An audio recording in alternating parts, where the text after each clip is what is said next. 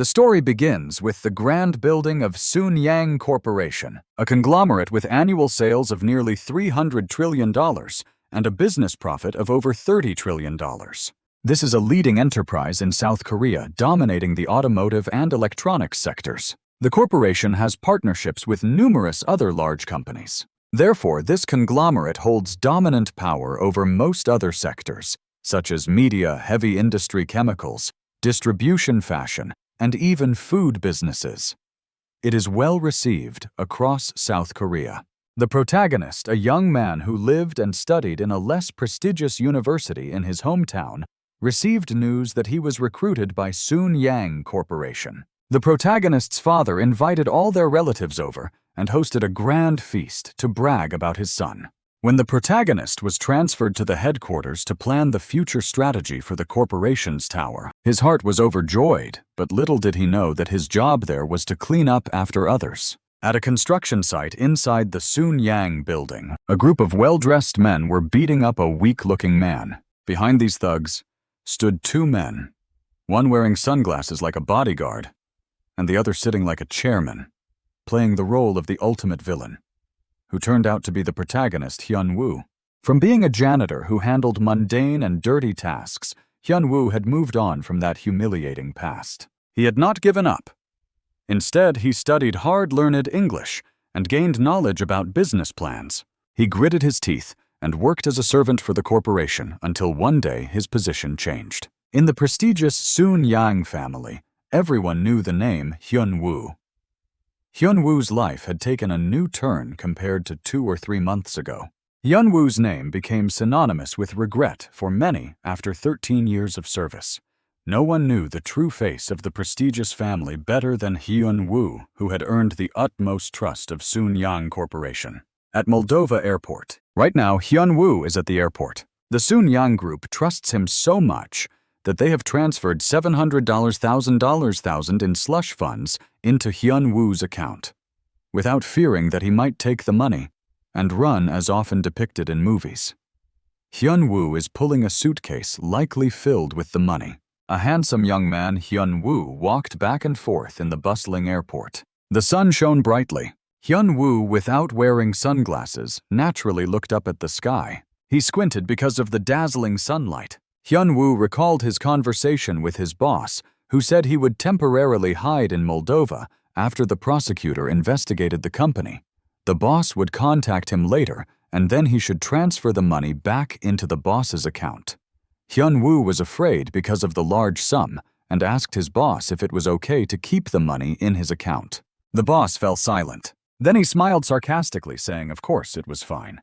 Just like wealthy people often do. Even my wife I don't trust, but I trust you completely," the boss said, making Hyun Wu feel like a valued asset. Only Hyun Wu could handle such a large sum, the boss said, making Hyun Wu very pleased, thinking he was being entrusted with a great responsibility. Recalling this conversation made Hyun Wu smile for days. With the absolute trust from the prestigious Sununyang family, Hyun Wu's life as the protagonist was about to officially begin. Hyun Wu put on his sunglasses. Suddenly, a voice came from behind him. Department head Hyun Wu. Hyun Wu turned around to see 2 familiar men, one tall and one fat, approaching him. "You must have had a tough time traveling all the way here," they said, pretending to be friendly. Hyun Wu was surprised. "Isn't this the secretary's office?" "The chairman sent us to assist you," the tall man said. "Assist me?" Hyun Wu thought to himself, this is a top-secret mission, but he didn't dare say it out loud. Suddenly he felt something was off. He panicked and looked back to see the fat man standing right behind him. The fat man pressed a gun against Hyun Wu's side. "The chairman has given clear orders. We are here to assist you, so please be quiet and follow us," the fat man said. "Please, after you," the tall man said politely, making Hyun Wu realize the gravity of the situation. Hyun Wu started to feel fear, his skin crawling. Is he going to eliminate me like this? 13 years of loyalty and hard work like a dog for Sununyang Corporation. Hyun Wu looked at the fat man, then at the thin man. He couldn't believe the chairman would get rid of him in such a manner. He pretended to sigh. "Can I make a call to the chairman?" Hyun Wu asked pitifully. But the fat man responded coldly. "Don't dream," the fat man sneered. You think you're someone just because you're a department head? Hyun Wu shouted at the fat man. You call the chairman! Tell him I've done my job and I'll disappear. I'll hide in South America or Eastern Europe and I won't show up until I'm dead. The thin man who had been quiet until now spoke up. Department head Hyun Wu, shut up. Don't you think about your parents and wife? Will you shut your mouth? Don't you think about your parents and wife? He finished speaking, leaving Hyun Wu speechless. Parents. He said that you don't need to worry about your family. Your parents will receive a generous compensation package, the fat guy told Hyun Wu. And as for your wife, the chairman will support her relocation to the U.S. to live a peaceful life there. Hyun Wu thought to himself after dealing with him he would definitely cover up everything. How could the family of an employee involved in a public scandal be rewarded with such privileges? He knew he wouldn't receive any retirement benefits. If charged and found guilty, his assets would be confiscated, leaving him with nothing. Just like what the chairman had done to others before. The car continued to drive until it reached the edge of the forest. Hyun Wu stepped out of the car and dragged his feet towards the cliff. The one who didn't know my name back then, Hyun Wu thought, is going to be my grave again. Suddenly, Hyun Wu wanted to say something to the two men. He turned around. Wait, I want to say something. But the fat man didn't care. He pulled out his gun and pointed it at Hyun Wu. A gunshot rang out. The scene suddenly shifted to a young boy with a frightened face, as if he had just had a nightmare. The boy opened his eyes wide, terrified. It was the same dream again. Hyun Wu was the boy's previous life. The protagonist had reincarnated into this boy's body 3 months ago and had been having recurring dreams about his past life.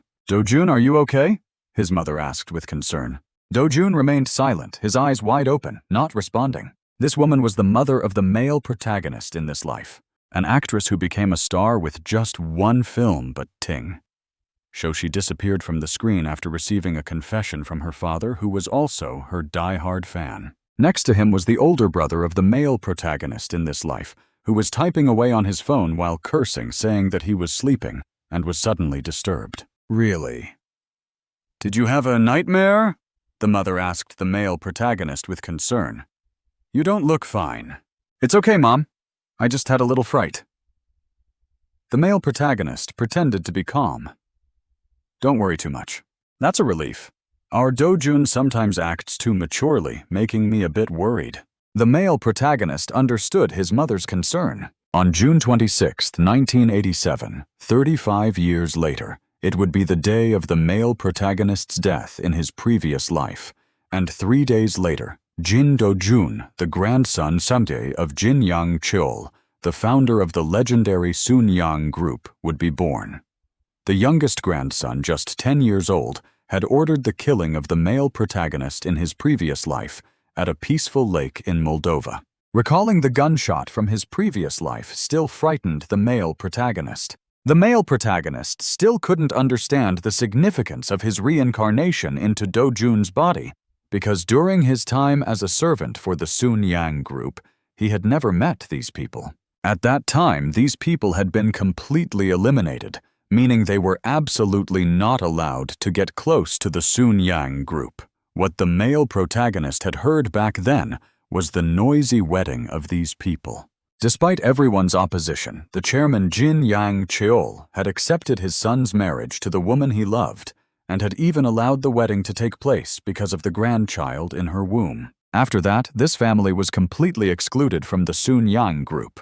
However, the protagonist greatly respects this couple because unlike other siblings who are willing to fight with each other for more shares in the corporation, this couple, or rather the protagonist's parents in this life, steers clear of that conflict and diligently focuses on their own life. The male protagonist thought that this couple was truly admirable. Although the male protagonist still retained memories of his previous life, he had been reincarnated as the son of this couple. The car slowly stopped in front of a building with numerous guards standing watch. The male protagonist couldn't help but be amazed by the grandeur of the place. The 3 buildings, with a total floor area of approximately 3,636 square meters, along with 50 parking lots on 3 above-ground levels and 2 underground levels, formed a massive complex with a perimeter fence of 380 square meters.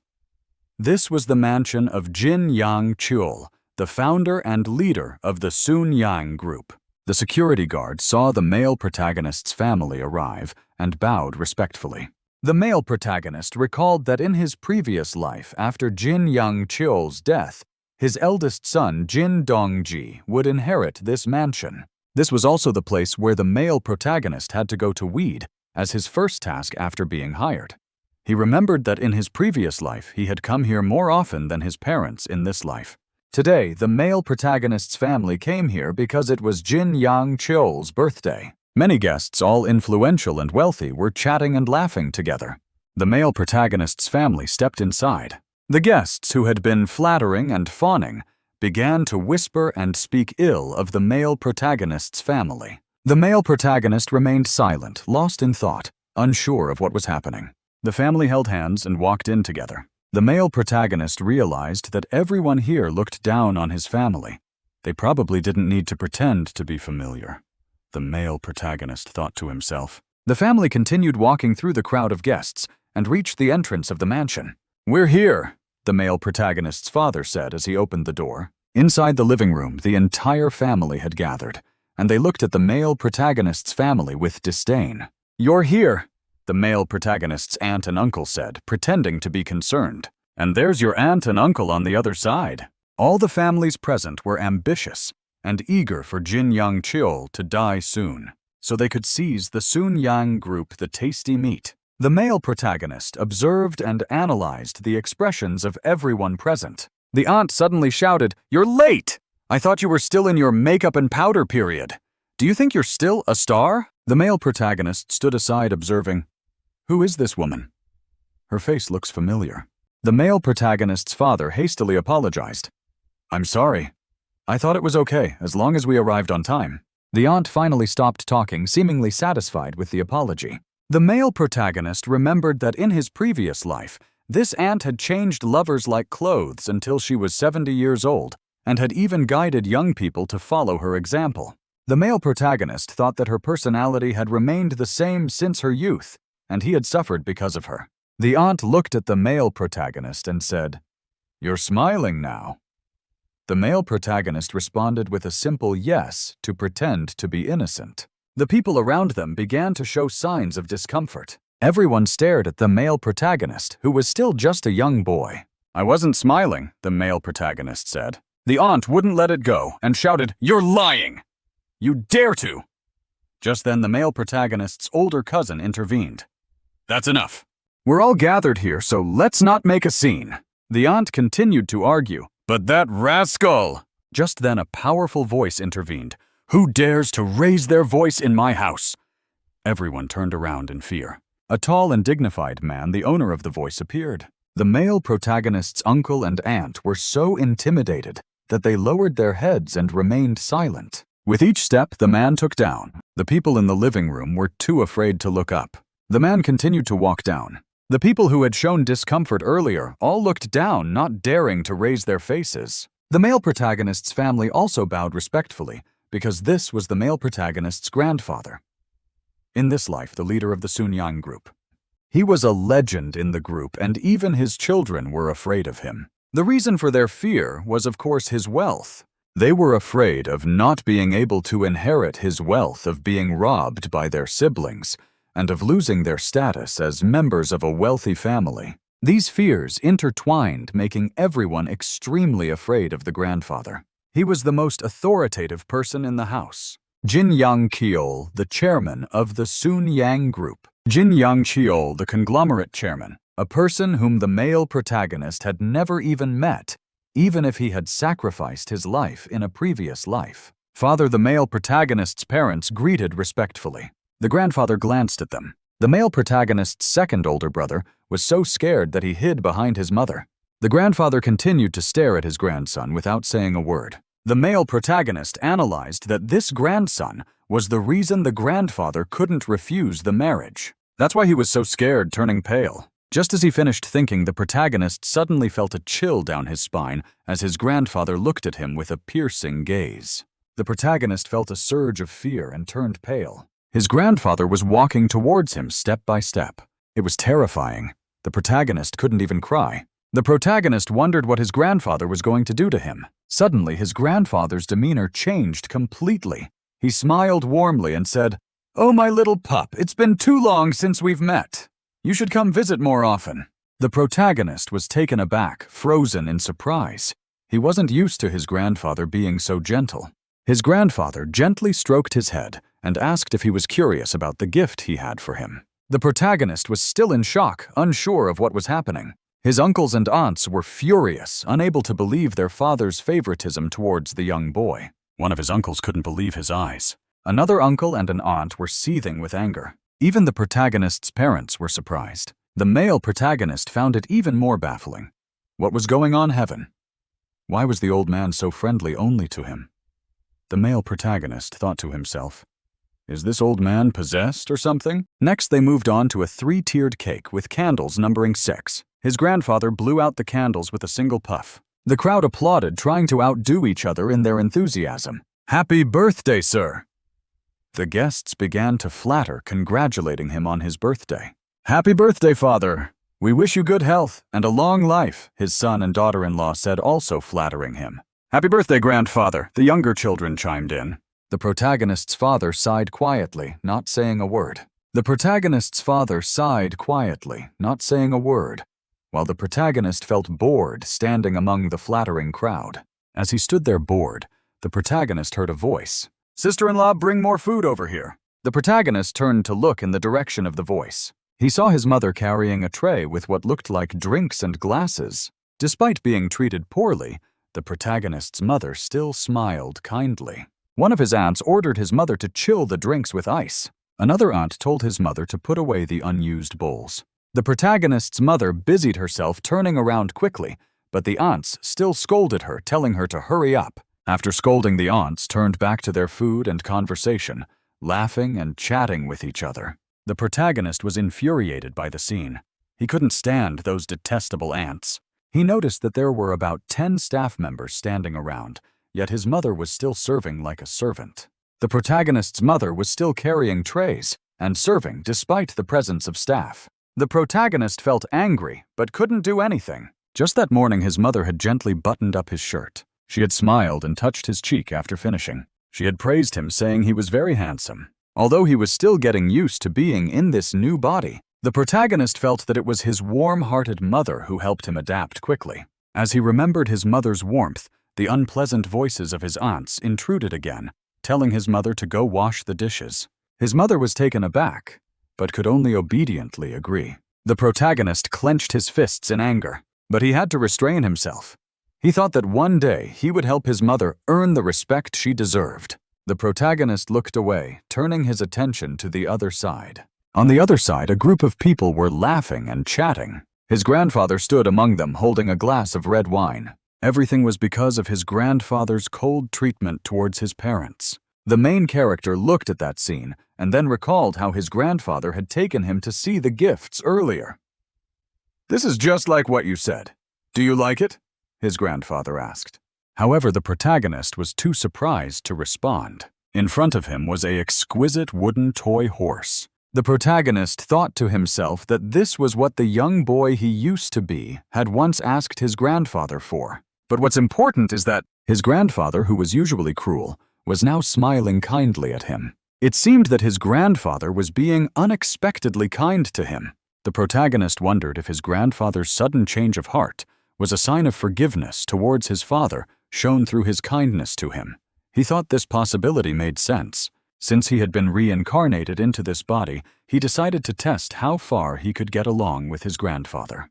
Thinking this, the protagonist pretended to ask his grandfather a question, and his grandfather responded with a friendly, The protagonist continued saying he preferred real horses to toy ones. His grandfather's expression changed, and he asked back, "What did you say?" The protagonist clarified, saying he liked real cars more than toy cars. He also preferred real boats that could float on water, not just toy boats for the bathtub. After the protagonist finished speaking, his grandfather gave him a stern look, no longer just a piercing gaze, but more like a cannonball. The protagonist realized he might have gone too far and felt a surge of fear. His grandfather asked him if he understood what real things meant. The protagonist thought he shouldn't hesitate and should respond like a 5-year-old would. He said, "Yes, it's what you create. You can make real cars, boats, and TVs, and I like those." His grandfather listened to him seriously. He leaned down, looking straight into the protagonist's eyes, as if studying him to see if he dared to say such things. The protagonist felt like he was done for looking into his grandfather's eyes. He wondered how his grandfather would interpret his words, and if he could pass his test. His grandfather said, "Dojun, if you want the real things you mentioned, you'll have to work very hard and might even face scary situations that could be life-threatening. But if you're satisfied with toys, you won't have to go through all that." The protagonist thought to himself that his grandfather had made him do hard labor and eventually killed him in his previous life. He wasn't afraid of his grandfather's threats. His grandfather continued, "Let's make a deal. If you want the real things you need to score 10 points in all your subjects within a year, if you can do that, I'll gift them to you on your next birthday."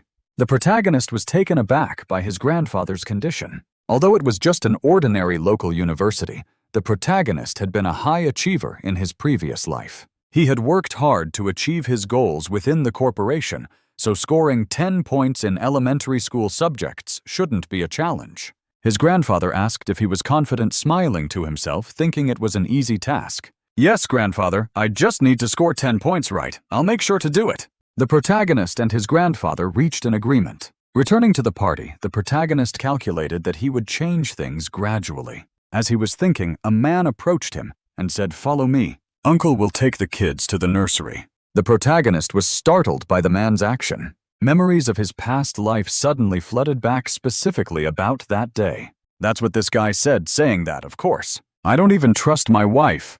I only trust you, Hyun Wu." This is the guy who ordered Dojun's death in his previous life. Dojun stood frozen, watching the detestable department head leave. "I must stay calm. I really need to be calm now. I'm not Hyun Wu. I'm Jang Dojun. I don't need to get agitated. Dojun calms himself down like this." Followed him to the toy storage room from earlier. "Oh, the horse do!" Jun's cousin exclaimed excitedly. "Get out of the way. I'll play first." He pushed everyone aside and rushed to grab the toy horse. He was as happy as if the horse was his, laughing and saying, "Run, horse, run." These unruly kids made Dojun furious. His older brother noticed him clenching his fists and restrained him. Dojun looked at his older brother in confusion. His older brother seemed familiar with this scene, and it was likely that the whole family was used to it. But Dojun didn't want to be like that. He smiled confusingly at his older brother. He shook off his older brother's hand and stepped forward confidently. When he stood before his ill-mannered cousin, Dojun thought about what he should do. First, he needed to teach his cousin a lesson to stop him from being so cheeky. "Ha ha, run horse, run. This is so much fun, ha ha." His cousin was still playing with the toy horse. Dojun suddenly had the idea that he needed to make a strong impression on his grandfather. He said to his cousin, "This horse is mine." His cousin asked back, "What did you say?" "This is mine, get off," Dojun replied. But his cousin just laughed. "If it's yours, so what? I'll play with it if I want to." The other cousins around them laughed along. "Ha ha, he's saying it's his." Dojun gritted his teeth and took a step forward. With all his might, he kicked and broke the toy horse. After kicking, his face remained calm as if nothing had happened. His cousin was shocked and cried out. The other cousins who had been laughing along earlier turned pale. Only Dojun remained calm. The broken horse fell and pinned down his cousin's foot. His cousin cried out in pain, "My foot hurts! It hurts so much!" Seeing this, the other cousins quickly went to call the adults. Dojun just stood there calmly calculating. His cousin was still lying on the floor crying, My foot hurts so much." Dojun walked up to him. He said to his cousin, "Don't ever touch my things again. Got it?" His cousin was furious but couldn't get up from the floor. Kangjun, a worried voice, called out from afar. His cousin cried out louder upon hearing his mother's voice. "Mother! Mother!" The mother rushed in furious and asked what happened. Several aunts followed her in, also looking angry. The mother and her son cried and wailed together. Dojun saw his own mother entering last. My mother must be surprised, Dojun thought, and he winked at her, indicating his triumph. Just as he was about to signal to his mother, a thunderous voice boomed. Dojun received a painful slap. "Are you crazy?" his cousin's mother shouted. Before Dojun could respond, she slapped him again. Dojun was stunned, his face swelling from the two slaps. The aunt was about to slap him again. "How dare you touch my son?" Dojun's mother rushed in. She shielded Dojun with her body to prevent the aunt from hitting him. The aunt shouted, "Get out of the way!" But Dojun's mother didn't move, saying, "I'm sorry." Dojun was stunned and disbelieving. His mother held him tightly, fearing the aunt would hit him again. The aunt cursed under her breath. Just as she was about to hit them again, a loud voice intervened. "What are you all doing?" Everyone turned to see the grandfather standing at the door, authoritative and stern. The grandfather stood there like a stone pillar. The aunt pretended to be innocent, stuttering for father. The grandfather didn't let her finish. "You're making a scene in front of our guests. Mrs. Kang Jun, take the boy to the hospital."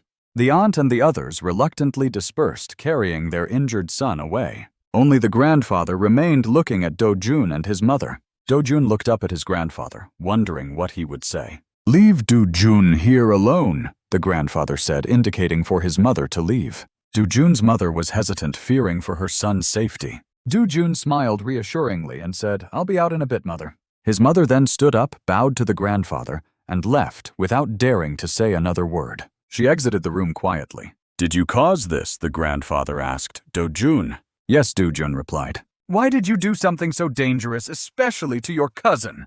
the grandfather asked further. Dojun replied calmly, "The horse was mine. It was a gift from you." The grandfather was taken aback by the response. "My cousin took it, so I broke it. If it's broken, no one can play with it," Dojun explained. "So you did it to prevent others from taking your things?" the grandfather asked again.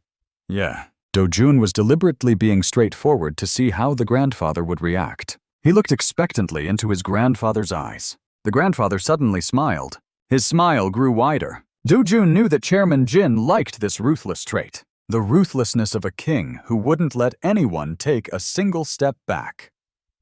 This was what was needed to fight against outsiders. The grandfather spoke, "Even if you didn't mean to harm anyone, you still need to be punished for your actions." Dojun could only lower his head and acknowledge. The grandfather turned around and said, "Follow me." Dojun lowered his head, pretending to accept his punishment. In reality, he was smiling to himself. As soon as the door closed behind them, Dojun was shocked by what he saw. A large room with a long conference table and many people seated formally. Dojun took a deep breath, not believing his eyes. Although the official office of Sununyang Corporation is on the 27th floor of the headquarters, this place was where all the important decisions were made. Only the directors of the subsidiary companies and those with real power could enter this place. The grandfather walked in his presence, commanding, and sat at the head of the table.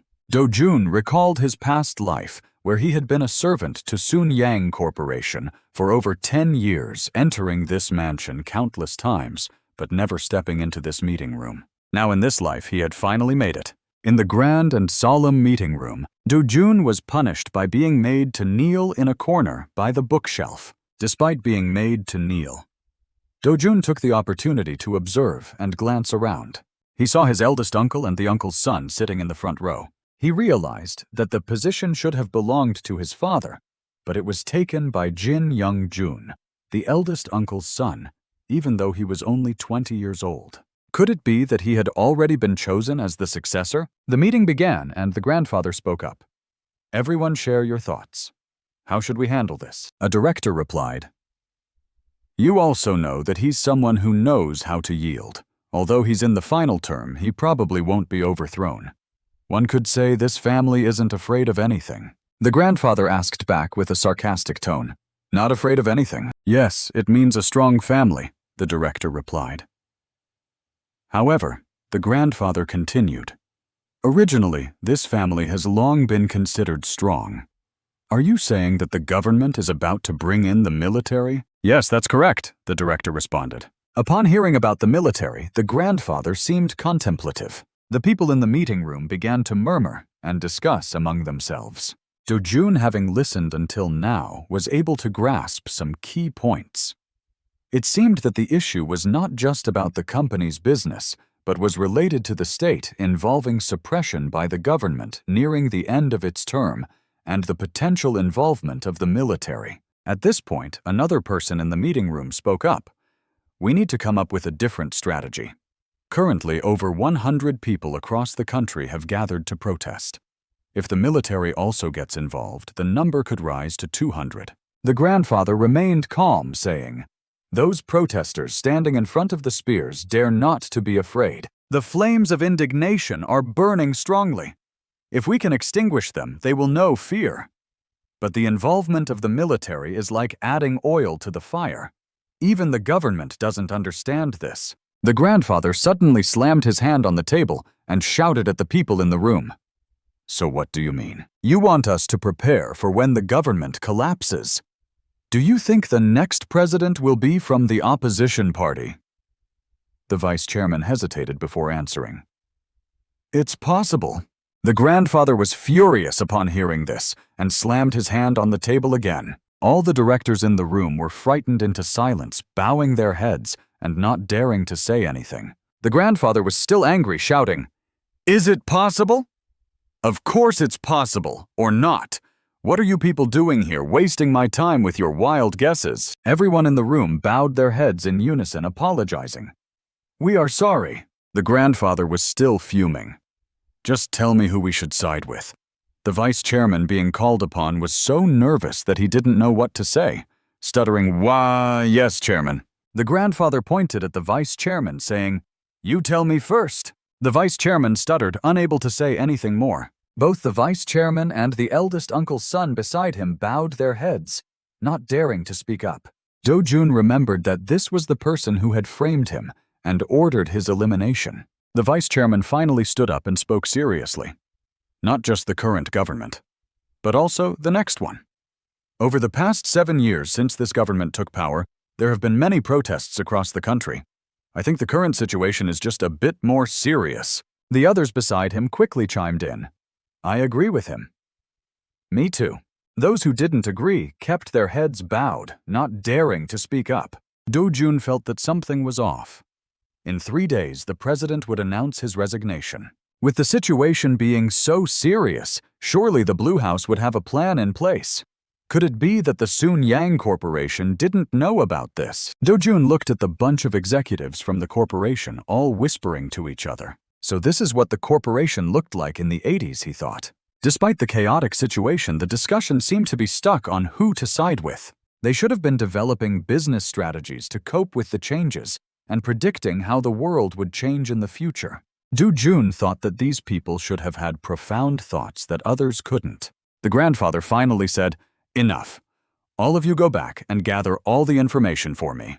The crowd, as if relieved, stood up, bowed to the chairman, and left. Dojun thought to himself, it turns out this meeting was just about who to side with. "Come here, boy." The grandfather sat on his chair and called out. Dojun slowly stood up and walked towards him. "Damn, my legs are numb from kneeling for too long. I can barely stand." Dojun thought, forcing himself to take a step. Suddenly, the grandfather praised, "Dojun, you're quite something, boy. Despite kneeling for so long, I didn't see you frowning or showing any sign of fatigue. Even adults would find it hard to maintain their posture. You kept your back straight the whole time." Dojun was actually lost in thought listening to the conversation and didn't notice the passage of time. This seemed to please the grandfather. "But there's one thing I want to ask you. Why is your personality so different now?" Dojun froze for 5 seconds before answering. "It's because I couldn't take it anymore." The grandfather asked back, puzzled. "What do you mean?" "It's because my parents are always yielding to others, so I had to do the same. But now I'm so angry that I couldn't bear it anymore." Dojun thought to himself, I should act a bit more. If I could shed a few tears at this moment, it would be perfect. Dojun suddenly froze again. The grandfather stepped forward and hugged Dojun. "What's going on?"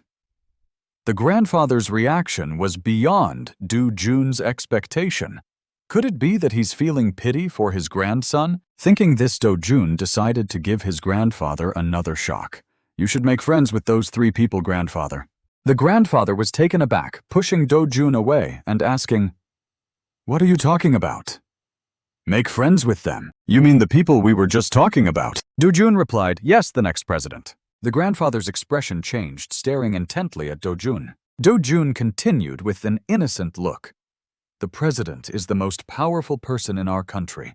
When we don't know who the other party will become, we should just make friends with everyone, because they are the ones with enough power to become president." Upon hearing Dojun's words, the grandfather was stunned.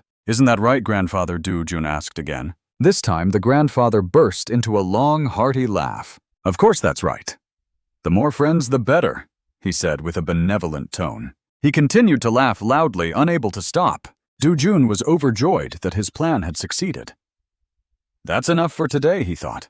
The grandfather then told Dojun to leave, saying he had something to attend to. He instructed Dojun to find young Jun and tell him to come to his room. Dojun quickly agreed. Then he turned around and left the meeting room. The grandfather watched Dojun leave and began to ponder.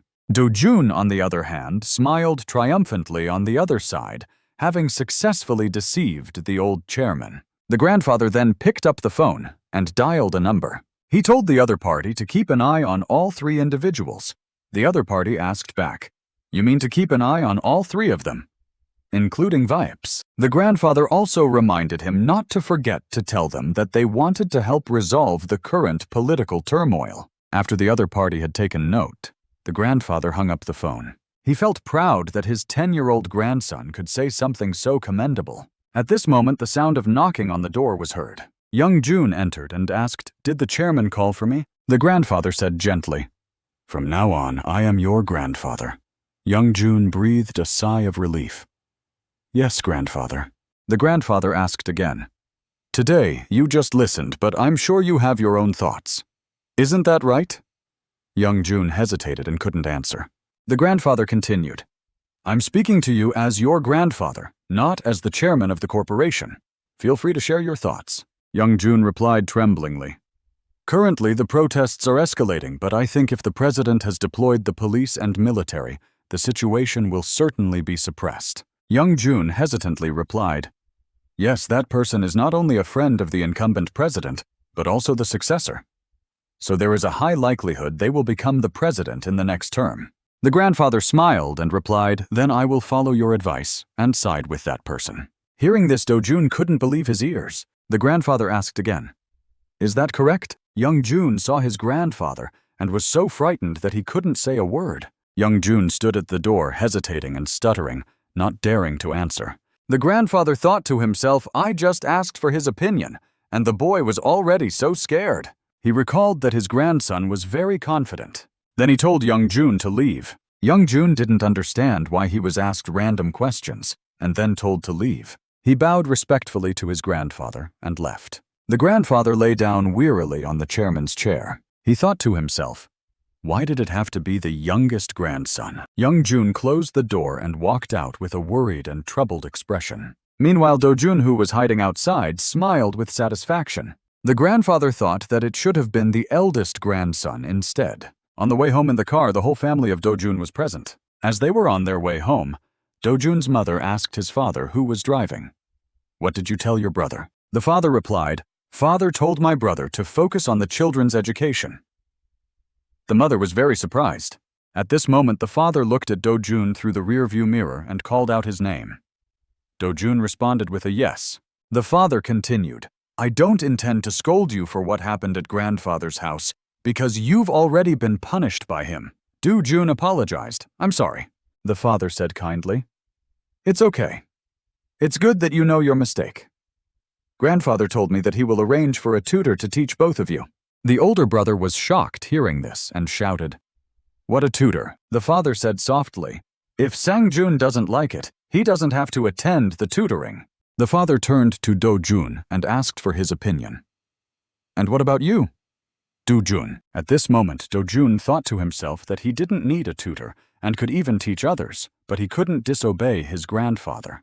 Dojun replied to his father, "Yes, I will study." However, his father said that it was okay if he didn't want to study. The father said it was fine if Dojun didn't want to study, but Dojun insisted, "No, I want to study." The father acknowledged. "All right, if you want to, I will inform grandfather." After saying that, the father looked out the car window, lost in thought. At this moment, the older brother nudged Dojun. The older brother praised Dojun, "You did a great job today." Dojun didn't understand what he meant. The older brother continued, "Today you made that Kang-jun boy cry." After saying that, the older brother smiled and looked out the car window. Dojun looked at his older brother and thought to himself that the boy had a lot on his mind. On June 29, 1987, the president announced, "Dear compatriots and fellow citizens, in the current national situation where we are facing threats from hostile intentions and deep divisions among the people, at this time Dojun was leisurely sitting in the car, drinking banana milk, and listening to the inauguration speech of the current president, who announced that they would implement it on September 26th. This announcement will become the official statement of the government from now on. The power struggle of the new era has officially begun." Dojun drank his milk leisurely and wondered how Chairman Jin would respond now. The car stopped in front of the house. Dojun got out of his car leisurely, put his hands in his pockets, and walked into the house. As he entered the gate, he heard a servant say, "Dojun, your grandfather has arrived." Dojun was also surprised. He didn't expect it to be so quick. At this moment, a loud voice was heard from inside the house. The grandfather was shouting, "What are you talking about?" Dojun didn't have time to understand what was happening when he heard his mother's voice. "I never had any ambition to get shares of the corporation, and neither did Dojun's father. We will remain the same in the future." The grandfather angrily asked back, "What?" This time, Dojun's mother was frightened and didn't dare to look up, but she mustered the courage to continue. "I understand that you want to raise Dojun well so that he can help with the corporation's work. But he's only 10 years old.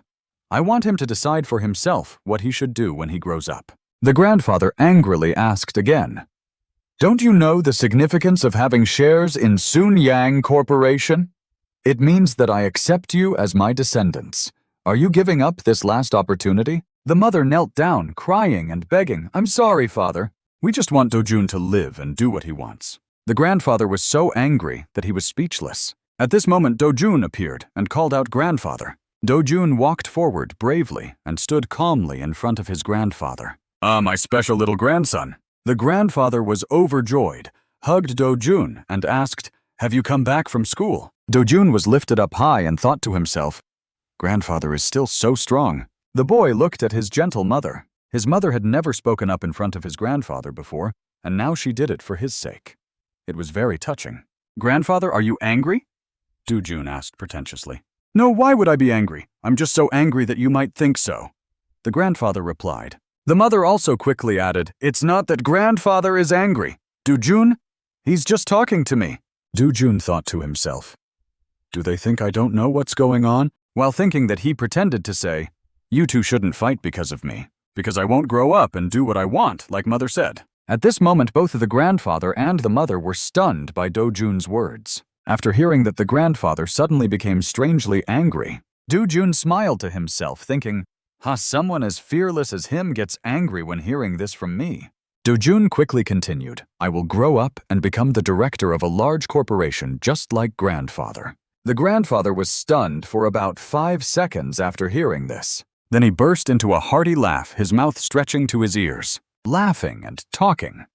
"Ha ha, you're truly my descendant. People say that sometimes the second generation still inherits traits." Only, Dojun's mother was shocked when she heard his words. The grandfather turned to Dojun's mother and asked, "How can you deny it now? Daughter-in-law, Dojun also wanted to become a businessman, right?" Dojun's mother opened her eyes wide, listening to her father-in-law. Then suddenly her eyes welled up with tears. Dojun's mother said to her father-in-law, "Father, let me bring you another cup of tea." Then she quickly turned around and went into the kitchen. "Yes, that's fine." "Dojun, go to your room," her father-in-law said. "I have something to talk to my grandson about." Dojun looked at his mother and thought to himself, "Why is she suddenly so emotional? She looks like she's about to cry. Is it because grandfather called her daughter-in-law instead of something else?" Dojun's mother was busy in the kitchen. Dojun stood behind her, lost in thought.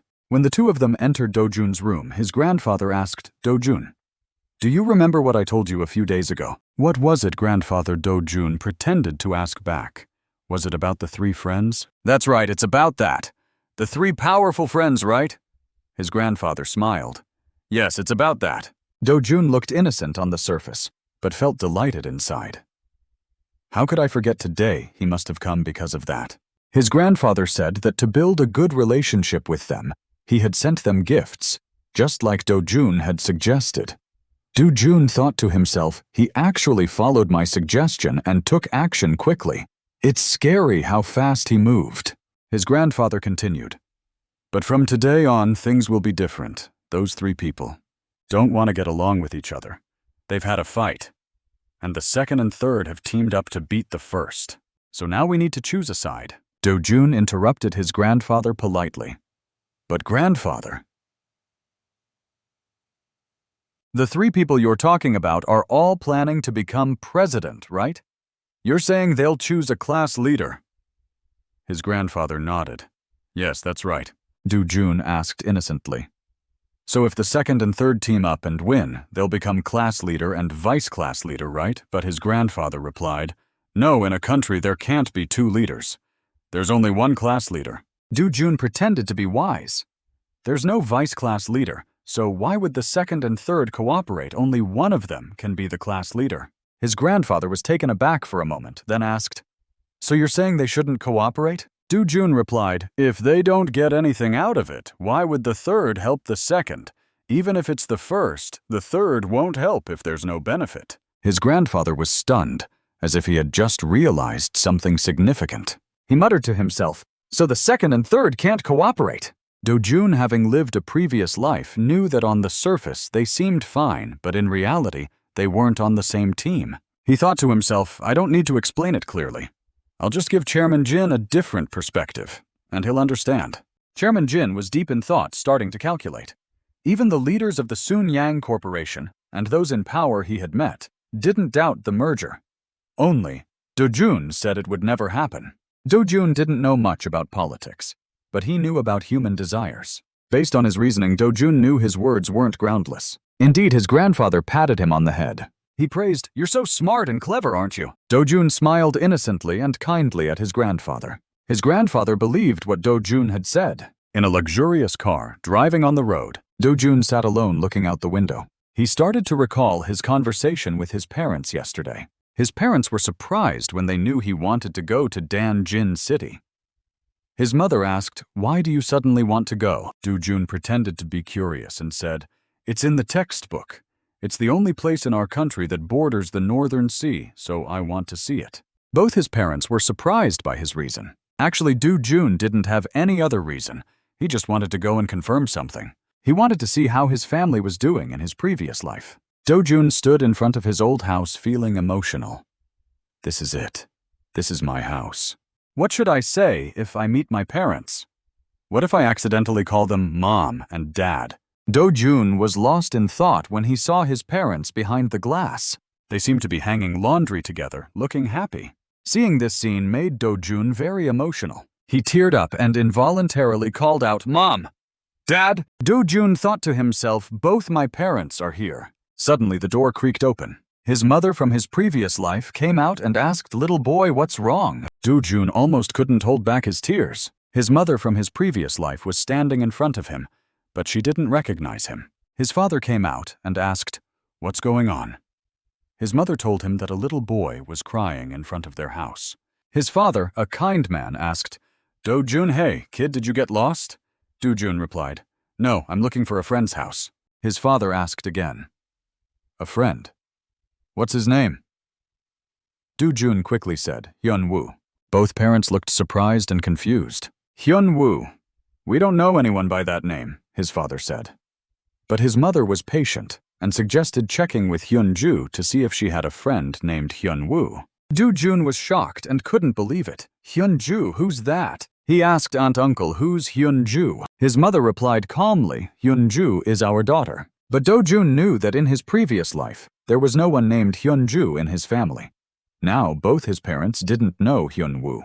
Did the person named Do Hyun Wu cease to exist? Back in Chairman Jin's office, there was a newspaper about the new president of South Korea. Chairman Jin was deep in thought looking at the newspaper. Indeed, Dojun had been right.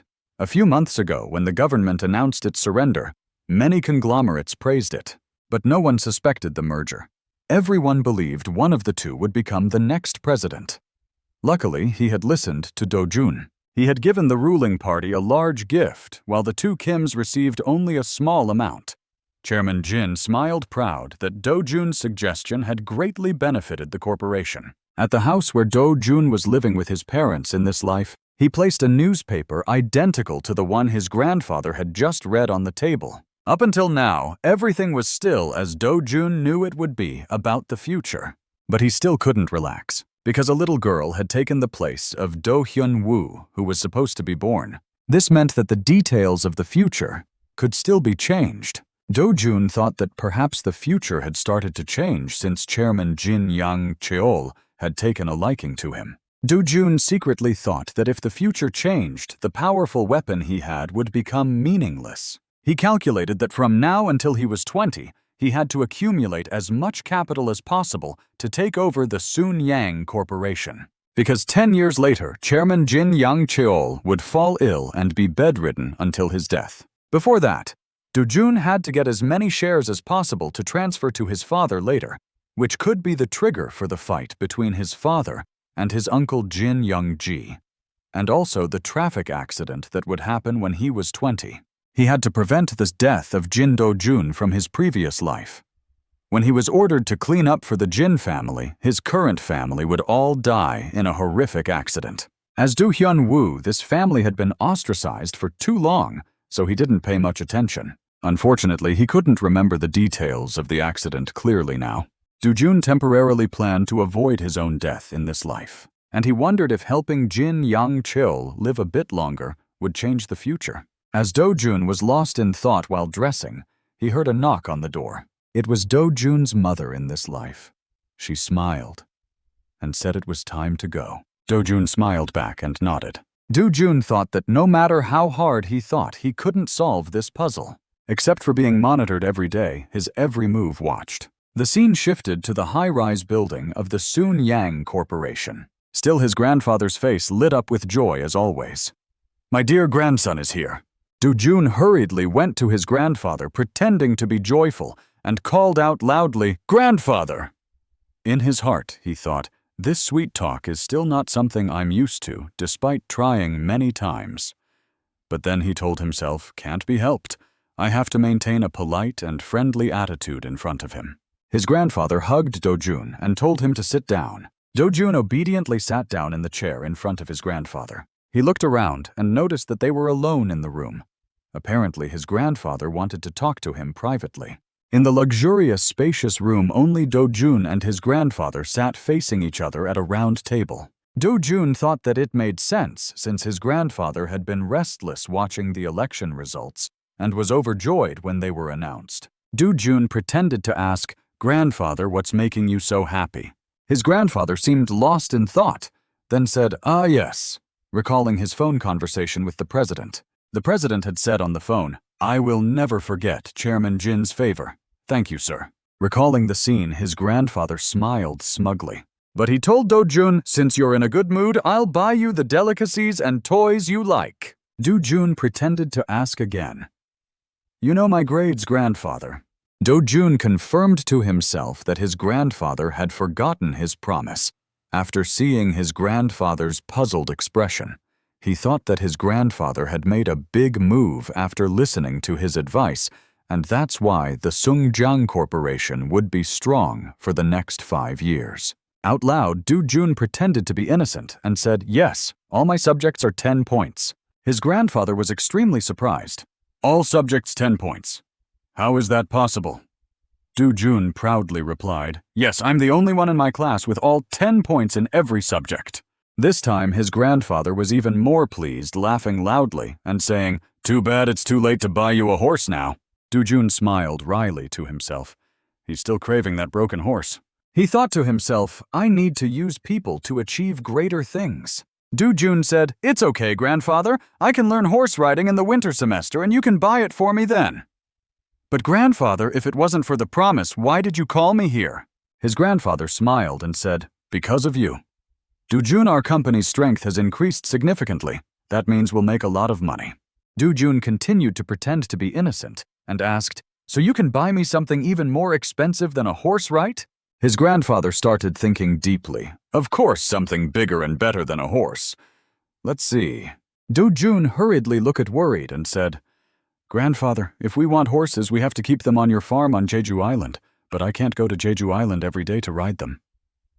As his grandfather was pondering after hearing what Dojun said, he nodded and thought, "You're right. What should we do?" Just then there was a knock at the door. A group of servants with many carts of food came in. His grandfather said to Dojun, "Let's eat and think about it some more." The table was filled with a feast. It was more than a whole village could eat. Dojun pretended to be polite. "I'll eat, grandfather." Dojun suggested, "Why don't you buy me a farm so I can ride every day?" His grandfather asked, and Dojun pretended to be surprised. "Really, grandfather?" But in his heart he thought, "This is exactly what I want to hear." His grandfather continued, "I'll give you a farm. You can go there whenever you want." Dojun pretended to be grateful, thanking his grandfather profusely. He quickly ran to hug his grandfather, thinking to himself, "Rich people forget everything." Outwardly, he pretended to be happy, but inwardly, he thought this was a crucial moment. Dojun asked, "Where is the farm, grandfather?" His grandfather replied that there was a place called Wuandan north of Seoul, where there was already a farm and he would buy it for him. Dojun pretended to be naive, but was actually furious inside. It wasn't the place he wanted. His grandfather noticed Dojun's unhappy expression and asked if he didn't like it. Dojun hesitated. "I like it, but it's too far from Gangnam, where we live." However, his grandfather still smiled and gently said, "It's too far, isn't it? You're quite picky, my grandson. There's no farm south of Seoul, so where do you want to go?" Dojun hastily said, "As long as you build it, it'll be fine, grandfather. You're the kind of person who gets things done quickly." Upon hearing this, his grandfather was taken aback. "What build? What are you talking about?" He then burst into loud laughter. Dojun didn't understand what was happening with his grandfather and thought to himself, "What's going on? Why is he suddenly laughing so hard?" His grandfather continued, "Out of the 48 subsidiary companies of Sununyang Corporation, only 18 were established by me directly. The rest were handed over to me." Dojun listened but didn't understand what his grandfather was saying. His grandfather continued, "Most of the companies I established were during the early days of the corporation's business. Initially, you must establish companies yourself to form connections with them and then gradually build them up to be stronger." Dojun was taken aback, thinking, "Does this old man understand he's not just talking about building a farm, is he?" However, his grandfather still showed affection for Dojun, saying he was extremely satisfied with Dojun's thinking. He placed his hand on Dojun's shoulder carefully. "Very good, Dojun. I'll support your initial steps," his grandfather said. Dojun listened but was still trying to catch up. "Is he going to teach me business like this?" Dojun thought to himself. "Is there anyone outside?" His grandfather suddenly shouted to call the servants. He then ordered the servants to bring a map of Seoul and Gyeonggi. Dojun was secretly thrilled, thinking, "They're bringing a map, so does this mean I'm going to get something?" The two of them sat waiting under the light. A few minutes later, the servant brought the map. His grandfather quickly unrolled the map and placed it on the dining table. "Let's see how sharp-eyed my Dojun is," he said to Dojun. He handed Dojun a marker pen. "Mark the place where you want to build the farm," he instructed. Dojun had been sitting there still not fully understanding the situation. In reality, Dojun wanted to build dozens of farms nationwide. If we can pinpoint areas where land prices will skyrocket in the next 10 to 20 years, we'll definitely have an advantage in the impending battle for shares in the Sununyang group, he thought to himself. Looking at his grandchild, who was still indecisive, the grandfather reminded them to choose carefully. You can't just pick a location right in the center of Seoul. You need to avoid the southern part of Yongin province, or somewhere like that. After some deliberation, Dojun marked a spot on the map and said, "Here, grandfather." His grandfather took the map, observed it, and then asked Dojun, "This place is quite far from your home, isn't it?" Dojun continued to pretend to be naive. However, his grandfather instructed his subordinates, "Investigate the current state of this land. Get a clear picture of its situation." The staff member nodded and left with the map. Dojun watched him leave and felt relieved that his grandfather hadn't pressed the issue further. The two of them then calmly continued their meal. Dojun pretended to be affectionate to enjoy the meal with his grandfather. His grandfather sipped his tea and asked Dojun about his school life and friends. Despite verbally agreeing, in reality, he didn't have any real friends around him. At 40, how could he possibly be friends with those young and inexperienced kids? Just then there was a knock at the door. A subordinate entered with the map. The subordinate bowed respectfully, and his grandfather asked, "What did you find out?" The subordinate reported, "This area is known as the Green Belt in the south and is considered a restricted development zone. It's a rural area with many cucumbers and melons. Moreover, the inadequate transportation infrastructure made it very difficult to access the area. Furthermore, the neighborhood was inhabited by a low-income population. Experts suggested that the development potential of the people there was extremely low." Upon hearing his subordinate's account, the grandfather began to ponder. He muttered to himself that the place could be used to build a farm. Upon hearing this, Dojun's grandfather began to ponder, muttering to himself about the land's potential. As he tapped his fingers on the table, Dojun watched, sweating internally. Finally, his grandfather stopped tapping, likely having made a decision. He turned to his subordinate and said, "Find out if we can buy a plot of land around here at least 165,000 square meters." The subordinate nodded and left. Dojun was overjoyed upon hearing his grandfather's instructions, thinking to himself, "Jackpot." After receiving the task, the subordinate quickly left the room. The grandfather turned to Dojun and said that the plot of land he had chosen was currently still just an underdeveloped area, and if it were him, he wouldn't buy it. Dojun asked, "Why, grandfather?" The grandfather replied, "Because this land will take a very long time to become valuable. What if it doesn't increase in value until after I'm gone, so I have no reason to buy it?" "But you're different," Dojun asked again. "Why am I different, grandfather?" The grandfather still patiently replied, "Because 20 or 30 years from now, this land may become extremely valuable, and you'll still have plenty of time to see the change. So you can consider it a long-term investment." Dojun quickly nodded in agreement. "Yes, I'll remember your advice, grandfather." Although Dojun verbally agreed, he had other plans in his heart. He thought to himself, "There's no way I'll hold on to this land for 20 or 30 years. That's impossible, because in just 2 years, this area will become a new urban development. By that time, I'll already be holding on to it." By then, he would have over 165,000 square meters of valuable land in the new urban district. Dojun was thrilled at the prospect, eating his meal with satisfaction. At Chairman Jin's office, he questioned his child about their decision to help with the election campaign in Yeongdo. The chairman sat on an expensive chair in the meeting room while his 2 children stood timidly making a plea. His daughter argued that even though it was their first election campaign, if her husband won a high-ranking position, it would greatly benefit their father.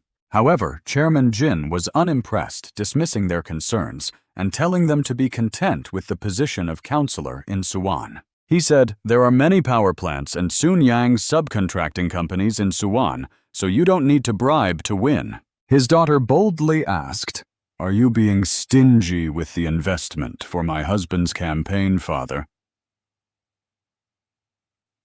The son-in-law could only lower his head and say sorry to Chairman Jin. His daughter, upon hearing this, quickly spoke up in defense of her husband.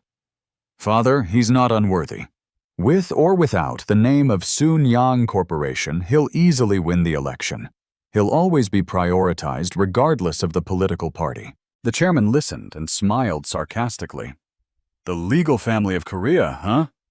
I was the one who helped your husband's father become the chief prosecutor, all thanks to my money and power. Even your husband's position as head of the inspection department was supported by me. Do you know why?" Upon hearing this, his daughter was left speechless, standing there without saying a word. The chairman continued, "I want your family to be the watchdog for Sununyang Corporation." His expression was one of utter disdain for his son-in-law. "Mr.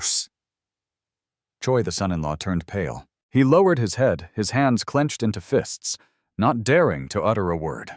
The chairman called out to him, "Mr. Choi, don't harbor any delusions or wild thoughts. Just live as you are now. I'll provide for you. Remember to pass on my words to your family. If you continue to be greedy, you might end up bankrupt." Mr.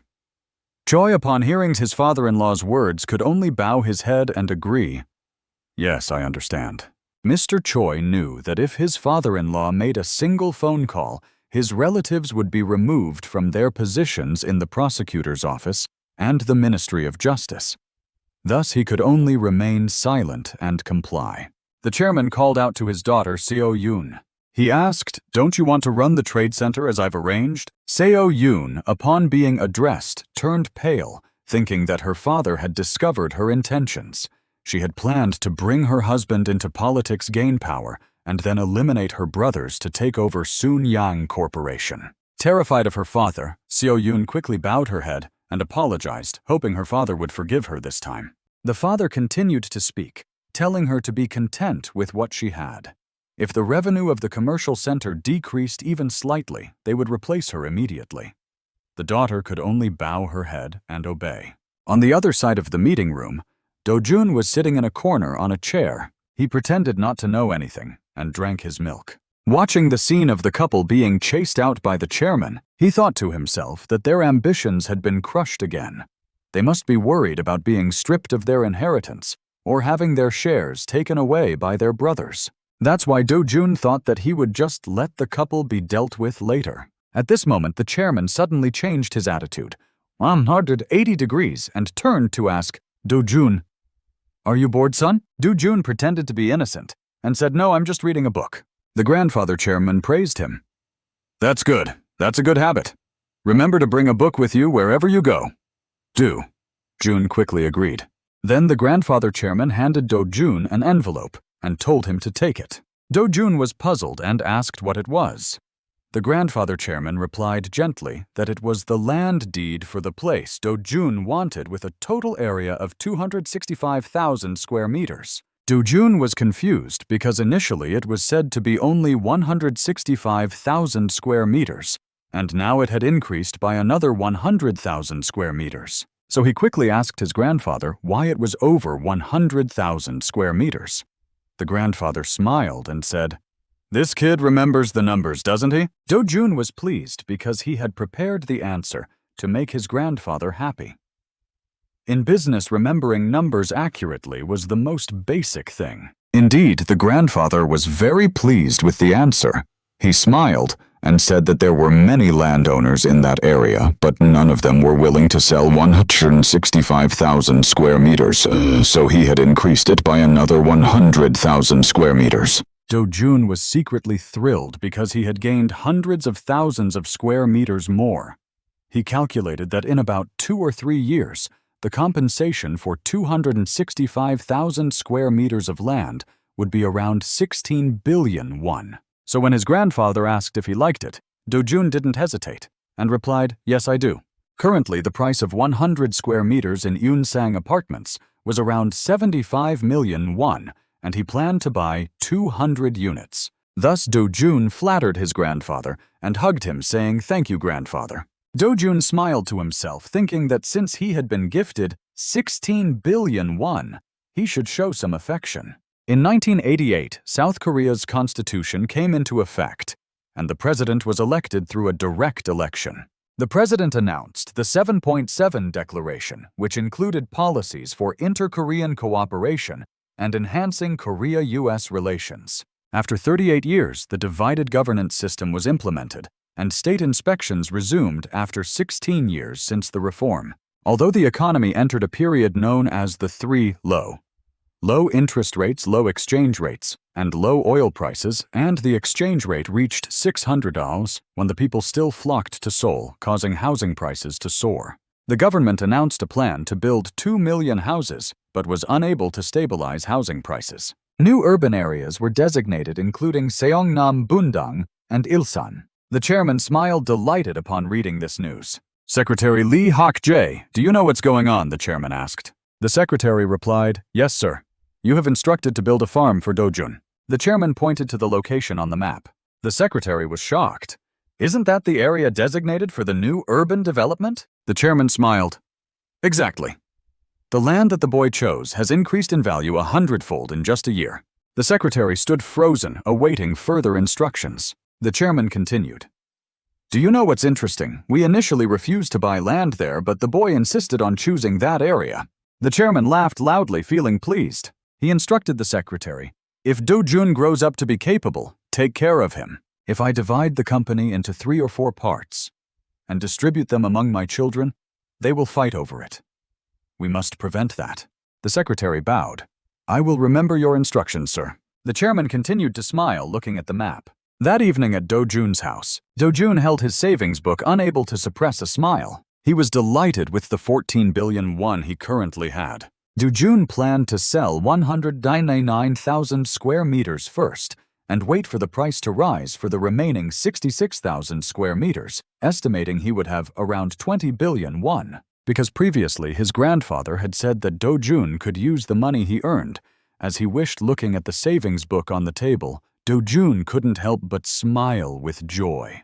Dojun was overjoyed, calculating that the land price in 3 years would be 100 billion won. While Dojun was living in his imagined wealth, the sound of knocking on the door was heard. Dojun's parents opened the door and said, "Dojun, come talk to us for a bit." Dojun responded seriously. Yes, allowing his parents to enter.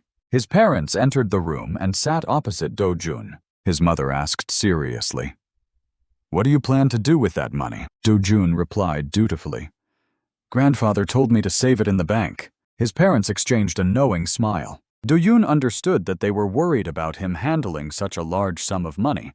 For now, he just went along with what they expected. His mother asked if he didn't want to buy anything. But Dojun replied, "No, mother, you've already bought everything I need."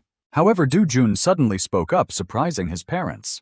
Dojun asked, "What do you want to use this money for, Mom and Dad?" This question gave his parents a shock, as if they had been hit where it hurt the most. Dojun looked at his parents, who were startled and couldn't understand why they were so surprised. At this moment, his father suddenly stood up without saying a word. His father looked stern and walked out. Dojun watched his father leave, still not understanding what was going on. His mother suddenly sighed. She took Dojun's hand, which was resting on the table. She smiled gently and said, "Your father was just surprised, that's all. We'll talk about this later, okay?" Dojun simply replied, "Yeah." After speaking, his mother stood up and walked out. Dojun was puzzled and didn't know what he had said wrong. After leaving the room, Dojun's mother went out to the yard to look for her husband. "The boy is just innocent and meant well. Don't take it to heart," she said to her husband. Her husband was silent for a moment before speaking. "I'm not angry." He continued, "I'm just ashamed. His wife didn't understand what was going on." He explained when Dojun said that my heart skipped a beat. I thought to myself, is this the opportunity? As a father, I'm ashamed to admit that I'm tempted by my son's savings. I feel pathetic. His wife still smiled gently. "It's because the amount is too large." I felt the same way she said. With that amount, we could live abroad with our son. I thought about it. At this moment, her husband also smiled gently. The couple stood together, comforting each other. Dojun, who had been standing behind the door, had heard the entire conversation. He thought to himself, their love for their child is immense. "Dad, I'm sorry," Dojun said. His father, who was sitting on the sofa reading the newspaper, was taken aback. He said to Dojun, "Why are you apologizing? I'm not angry with you. I was just surprised." He asked Dojun, "So what do you plan to do in the future?" Dojun replied, "I'll do what I want." His father asked again, "What do you want to do?" "I want to be the director of grandfather's large corporation." His father was taken aback by this statement. Then he burst out laughing. He laughed even harder, as if something had struck a chord. Dojun thought that his father was just laughing because the Sununyang group was already the #1 enterprise in Korea. He thought it was just a child's fantasy to want to build an even larger corporation. However, his father stopped laughing and asked, "Dojun, your dream is quite big, isn't it?" Dojun quickly replied, "That's why I need your help, Dad." But his father looked deep in thought and said, "I don't think I can help you much. I've told you before that I'm not interested in the company's business. Although I studied business abroad, I prefer filmmaking," his father said. Dojun cut in. "You studied business in England, right? Did you have any classmates?" His father's expression froze. He looked at his 10-year-old son, not knowing what to say. Dojun asked Ose Yeon if he could help increase his wealth. At the Sununyang group, an uncle was furious with his subordinate. "That boy is going to receive 14 billion won in compensation. If he sells the rest, he'll get another 10 billion. Is that true?" The subordinate replied, "Yeah." This made the uncle even angrier. His son, who was sitting on the sofa, said, I'm jealous of Dojun. If you put that money in the bank, you'll get 2 billion and won in interest.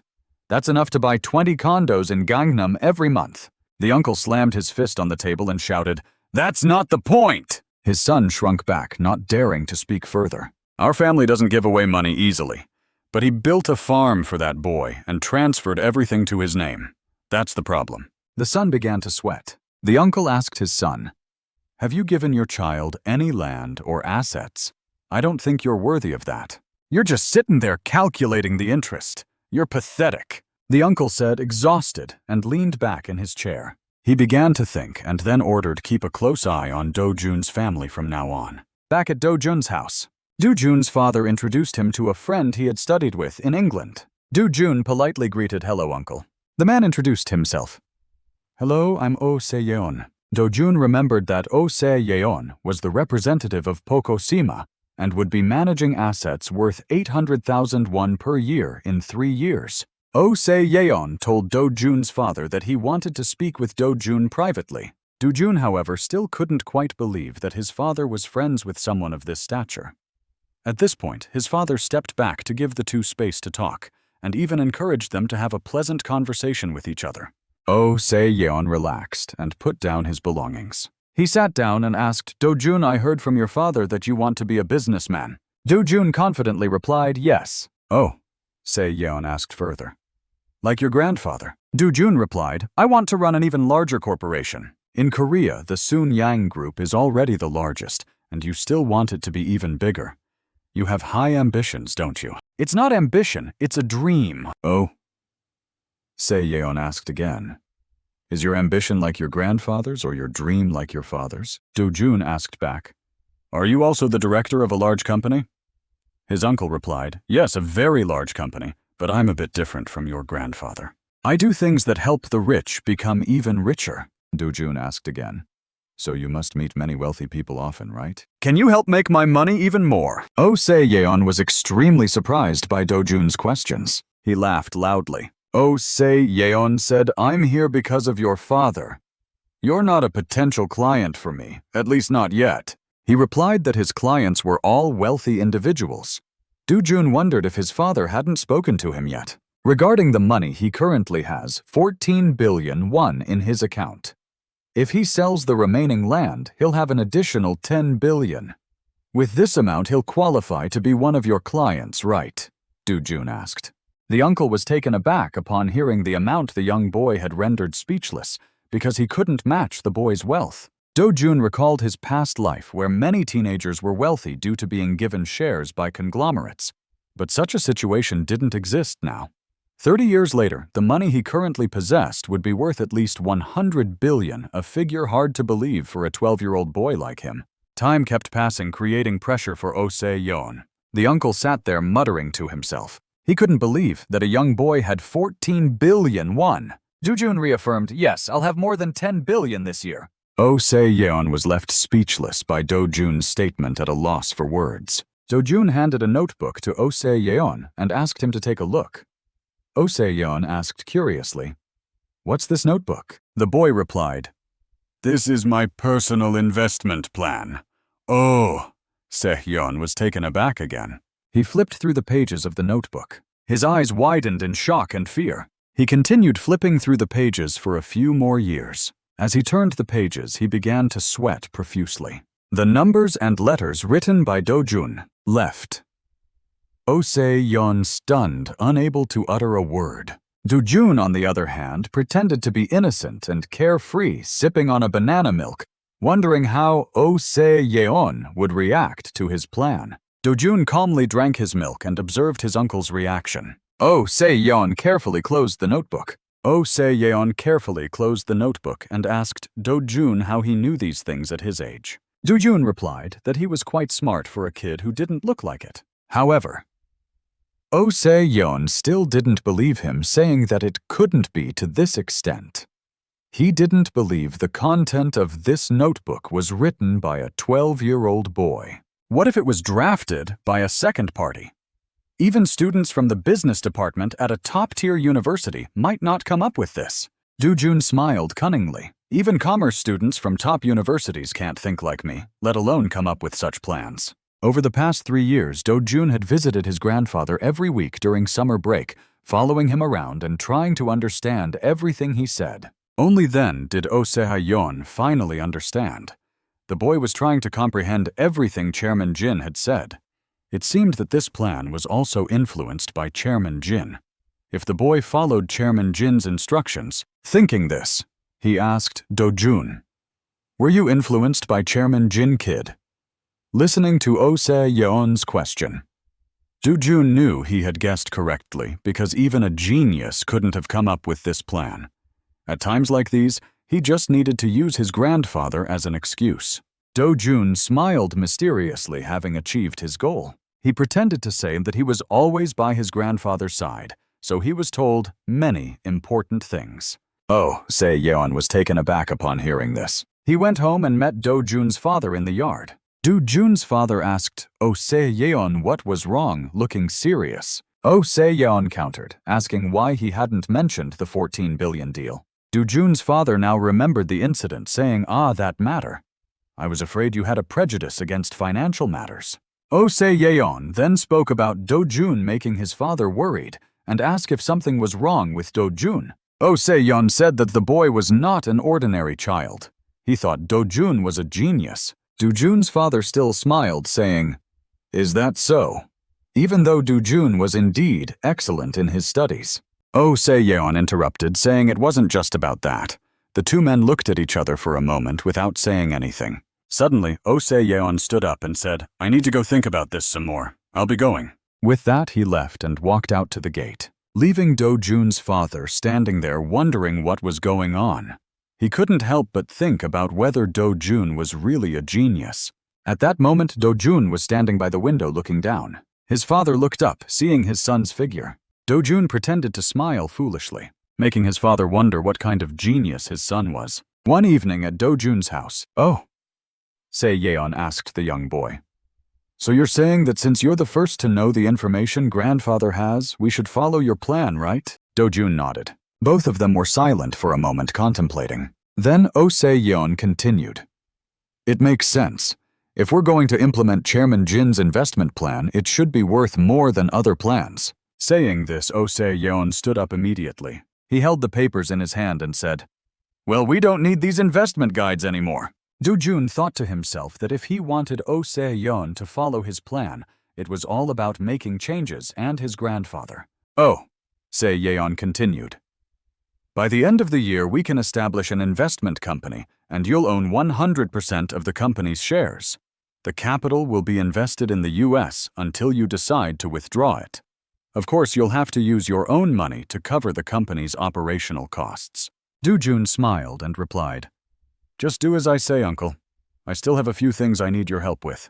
Oh Se-yeon began to feel a bit intimidated by the young boy's plans, wondering how surprised everyone would be this time. Dojun just smiled innocently at his uncle. After finishing their discussion, Oh Se-yeon quickly left. As he walked down the stairs, he let out a sigh. Dojun's father saw this and asked, "What's wrong? Did Dojun cause any trouble?" But Oh Se-yeon just put his hand on Dojun's father's shoulder and said, Dojun's father didn't understand, and asked why he said that out of the blue. Oh Se-yeon leaned back on the sofa and said, "Just now, Dojun said he would invest, but only 10 billion. He's leaving the rest for something else." Dojun's father asked 10 billion, not 14 billion. "What about the remaining 4 billion? Oh Se-yeon sighed again and said to Dojun's father, "You once mentioned wanting to start a film production company, didn't you? You'll be the top candidate for the CEO position of that company." Dojun's father was shocked upon hearing Oh Se-yeon's words, but Oh Se-yeon just smiled calmly. He explained that the current average production cost for Korean films is around 150,000 won, and with 4 billion, they could produce at least 10 films. Dojun's father started to feel dizzy upon hearing this. Oh Se-yeon continued saying that Dojun had calculated that if they got investments from others, the amount would increase and they could produce even more films. Oh Se-yeon praised Dojun, saying the boy thought things through thoroughly. He knew Oh Se-yeon would refuse if he directly gave him the money, so he set up a film company. Even if Oh Se-yeon didn't want to be involved, he would have to take over the company. The more Dojun's father listened, the more he lowered his head. The two men sat there, still lost in thought. At Chairman Jin's mansion, Chairman Jin was asking his secretary about someone's information. The secretary replied, "It's about Oh Se-yeon, the representative of Parkour Korea." Chairman Jin looked at the profile and asked the secretary if Oh Se-yeon was a friend of Jun Ki's. The secretary answered, "Yes, they attended school together when they were in England." The secretary continued, "But Dojun is incredibly talented, isn't he? Instead of just putting the money in the bank for interest, he thought of giving it to an investment company." Chairman Jin put down the profile on his desk after listening, and then gave an order. "Hak Jae, you go meet this guy and see if he is just a fly buzzing around Dojun's money." The secretary hastily obeyed the chairman's order and retreated to carry out his task. The chairman began to feel troubled about Dojun. He thought the boy just kept his money in the bank, not expecting him to invest it. The chairman was delighted because Dojun's unfulfilled ambition for bank interest was identical to his own. And then on August 8, 1889, approximately 2,000 people in 3 countries of the Soviet Union protested to demand democratization and independence. They held hands, forming a chain over 600 kilometers long that passed through the capitals of the 3 countries, known as the Pan-European Picnic. In the autumn of the same year, while the Korean people were enjoying a bountiful harvest during the Mid-Autumn Festival, the Hungarian government opened its western border and a large crowd of people began to escape en masse. This was a signal for the assistance of Eastern Europe. While the world was focusing on the rapid changes in Eastern Europe, Dojun concentrated on establishing his company's headquarters in New York, USA. In this company, Dojun held 98% of the shares, while Oh Se-yeon and his associates held the remaining 2%.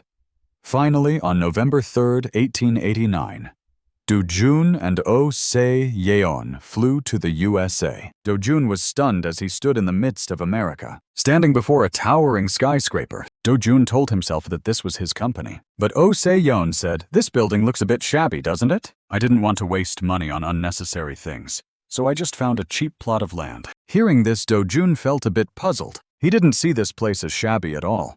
It radiated an extraordinary brilliance, and of course, in a city like Manhattan, which controlled global finance, this building was just average, and the company's name was Fantasy. Oh Se-yeon said the name was too childish, but Dojun didn't think so.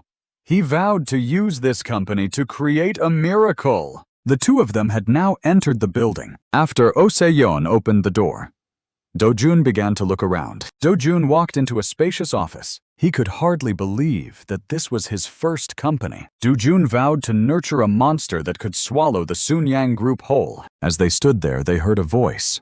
Both of them looked in that direction and saw several foreigners approaching, wanting to shake hands since it had been a while since they last met.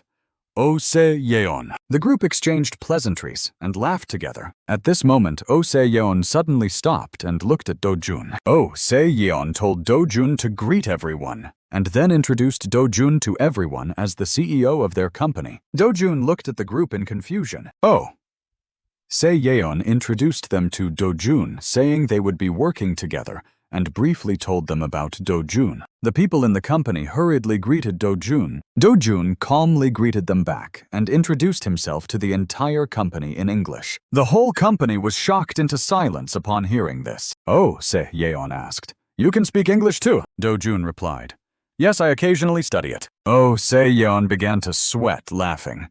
"This is not just a casual study. You speak like a native." But they didn't know that in his past life, Dojun had to learn foreign languages to secure a position at the Sununyang group. To speak English better than those with prestigious university degrees, he had studied tirelessly, day and night. At this moment, Dojun spoke to the people in the company, saying it wasn't good to discuss business on their first meeting, but he asked them to investigate a certain company for him. Oh. Se-yeon was taken aback, not understanding what the boy was up to. The whole company was in an uproar, not knowing which company the boy wanted them to investigate. Seeing this, Oh Se-yeon asked Dojun which company he wanted to investigate. Oh. Se-yeon felt a slight discomfort in his ears. Dojun still smiled with a mysterious expression. He whispered to the group, saying, "Yes, that will be the first company we invest in." At 52, Bell Martin abolished intermediary fees in collection auctions and found a direct connection method between buyers and sellers. From then on, he began to succeed in various businesses using focused marketing strategies. Later, he founded Martin Computer and turned it into a global computer company. After hearing Dojun, the whole company was stunned for a moment. Even Yeon was sweating and asked, "Dojun, how did you know about Martin Computer?" Dojun smiled confidently, replying, "At 50, he earned 2,000 from selling stamps during high school. He made a lot of money from selling newspapers." "That was Martin Bell." "Oh," Yeon asked again. "So you're going to invest a large sum just because you heard a story about his childhood?" Dojun calmly replied, "Although he didn't have a rich grandfather like me, he earned money at my age. Isn't someone like that worth investing in?" Yeon was speechless upon hearing the boy's words, which sounded like those of an old man. The whole company began to buzz with discussion. Yeon, on behalf of the company, ordered an immediate investigation into all information about Martin Computer and Martin Bell. At this point, the group began to disperse, with everyone attending to their own tasks. Dojun was extremely satisfied with the scene before him. A few days later, as Dojun was strolling through the streets with Yeon, he found it hard to believe that Martin wanted to meet at a hamburger restaurant. At this point, Yeon mentioned that the likelihood of investing in Martin Computer was quite low, but Dojun remained nonchalant, replying that they were already receiving a $30,000 USD investment from another party. Yeon then continued saying, "I knew it. If it were last year, we would have definitely wanted to meet them." This just goes to show that timing is everything in investment. Dojun began to calculate the timing of their investment and withdrawal, telling Yeon that they were a step too late. Yeon agreed with this assessment. He said that Bell choosing to meet at a fast food restaurant meant that this meeting wasn't important enough for Bell. Moreover, it had been a struggle to schedule this meeting with him. Dojun sighed deeply, looking distracted before entering the restaurant. Yeon urged Dojun to hurry into the restaurant. The atmosphere inside the fast food restaurant was bustling and noisy. The two of them stepped in and looked around. Suddenly they heard someone calling out, "Oh, brother!" Turning to look, they saw a young man waving at them from his seat. Dojun was surprised and looked up. At 27, Bell became the youngest person to be listed among the top 500 richest people in the world. By 34, according to the top 5 richest people in America, his assets officially reached $21.4 billion US dollars. Yeon and Bell began their greetings, confirming each other's identities. Bell asked Yeon who Dojun was, and Yeon replied that he was a fan of Bell's. Bell burst out laughing upon hearing he had a fan. The three of them sat down and introduced themselves, deciding how to address each other. Bell told Yeon to get to the point, as he had to return to his company in 15 minutes. Yeon quickly explained that Fantasy Company wanted to invest in Bell's company. Before they could discuss the investment amount and benefits, Bell quickly declined, saying he didn't need investors anymore, as he had enough funds. Dojun, listening, understood that Bell had just received a $30,000 USD investment, so with his company's capital secured, he no longer needed investment. Yeon continued to negotiate, offering very favorable terms in the hope that Bell would reconsider. However, Bell, while eating, said he only needed enough capital to expand his company and currently had a perfect plan. He could make money on his own and wouldn't do something foolish like inflating stock prices to make extra money. After hearing Bell out, Yeon didn't know how to continue the conversation. Dojun glanced at Yeon and suddenly had an idea. Dojun innocently asked Bell if he could call him Mai, and Bell cheerfully agreed. Dojun then told Bell that he in the past was like Bell in the present, and that Bell would surely become like him now. Bell laughed and responded that his childhood was a bit unusual. Dojun countered that he was also different. At this point, Bell looked at Dojun with newfound interest. Dojun continued, saying that when Bell was 12, he earned 2,000 from selling stamps, but at the same age, he had made 15,000 from selling land. Bell was shocked, not believing that a 12-year-old could make 15,000. Dojun continued, saying he didn't know what Bell had done with his 2,000. but he had already planned how to use his $15,000 to become a major shareholder of Martin Computer. Bell was taken aback by Dojun's words. Bell asked Oh Se-yeon if this young boy was his son, but Oh Se-yeon replied that the boy was his boss. Bell's mind was filled with a myriad of questions. Then Bell suddenly burst out laughing. His laughter grew louder. He was so amused that he hit the table. Bell asked Dojun 2 questions. First, how he knew about Bell making money from selling stamps. Caught off guard, Dojun was surprised by the question. However, he confidently replied that with 15,000 at stake, he wouldn't have come unprepared. Bell sighed impressed and laughed again. He then asked Dojun what he planned to do since he wanted to be a major shareholder, but Bell had already declined investment. Bell mentioned that he controlled more than half of the voting rights on the board, making his opinion the most important. Dojun calmly replied that in about half a year, Bell's company would be listed on the stock market. Bell was taken aback, unable to respond. Dojun smiled to himself, thinking that Bell was surprised, and didn't understand how he knew this. Dojun continued saying he would use his money to buy up Bell's company's shares on the market. With 15 antanos, he should be able to become a major shareholder.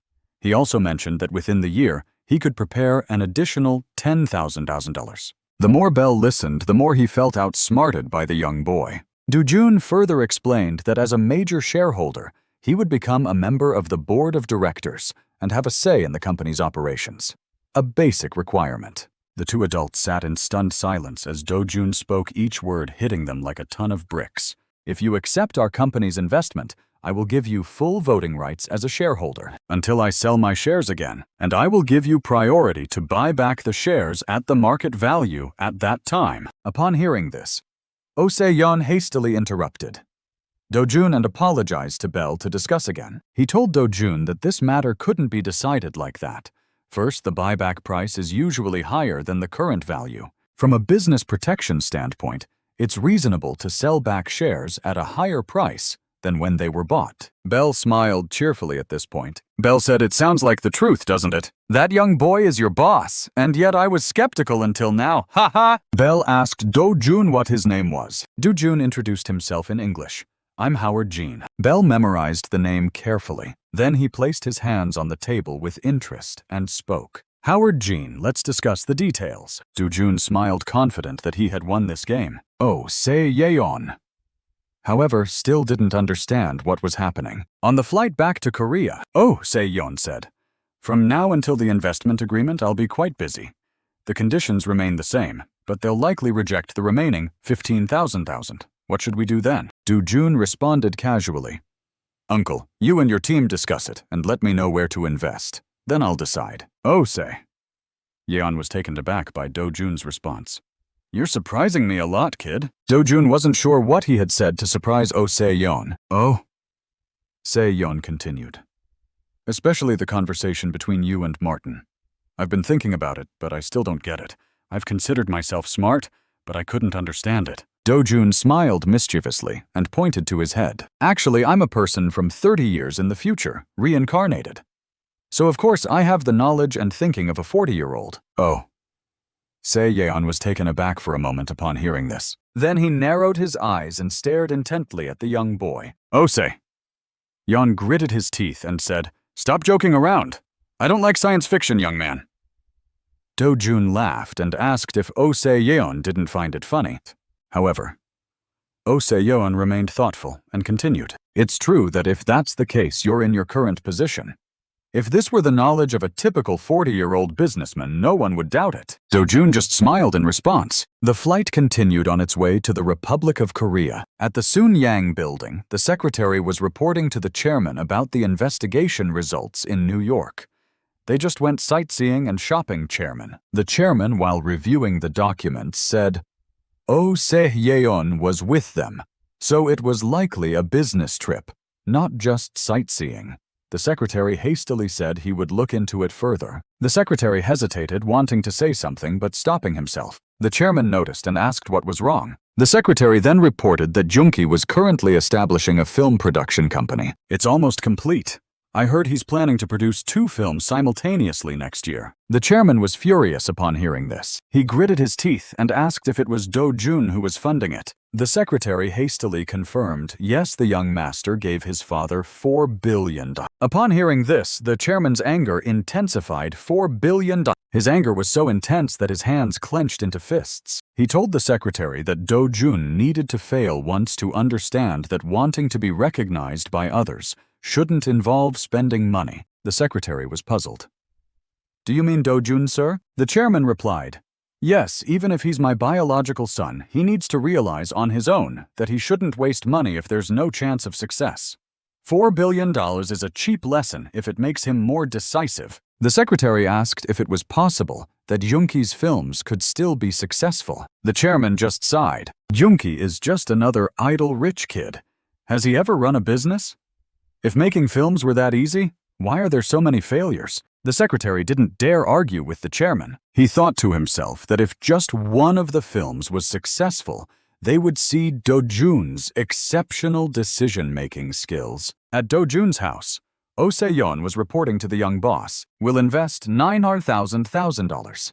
The I has selected candidates for the remaining $6,000. Then he handed the documents to Dojun to review. Dojun's eyes widened as he saw a familiar name. Microsoft. Oh Se-yeon hastily explained, "It sounds unfamiliar, doesn't it? Actually, I'm not sure about this company. I heard investing in it is risky." Oh Se-yeon said this, but Dojun, being from the future, knew that Microsoft, Bill Gates' company, couldn't be risky. Dojun asked why, and Oh Se-yeon replied that the company had continuously released new operating systems with poor market reactions.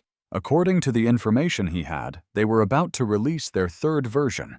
But with such failures, it was hard to see a bright future. Moreover, ISM is also developing its own operating system and splitting from Microsoft. Oh Se-yeon's explanation made Dojun think deeply. Dojun thought, I wonder if version 3.0 or 3.1 will be released next year, but it's probably fine. After all, it's only a difference of 1 to 2 years. Then he turned to ask Oh Se-yeon's opinion. What do you think, uncle? Oh Se-yeon honestly said, to be honest, I am interested in Microsoft. Hearing his uncle say that, Dojun realized that he still wanted to invest in an area that he didn't fully understand. Dojun said, then let's just do it. I think we'll be lucky. His uncle smiled and replied, all right. At this time, Dojun continued, Uncle, please help me sell the land in Budan. Why sell? Why not hold on to it until the land price peaks? His uncle asked. But Dojun smiled and replied, I can't just abandon the company in New York. If we invest $15,000 in these 2 companies, we'll need to secure more funds to operate the company and invest elsewhere. Oh Se-yeon was taken aback by the young boy's words and suddenly remembered the company's situation. Oh Se-yeon continued, we'll only use half of the money from selling the land. The rest will be saved. Oh Se-yeon understood Dojun's approach. Oh Se-yeon understood Dojun's approach, and then he stood up and left. After seeing Oh Se-yeon off, the door closed behind him. Dojun sat down helplessly in his chair. He had to continue thinking. He was only utilizing fragmented knowledge from the future, without a clear understanding of any particular area. Because he was just an ordinary office worker, he had never played the stock market, or even visited the stock exchange. What he had was just future knowledge gathered from a few articles. He didn't know when to invest or which company was worth investing in. But 30 years later, there was one field that would certainly become a legendary and unbeatable industry, and that was film. Among the thousands of films produced in Hollywood, he knew almost all the high-grossing films. Companies investing in such films would absolutely not fail. Dojun smiled mischievously because he knew that film would make him a kingmaker in Hollywood. Oh Se-yeon brought documents to Dojun's house. I don't know why you want to see this, but I've brought it back for you to review. Saying that, he placed on the table documents about the current state of film production and investment. Dojun began to study the documents he brought. Se-yeon asked, Are you planning to show this to your father? Films can be imported. Yes, that's what I'm planning, Dojun replied. Oh. Se-yeon smiled as he watched Dojun focus on his research. Dojun saw a title that would be extremely explosive in the future. He was so annoyed that he cursed, because this film had already been confirmed for distribution. What a pity! If this film was distributed domestically by his father's company, it would certainly create a big impact on cinema owners, giving his father's films a chance to be screened. Suddenly, he saw another name. Dojun hastily confirmed with, "Oh Se Yeon." "Uncle, is this film still being filmed?" Oh Se Yeon asked back. "Which film?" So Dojun handed his uncle the documents about that film. Oh Se Yeon looked through it and said, "This film is waiting to be filmed. It's just a small-scale film. The director and lead actor are—" Wait a minute. "The actor is a child similar to you." He advised Dojun to give up on this film. Dojun hastily asked why. "Oh," Se Yeon said. "The decision was made to film this movie with a budget of 14,000 USD, and the cost suddenly increased, so it was transferred to her company and is still under review." Although he didn't fully understand the film industry, if the initial stage wasn't stable, how could it succeed? However, Dojun remained resolute. "Uncle, I want to invest in this film. The more money I invest, the better." This time, Oh Se Yeon frowned in discomfort. Dojun's investments in stocks and films are completely different. With stocks, you only see the damage when the price drops. But with films, if you can't break even, you're immediately left with nothing. There's no time to withdraw capital. "Exactly," Oh Se Yeon said sternly. "This time I oppose it. This is not investing, it's gambling." Dojun hastily said, "Uncle, even if I'm the one with the money this time, in the future, I won't discuss investments anymore. That's not acceptable either." "Oh," Se Yeon shouted, Jin Dojun making him jump. This time he frowned, showing great discomfort. Dojun looked and understood that. This time Oh Se Yeon's strong reaction was understandable, but he knew he had to seize this opportunity. Fantasy Mosters couldn't miss this valuable chance to make a name for itself by investing in a film in Hollywood. Naturally, the profit would increase tenfold. After thinking this through, Dojun said to Oh Se Yeon, "If there's any loss, it's my money. You promised my parents that you would let me do what I want." Oh Se Yeon was astonished by what the young boy said. Despite being angry, he couldn't do anything. Dojun remained very persistent with his decision. Moreover, even if he spent all the company's operating funds, it wouldn't matter because his grandfather was the richest person in Korea, right, Uncle? This time, Oh Se Yeon was truly furious with the young boy. He had to restrain himself to avoid making a big scene. And then he agreed with Dojun, "All right, let's do as you wish." Dojun reminded him, "Uncle, please ensure the film's distribution rights in Korea." Oh Se Yeon replied, "No problem, because we might be the only company investing. Is there anything else?" "No, that's all," Dojun replied. Upon hearing that there was nothing else to say, Oh Se Yeon quickly gathered his documents and stood up to leave. He said he would handle it quickly and report back. Dojun came out of the kitchen and wanted to invite Oh Se Yeon to stay for dinner, but Oh Se Yeon was annoyed. "Jisoo, I'm not in the mood to eat with everyone now. I apologize, but I'll head back first." Dojun's mother didn't understand why he was so angry. Dojun thought to himself, it's understandable. He's probably very angry. His mother asked Dojun, "Are you okay?" Dojun, "I'm fine, Mom. Don't worry too much." Dojun replied with a smile. Then she thought that once the year-end box office figures were in, her uncle's anger would melt away like snow. After that, Dojun picked up the film documents again to review. He smiled mischievously again like a victor, because the film's title was To Be Home Alone. Immediately after releasing the Doors 3.0 operating system, the Microsoft Group's entry into the computer market caused stock prices to skyrocket. Matin Computer, initially listed at 30 cents, also broke records for 6 consecutive days, with its stock value continuously rising. Oh Se Yeon's stern expression melted away, replaced by a bright, flower-like smile. He even comforted Dojun that the $8 billion loss equivalent to approximately $5.6 billion in investment in the film To Be Home Alone would recover its capital in just a few years. He enthusiastically told Dojun that it was fine, but the 40-year-old Dojun knew that Oh Se Yeon would soon have to eat his words. And in the end, Oh Se Yeon was slapped in the face, not unlike slapping himself. He said to Dojun, "The profit from that film alone reached 33 billion won, which is 6 times the initial investment. And this is just the profit from the US. If the film is released worldwide, the amount will be even greater. Compared to elementary school students around the world, you are the richest kid. But uncle, I'm already in middle school, Dojun replied, leaving him so bewildered that he couldn't speak. He couldn't believe that Dojun would officially enter middle school by next March. Oh, say Yeon must be worried that once this young boy starts school, no one will be able to make money anymore. At this moment, Dojun's father walked in and asked what was going on that required Oh Se Yeon's presence. The father's mind was currently in disarray. Oh. Se Yeon hastily inquired. What's wrong? Is it because of what was said last time? Hasn't the film you worked on been released yet? The father replied sorrowfully. Don't mention it again. Clearly, all the film schedules conflicted with the Tet and Christmas holidays last year. There was a very popular film, To Be Home Alone, so they said they would screen that one. Oh, say. Yeon continued to tease the father. Is that so? Did that film require cinemas to clear their schedules to wait for its release? The father, still in pain, didn't dare look at the two men, but continued. It's a family comedy, so it's very suitable for release during Tet. It's even setting a record in the comedy genre. Oh Se-yeon continued to ask solicitously.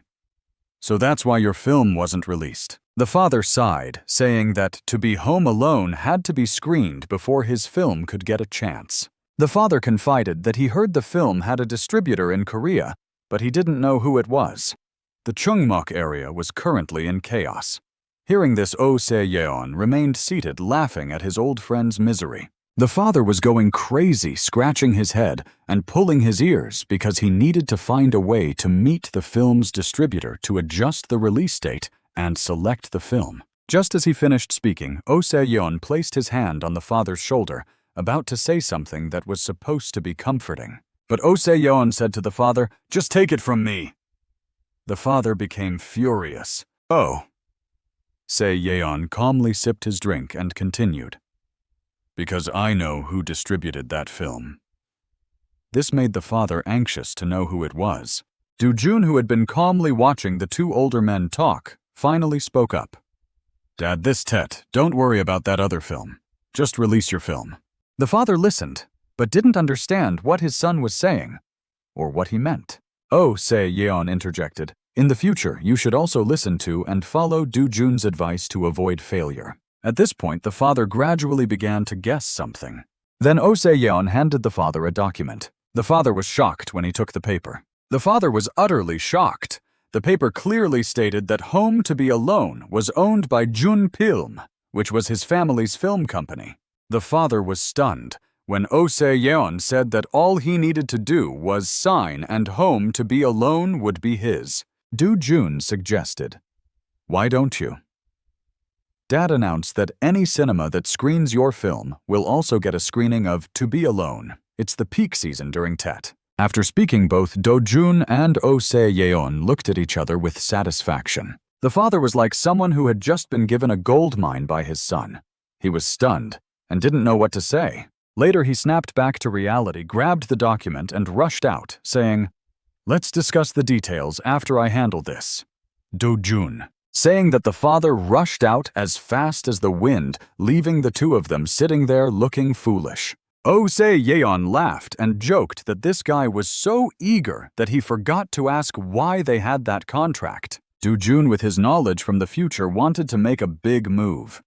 He told his uncle, "Uncle, please help me make a list of films that will start production this year. This time, I'll invest 200 million. Oh Se-yeon stopped him, saying, "One big move is enough." But Dojun calmly asked, "Uncle, what's the return on investment for Fantasy employees in New York?" Oh Se-yeon hesitated before replying, 22%. Dojun's mind quickly calculated, and he said, "Within a year, it's more than 6 times 600%. This is the lowest return among the investments I've decided to make." After speaking, Dojun still smiled calmly at his uncle. This time, his uncle couldn't argue back and just said, "I understand. I'll make the list and report back to you later."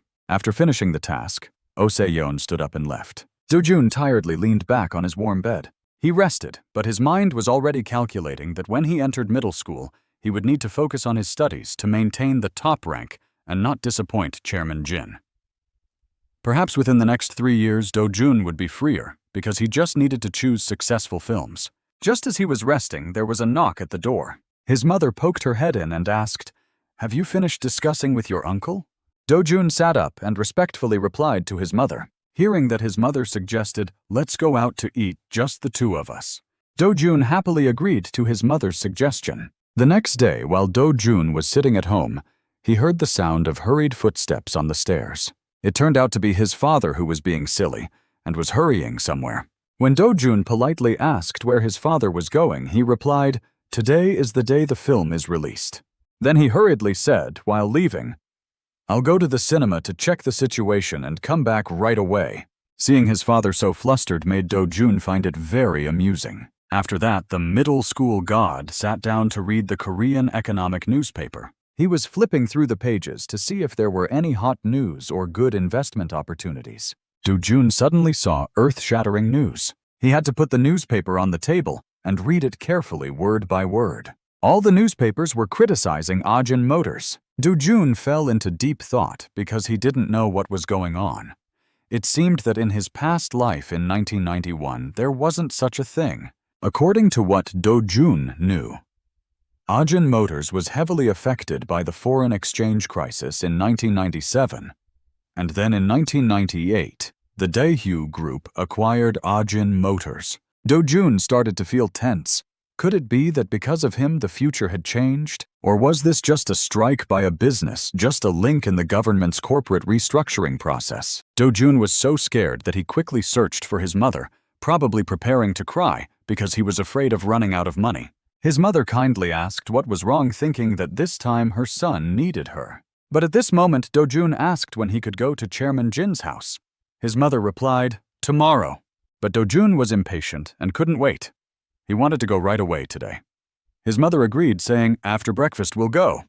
But she still warned him not to anger Chairman Jin, or else the family would be in trouble. Dojun then remembered and asked his mother, "Aren't you going to the cinema? Today is the day the film is released."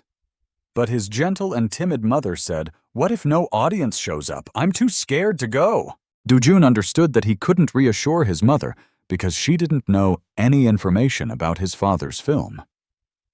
It had been a long time, so she might have forgotten, or she might think that there was never a film in the first place. Dojun just gave them the opportunity. How the lives of the couple would change was up to them to decide. He thought that just watching from afar without getting involved in other people's business was also a kind of fun. At this moment at Chairman Jin's mansion, the servant said that Chairman Jin was receiving guests in the study, so Dojun had to sit in the living room and wait.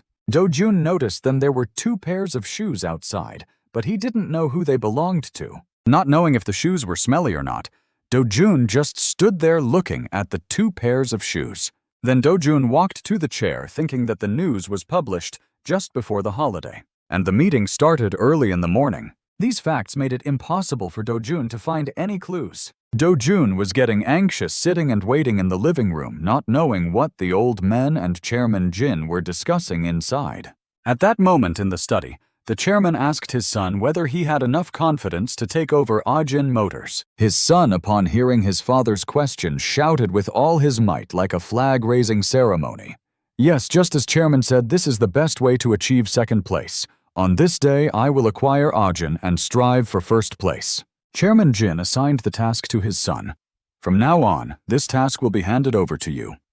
You will discuss with the department heads to acquire Ajin this year. If successful, we will give you the entire automotive market share." The son and the secretary were shocked when they heard Chairman Jin's words. But a moment later, the son imagined the money he would earn, and a confident smile appeared. The secretary, seeing this scene, also started to calculate in his mind.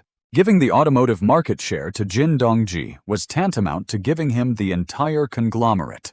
Could it be that Chairman Jin had already made up his mind? Chairman Jin interrupted, asking his son why he didn't want to take on the responsibility, or if he lacked confidence. His son hastily replied, "No, father. I'm grateful." Chairman Jin looked at his son, who seemed deep in thought, and continued speaking. Go home and remember to work hard without making mistakes. You don't need to come early tomorrow. Just attend the ceremony on the Lunar New Year. Time is precious now." His son nodded repeatedly and quickly left. His son's departure was quite unusual. After he left, the secretary and Chairman Jin watched him until he was out the door. The secretary said to Chairman Jin, "This year, the young master received a lot of red envelope money." Chairman Jin asked what he meant by that. The secretary replied, "Isn't it about the announcement of the succession plan?" But Chairman Jin cunningly said, "I didn't say I would give him the Sununyang group. I only promised him the automotive market share." It was unexpected that Chairman Jin, despite his age, was still sharp-minded. Chairman Jin continued to explain calmly that if his son held more than half of the automotive shares controlled by the subsidiaries, they could still protect the conglomerate's business rights. This was what he meant. And of course, the automotive share is still a significant red envelope. The secretary couldn't help but sigh. Doing this will disappoint the vice chairman.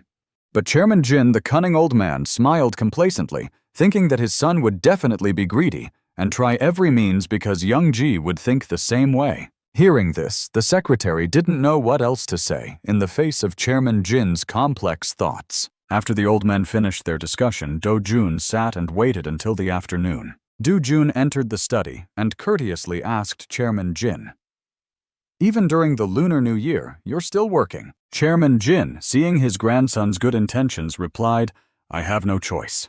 I have too much work, but I've finished now." As Dojun entered, he looked around his grandfather's study. He noticed that there was a newspaper on the table, the same one he had read in the morning. Dojun immediately knew that today's meeting was about Ajin Motors. Dojun pretended to be affectionate, saying that his eldest uncle seemed very happy and was even smiling while walking. But Chairman Jin just said it was probably because it was the Lunar New Year and didn't elaborate further. Then he gathered the documents and placed them on the table, probably to prevent the young boy from secretly reading them. Dojun, with his mature mind, couldn't believe it and asked further, "Grandfather, I have a question." Chairman Jin was still happy to know what his grandson's question was. At this moment, he saw that the documents on his grandfather's table were about the automotive industry. Dojun was so shocked that he just stared, forgetting to continue talking to his grandfather. He speculated that could his grandfather be the one behind this whole thing? Chairman Jin waited for a long time, but didn't hear his grandson say anything, so he had to ask again. "Dojun, why are you not saying anything?" Dojun hastily pretended, "I find it strange, because all the newspapers today are publishing a lot of articles." "Chairman, is it about Ajin Motors?" Dojun confirmed it was.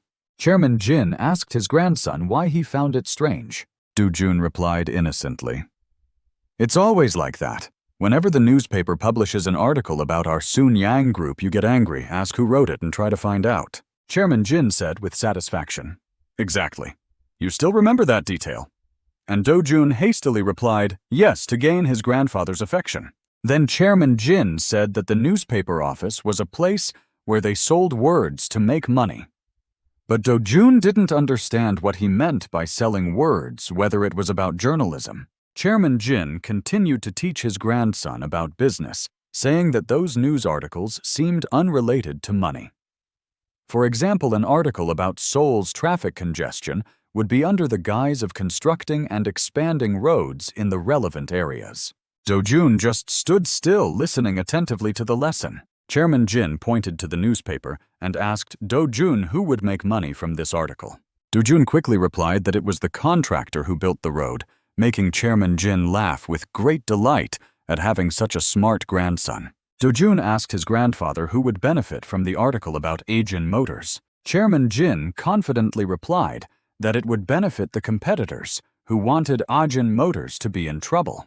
At this moment, Dojun was shocked and blurted out two names, Dojun Motors or grandfather. Chairman Jin looked at his smart grandson.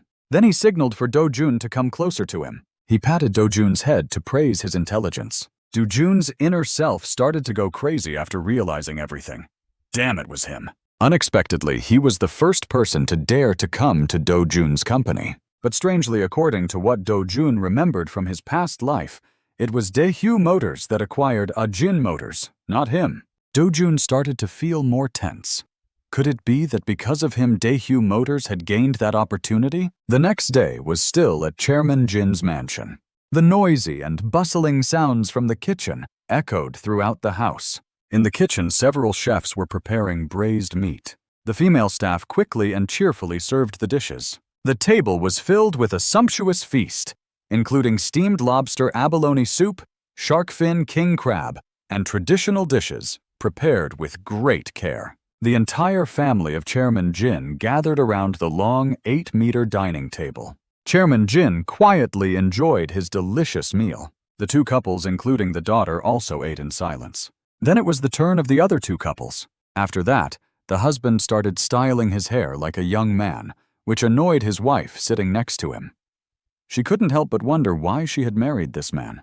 The family of the youngest daughter, a prosecutor, also remained serious and didn't dare to speak out. Dojun's parents, being the poorest in the family, seemed fearful. Dojun, being the beloved and wealthy grandson, ate with great confidence, unafraid of anyone. At this moment, the uncle suddenly remembered his brotherly affection for Dojun's father and pretended to be concerned, asking about the success of his father's movie, released the day before. Dojun's father, being asked infrequently, stuttered and couldn't respond immediately.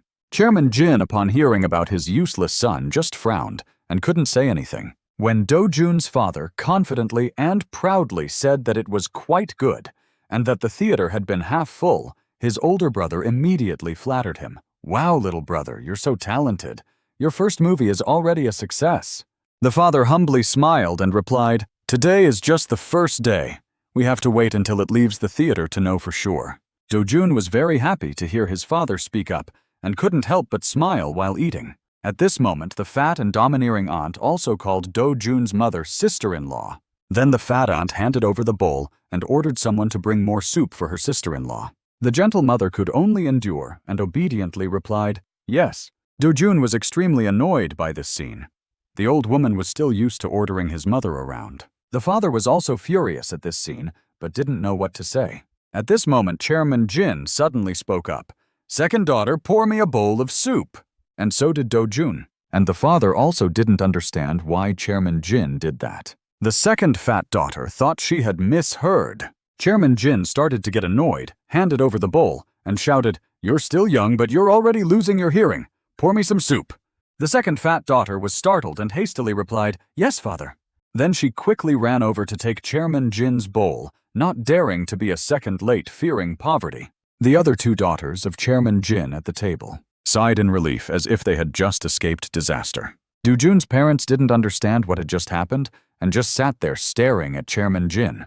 Chairman Jin continued to eat calmly because he was the richest in the house. Dojun thought to himself that his grandfather had recognized his parents in front of the whole family, and from now on, other families wouldn't be able to bother them at will. Dojun smiled sinisterly, knowing he should be grateful and tearful. But now he was busy finding ways to betray him. After the meal, Dojun stealthily approached his grandfather's study. He peeked and then opened the door and stepped inside. After entering the room, Dojun started looking for a way to see the report his grandfather had left on the table the day before. He searched while thinking that to prevent his grandfather's plan, he needed to know more about it. Finally, Dojun found the plan on the table.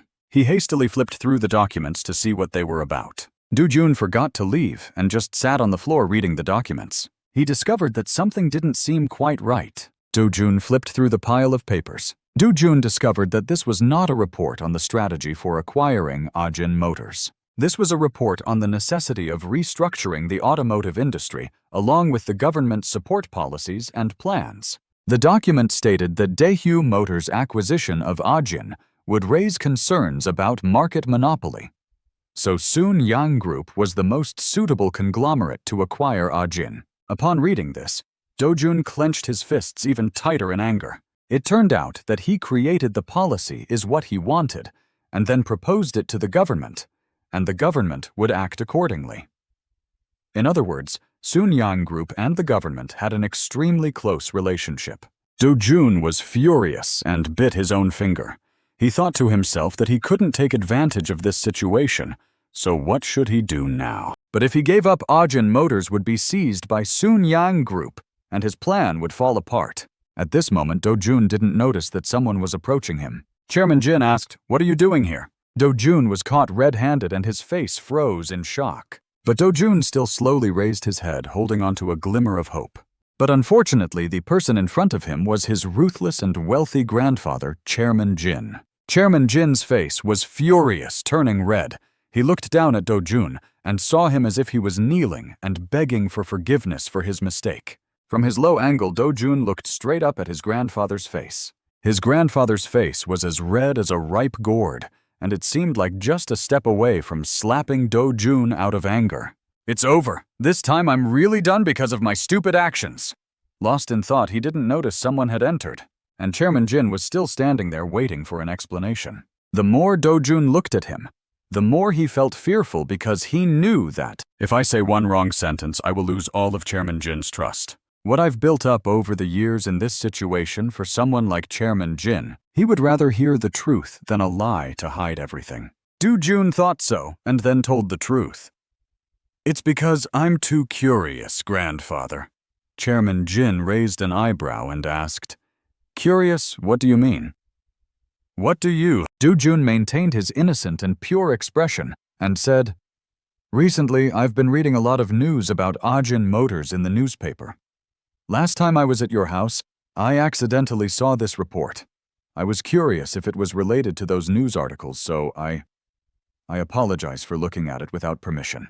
Chairman Jin listened to Dojun and still kept his displeased expression, not responding. Dojun was calculating in his heart, unsure how Chairman Jin would react, but he thought it was highly likely that Chairman Jin would appreciate him doing this. Although he's young, he diligently reads the newspaper every day and is also concerned about the economic situation. With a desire to answer his own questions, he came in to find relevant documents. Indeed, after a while, Chairman Jin smiled at Dojun. He asked, "So have you found the answer?" Dojun was overjoyed internally, but still pretended to be nonchalant. "I've just glanced through it, so I'm not quite sure yet." Chairman Jin spoke sternly. "Unfortunately, you haven't answered your own question. It's good to have a thirst for knowledge, but from now on, don't enter this room without my permission, remember." Dojun was relieved when he was forgiven. He quickly put the documents back on the table and apologized. After that, Dojun put the documents back on the table and turned to leave. The urgent situation had been resolved, but the future was still a problem. He had thought the report would contain the plan to acquire Ajin Motors. Dojun walked while thinking that he needed to find another way to reverse the situation, but he didn't know how to do it yet. Suddenly, Dojun stopped as he was about to reach the door. He turned his head to look back at his grandfather with respect. Chairman Jin was still smiling kindly, as if he wasn't harsh at all. Dojun stood with a bowed head showing respect, and a new idea flashed in his mind.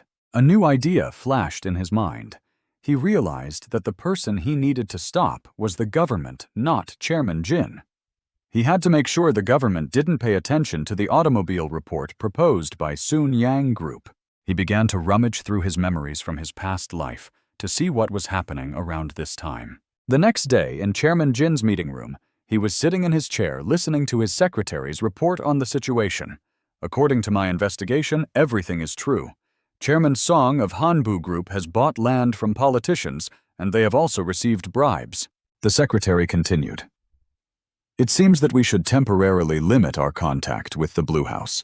I think this matter won't die down easily, and we should also temporarily stop buying shares of Ajin Motors."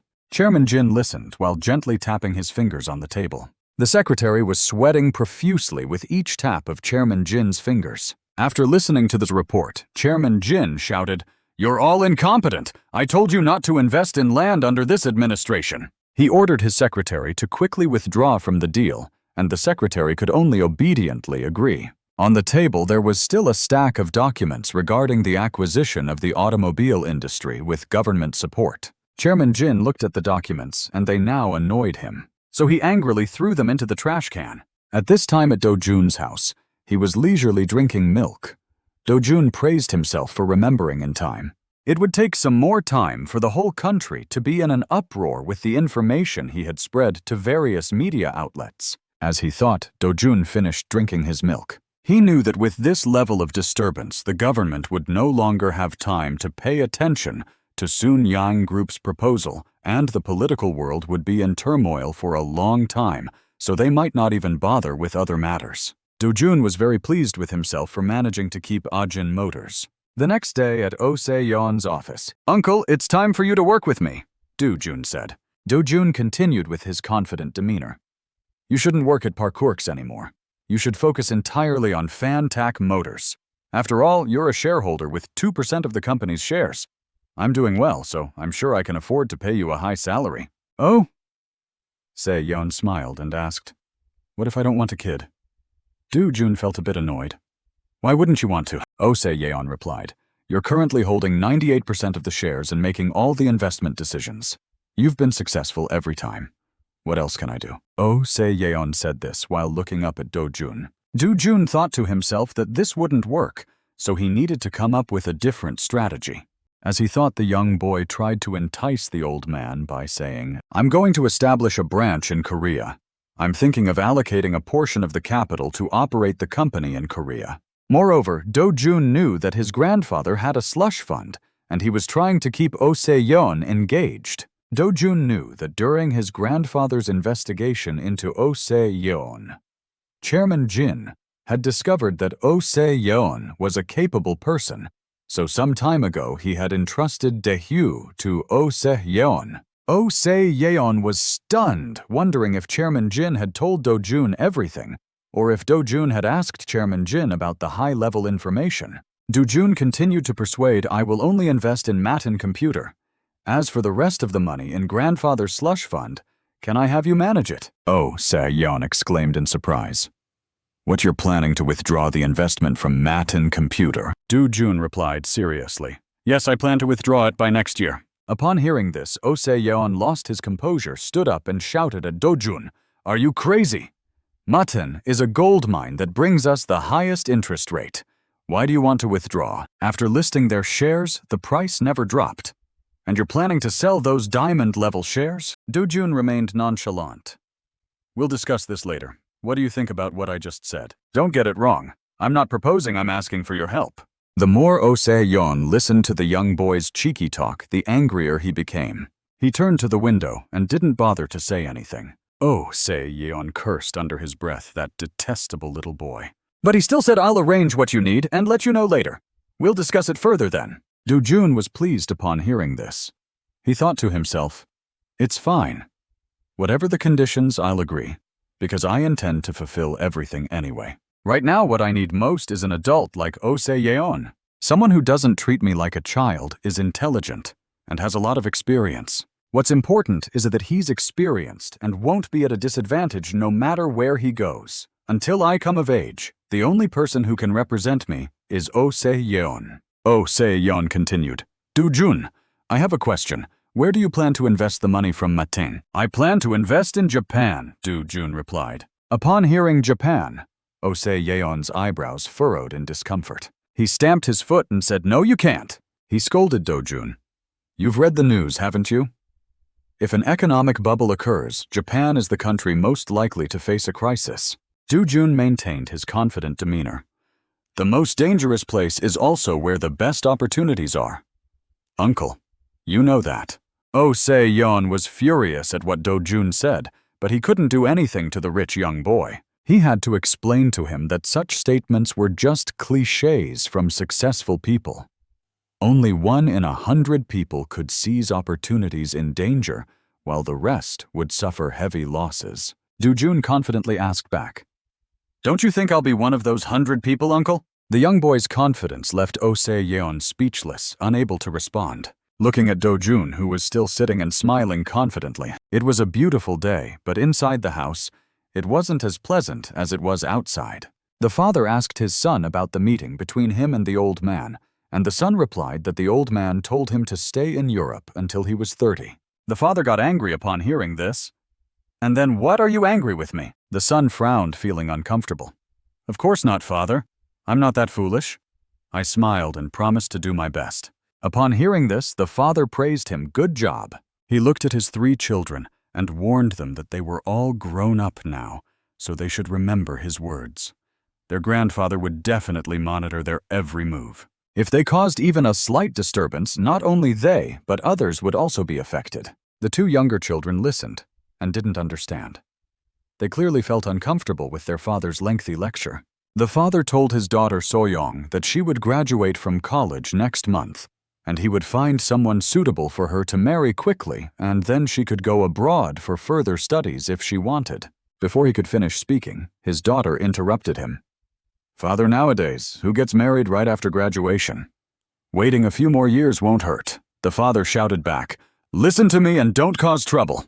After being scolded, the daughter had to suppress her rebellious attitude, go inside, and pretend to be obedient in front of her father, all because she was afraid he wouldn't give her money. The father pointed at his 3 children and said, "You are only considered to have a good reputation with grandfather if you do as I say. Otherwise, your current lifestyle will be cut in half." Hearing their father, the eldest son and daughter dared not say a word, not even daring to breathe, because what he said was true. The second child felt the tension and asked, "Why did you suddenly say that, father?" The father looked at his 3 children and said angrily, "Don't you know that grandfather started changing last year? Now he's extremely fond of Dojun and his family." The eldest son replied, "Yes, Dojun has been favored by grandfather lately." But he added grandfather isn't the type of person who would care about uncle just because of Dojun. The other 2 children didn't know whose side to take and remained silent, their faces showing discomfort. The father sighed and said, "Listen to me, even if you're busy, you should still make time to watch uncle's dramas." The whole family was stunned upon hearing this. The father continued, "Think about grandfather's age. He doesn't have much time left. From now until then, don't be lazy or indifferent. Visit your grandfather and apply for a job at the corporation properly. After that, you can live your lives as you wish. Understood?" The children, upon hearing about living comfortably and happily, immediately agreed. After speaking, the father angrily chased all his children out. The 3 children, hearing they were forgiven and could go out quickly, ran out, fearing they would be scolded further if they stayed. After scolding his children, the father started to feel a headache and neck pain. He blamed himself, thinking he should have acquired Ajin Motors last year. After that incident, all matters within the corporation were carried out without his knowledge. The pending issues he resolved at the subsidiary were finally approved by his father. Rumors began to circulate within the corporation about a change in the order of inheritance. Some branch directors even dared to ignore him and reported directly to his father, clearly indicating a change. He slammed his hand on the table in anger, thinking he could guess what was happening. He thought of Dojun and recalled that his father was not cautious around the young boy. He thought that his father believed that if children were incapable of handling the business and couldn't become the head of the corporation, it was best to abandon them all because of one grandchild. At this time, Fantasy Monster in New York had allocated 10% of its capital to establish a branch in Korea, and Oh Se-yeon held the position of legal representative director for both the U.S. and Korean branches. Now, Dojun, as a major shareholder of the company, had established a good relationship with business expert Oh Se-yeon. Oh Se-yeon's attitude towards him remained the same, but he no longer strongly opposed Dojun's opinions. Dojun was secretly pleased. Oh Se-yeon had become more receptive to Dojun's ideas. Oh Se-yeon had become more receptive to Dojun. During their disputes, Dojun realized that when there were differing opinions, Oh Se-yeon would make reasonable proposals based on the available information. Today was another exhausting day for the two. Oh Se-yeon encountered another difficult issue. He sincerely advised Dojun, "Think again, you want to sell all the shares of Matin Computer, not just a part of it." But Dojun remained calm, replying, "A 100-fold increase in profit is more than enough. There's no reason to be greedy." Since Oh Se-yeon's advice was not heeded, he had no choice but to accept it. As he was about to leave, he saw something on the bed. It appeared to be a document belonging to Dojun. He looked at it and said to Dojun, "It's not easy to find a company worth investing in." Last year's revenue was 100 billion won, nearly equivalent to our 800 billion won. Dojun said that with that scale, it was already considered a large company. But Oh Se-yeon said that this company had a strong connection with the IT industry, and as IT developed, the company would grow stronger, definitely becoming even stronger in the future. Upon hearing this, Dojun took another look at the document. He saw that it contained information about power bank. Dojun smiled cunningly, thinking he had already chosen a company to invest in. But to show respect for his colleague, he asked Oh Se-yeon to create a list.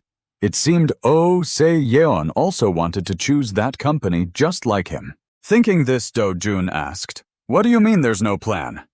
Oh Se-yeon replied, "I think the company is on a growth trajectory. I'm sure they won't need investors." After speaking, he suddenly remembered, that's right. The founder of this company is a third-generation Korean expatriate in Japan. Dojun, of course, knew that this person was Choi Jung-chun, a third-generation Korean expatriate in Japan who had written a legendary success story. Dojun asked if they planned to list some shares, but Oh Se-yeon replied that he hadn't heard anything about it. Hearing this, Dojun was delighted, thinking, so we still have a chance. Dojun recalled that although he had only read a few news snippets online and didn't have a detailed understanding of Choi Jung-chun, he remembered that after listing their shares had increased rapidly more than 100 times. Dojun quickly said to Oh Se-yeon, "As we've discussed before, everything in the world has its price, but each person thinks of a different price." But Oh Se-yeon listened attentively, wondering what the young boy was getting at. Dojun continued, "As long as the condition is met, we should sell immediately." At this point, Oh Se-yeon asked, "So how much do you plan to offer them?" Dojun quickly countered, "What do you think, sir?" But Oh Se-yeon was taken aback by the counter-question and didn't know how to respond. After a moment's thought, Oh Se-yeon raised 5 fingers. As he raised his hand, he said, 5 times the price. After they list, we'll get a 3% interest rate on the schedule, thanks to the first expansion round. Dojun smiled and said, if it's just 5 times, they might not even bother. Oh Se-yeon, upon hearing this, could only scratch his head and say, this is indeed a bit too ambitious. Certainly, many investors would want to propose a price 5 times higher. In other words, if the price is higher, it won't be worth investing. But at this moment, Dojun was still very confident. So we just need to offer more than 5 times. The young boy's evasive answers frustrated Oh Se-yeon. How much do you want to pay exactly? Dojun planned to increase the stock purchase price by 10 times and was considering offering 50 times the price. He remained as calm as if money was just leaves falling in the garden. Oh Se-yeon was taken aback by the young boy's words, as if struck by a thunderbolt. He didn't know what to do other than covering his mouth and standing agape. But Dojun remained calm. Don't be so surprised. Matten's profits have increased 100 times. Why can't Powerbank achieve that? This time, Oh Se-yeon was terrified. He decided to advise the young boy. What if it doesn't work out? Powerbank isn't a manufacturing company like Matten. It's just a distribution company. A 100 times increase. We might end up losing everything. This is a high-stakes gamble. Oh Se-yeon spoke with great concern. Dojun thought about his future as a tycoon and said to Oh Se-yeon, you can't force the other party to play a game without us being involved. Nobody plays cards alone, right? We need to see the outcome. Hearing the young boy's words, Oh Se-yeon couldn't believe his ears. He thought to himself, the young boy is so young, yet thinks so profoundly.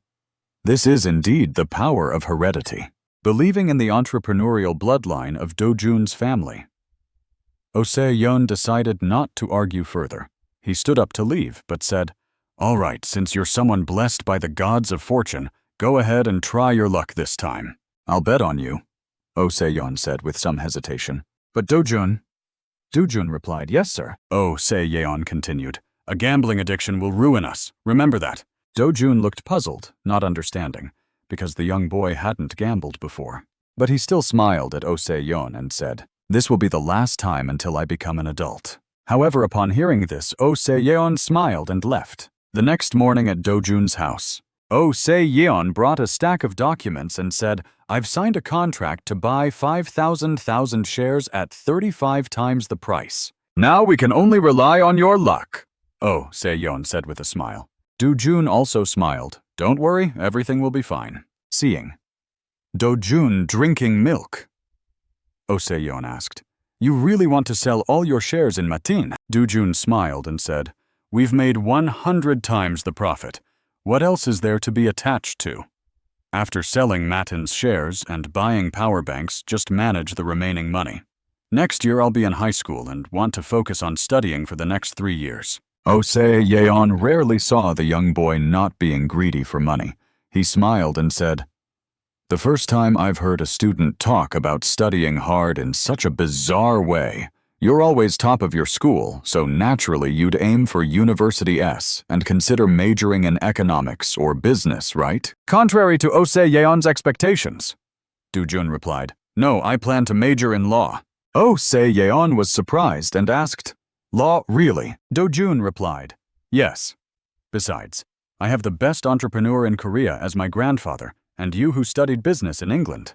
What else is there for me to learn? So what do you think you can learn from the law faculty? Are you planning to become a prosecutor?" "Oh," Se-hyun asked again. "Of course not. I just want to prove myself," Dojun said, leaving. "Oh," Se-hyun puzzled. Dojun casually replied, a third-generation tycoon who is still a good student.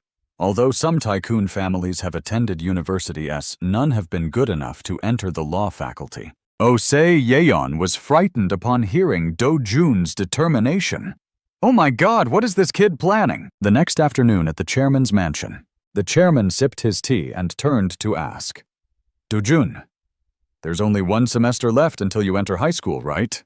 Dojun quickly replied, "Yes, that's right." The chairman was pleased because the young boy was known for being smooth-tongued and able to win over adults. Dojun continued, "I've talked to my father." The chairman wondered if he was investigating international schools. Dojun replied, "No, I will attend a regular school. There's no need for me to study abroad." Upon hearing this, the chairman frowned displeased. "This kid doesn't care about his grandfather at all. I knew it would be like this. Don't worry, I'll look into prestigious universities in Switzerland for you.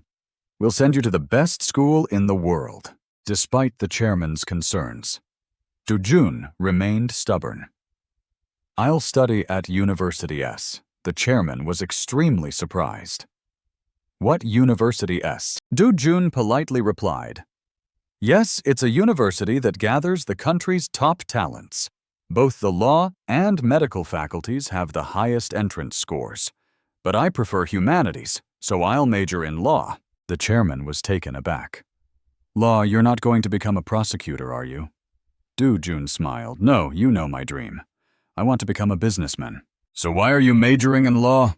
the chairman asked his beloved grandson. "So that wherever I go, I can be proud of you." Among all the descendants of the tycoon family, no one had ever been excellent enough to pass the entrance exam for the law faculty at the prestigious University S.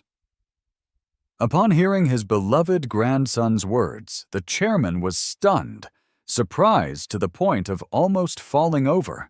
He recalled wondering how proud the chairman of Daehyu Group must have been during the meeting with the Korean Industrial Federation. His eldest grandson's acceptance into S University became the main topic of discussion at the meeting that day. Everyone was well aware of the tricks used to get him admitted, yet the old man wouldn't stop bragging, driving everyone absolutely mad with frustration. It was said that besides his secretaries, he also mobilized dozens of reporters from University S and the Ministry of Economy to swarm University A. These reporters continuously followed the authorities to investigate the situation, then chose a department with the lowest competition rate and successfully submitted the application 6 hours before the registration office closed. The boy was said to have been admitted to the Department of Eastern Philosophy or something similar. If it were a regular entrance exam, he wouldn't have dreamed of stepping into University S. But even being a tycoon chairman, he was still an ordinary person. So a year later, he was still boasting about his grandson, which was indeed tedious. However, if he got into the law faculty of University S, it would be different because that department was known for being free from cheating, and everyone would have to acknowledge it. Thinking of this, the chairman quickly asked Dojun, "Is it true that you applied to the law faculty of University S because of me?" Dojun smiled innocently and replied, "Of course, grandfather. Otherwise, why would I want to study law if I weren't going to be a prosecutor?" The chairman looked at his grandson and was deeply moved. He smiled happily and said, "In the end, although many people have made money to help increase my wealth, none of them have made me feel this happy. And yet my youngest grandson has moved me to this extent." The chairman said emotionally, "All right, go and enroll at University S. Whatever gift you want for your admission, I'll buy it for you. Dojun laughed loudly and replied, "Yes, grandfather," to please him. But in his heart he thought he should remember his words well. Because what I want is not just an imported car. I want the power of the chairman of Sununyang Corporation. In July 1994, Powerbank announced its shares and was listed at a high of 18,900 Japanese yen per share. After listing, Powerbank immediately raised 200 billion Japanese yen. Chairman Choi Jung-jun announced active trading and consolidation with ambitions to expand globally. Dojun's initial investment of 230,000 increased to 850,000 in just 1 year, earning 620,000. Before the Park Co Bank economic bubble burst, he had already recovered his capital and stopped investing. Dojun also devoted all his energy to studying throughout his 3 years in high school. Occasionally, he also invested in Hollywood movies, but of course, it was just a hobby. If people thought his investment in director Cham's movie Titanic Lover was risky, he would just have to accept it. Fortunately, Dojun's older brother Sang-jun completed high school smoothly, but didn't get the grades to enter his desired university, so he quickly went to the US to study abroad. Although he was the type of person whose temperament was hard to change, it was actually good that no one in the family expected or cared about him, so he could easily continue studying his favorite field, which was probably music. After that, he also boarded a plane to the distant United States. Currently in the 3rd generation of Sununyang Corporation, everyone's attention was on Dojun, a 12th grade student, to see if he could become the first to pass the law faculty at University S. Everyone was closely watching Dojun's achievements, some out of curiosity, others out of vigilance. Only his parents and grandfather always expected and followed him. One day before the announcement of the university entrance exam results, the chairman sat on the phone laughing loudly and boasting to the other side. "My youngest grandson ranked 39th nationwide. Not just schoolwide, but nationwide, haha. If only considering humanities, he ranked 10th. The maximum score is 400 points, and he got 367 points, only 6 points behind the first rank nationwide. That's not much of a difference, is it?" The chairman continued boasting without getting tired. Before the announcement of the university entrance exam results, the chairman had received Dojun's results sheet. Holding the sheet, he made continuous calls to the other side, emphasizing he must pass the law faculty of University S to be worthy and qualified. It said that he studied hard, but does University S have the ability to teach my grandson? Perhaps we should have chosen Harvard or Oxford. Honestly, we had to pay full tuition for the other children who couldn't secure scholarships, but a boy as smart as this will definitely get a scholarship. He pretended to complain to the other side. This is indeed a difficult problem. After hanging up one call, the chairman thought about who else he should call to boast to. Suddenly, he saw a name in his phone book. He picked up the phone and ordered the other side to call the PR department to come over. That afternoon at this chairman's mansion, the chairman handed the results sheet to the person who had just arrived and told him to take a look. The bespectacled man took the results sheet and read it hastily. Then he bowed respectfully and congratulated the chairman. But the chairman said coldly, "No need to congratulate. You secretly leak this news and ensure that the reporters come here tomorrow to take pictures of Dojun for me." The head of the PR department still didn't understand the chairman's intention and was stunned for a moment. The chairman started scolding. "Why don't you show any consideration? What's there to be surprised about? What will others think?" The chairman said there are rumors that the descendants of the corporation's chairman use money and connections to get into prestigious universities. But with such high scores, it's clear that money can't buy this. Ensure that there are no more such rumors in the future. This time the head of the PR department responded, "Yes, I understand, Chairman." After that, the chairman kept looking at the scores on the results sheet. The more he looked, the more satisfied he became, and the more he loved his youngest grandson. The next day, reporters arrived and cameras snapped pictures of Dojun one after another, like Lee Min-ho. Dojun replied in the interview, "Over the past year, I've been taking individual lessons with carefully selected teachers. He said that the amount of money spent was probably equal to a reporter's salary over 10 years, leaving everyone there stunned and speechless, as if they couldn't believe what they just heard. Dojun's parents stood aside listening and felt embarrassed. Dojun was rich, and it was known, so he didn't know what he said wrong, but everyone fell silent. He asked the reporters back, "Why are you afraid that the grandson of the richest man in Korea only studies from textbooks?" A reporter replied, "No, it's not like that." Then the group of reporters below became noisy. "But who is the top scorer this time?" Someone else replied, "It's a student from Jeju Island." Dojun said again, "Reporters, you should go to Jeju Island to get the news and write an article about that student." "I'm done."